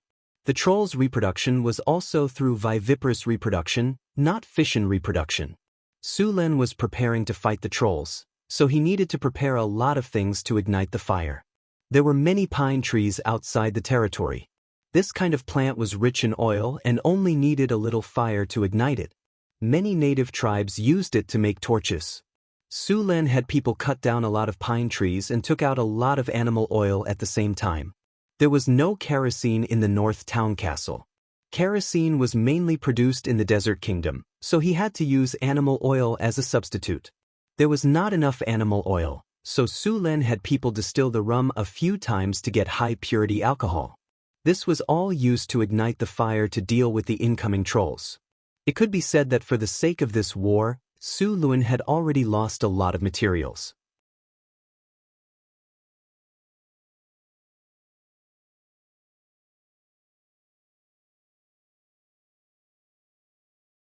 Chapter 141. The North Town Castle was like a war machine that began to operate in an orderly manner. Su Len also began to recruit new soldiers during this time. At the same time, the new soldiers who had been training in the barracks for more than a month were also given weapons. The Drow Aten came back. This Grand Knight-level rogue looked a little embarrassed. Some parts of his body were still wrapped in bandages, and there were blood stains on them. It seemed that this mission was not easy, but he also brought back the latest news about the troll tribe. You said that this tribe believes in nature spirits? Sullen's expression became serious. In fact, Su Lun was not worried about dealing with the troll tribe. With his legendary level strength, 71 strong barbarians, and 2 teams of war spirits, it was enough to destroy the troll tribe. However, the natural spirits were a problem. Nature spirits were actually divine creatures. In fact, they were a kind of spirit. Most of them had legendary combat strength, and some even had the strength of demigods. If they merged with the divine title and divinity, then the nature spirit would be qualified to become a god. As long as they succeeded in raising the throne to the sky, they would become a new god. There was more than one such spirit. Some were even ancestral spirits. If the tribe kept the habit of worshipping their ancestors, then these ancestral spirits would become ancestral spirits. After the powerful warriors in the tribe died, their souls would be directly transformed into spirits. This kind of existence was a bit like a heroic spirit. This kind of belief could be found in the northern wilderness and the southern islands. Spirits had a weak divine power, so it was not easy to deal with them. Anything related to gods was not easy to deal with. It was very difficult to kill a spirit that had been worshipped for a long time. Yes, my lord. I saw their totems in their territory, and I felt a power that was very similar to divine spells from their worshippers, Aiton said respectfully. Can you tell what kind of spirit it is? Su Lun asked. Aiton was a little embarrassed. Sorry, my lord. I can't get too close to those spirits, so I don't know the details of these spirits. Other than that, what else did you get this time? There are more than 600 trolls in this troll tribe, and about 1,000 gnolls and other cannon fodder. In fact, it wasn't that they didn't want more cannon fodder. The key was that they really couldn't afford to raise them. Because of the troll's physique, they needed to eat a lot. Otherwise, they would starve to death. The reason for their migration was a lack of food. In previous years, all kinds of antelopes, giant antelopes, bison, and other creatures would migrate through the territory of the trolls. But this year, the number of migrating animals decreased a lot, which caused the troll tribe to have a shortage of food.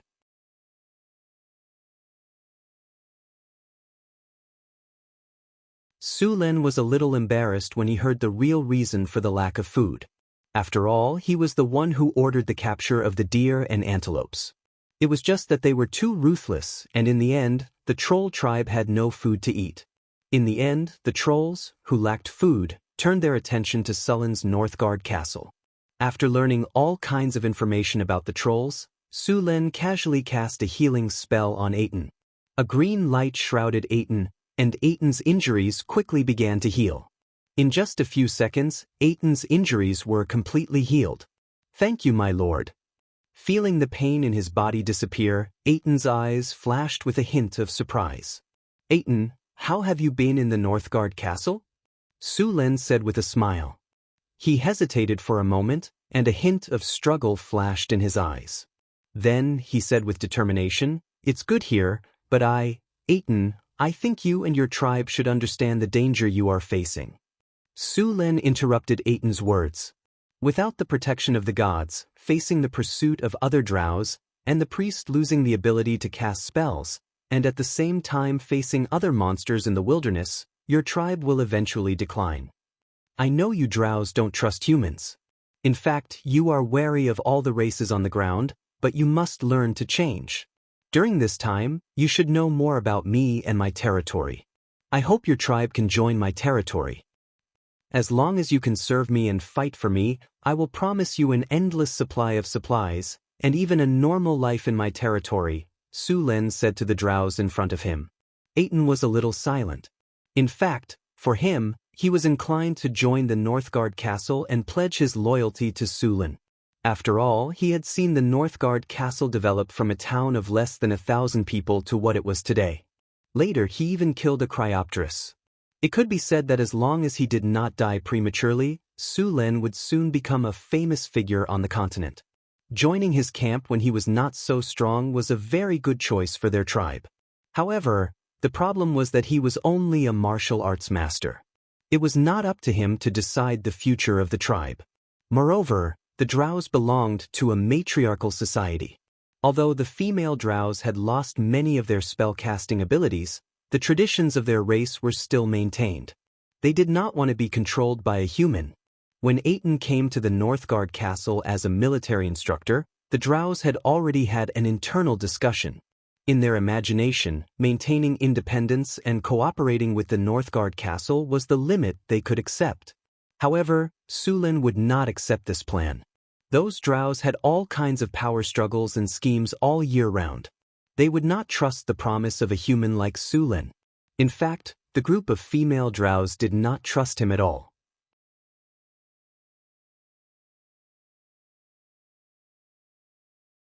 Otherwise, they would not have let a male contact the Northgard castle. Even at this time, the rule of female superiority among the drows had not changed. In fact, it was not only the drows, but also the ancient elves and half-elves. Although they were not completely dominated by females like the drows, females also occupied a dominant position. The male elves were not as lowly as the drows, like slaves. "Your Excellency, you should know that as a male, I have no right to speak in the tribe," Aten said with a wry smile. "I can swear loyalty to you, but I can only convey your intentions to the tribe. Please give them a little more time to think about it." Sulin smiled and said, "Of course. Aten requests to join your team." Sulin was in a good mood when he heard the system prompt in his ear.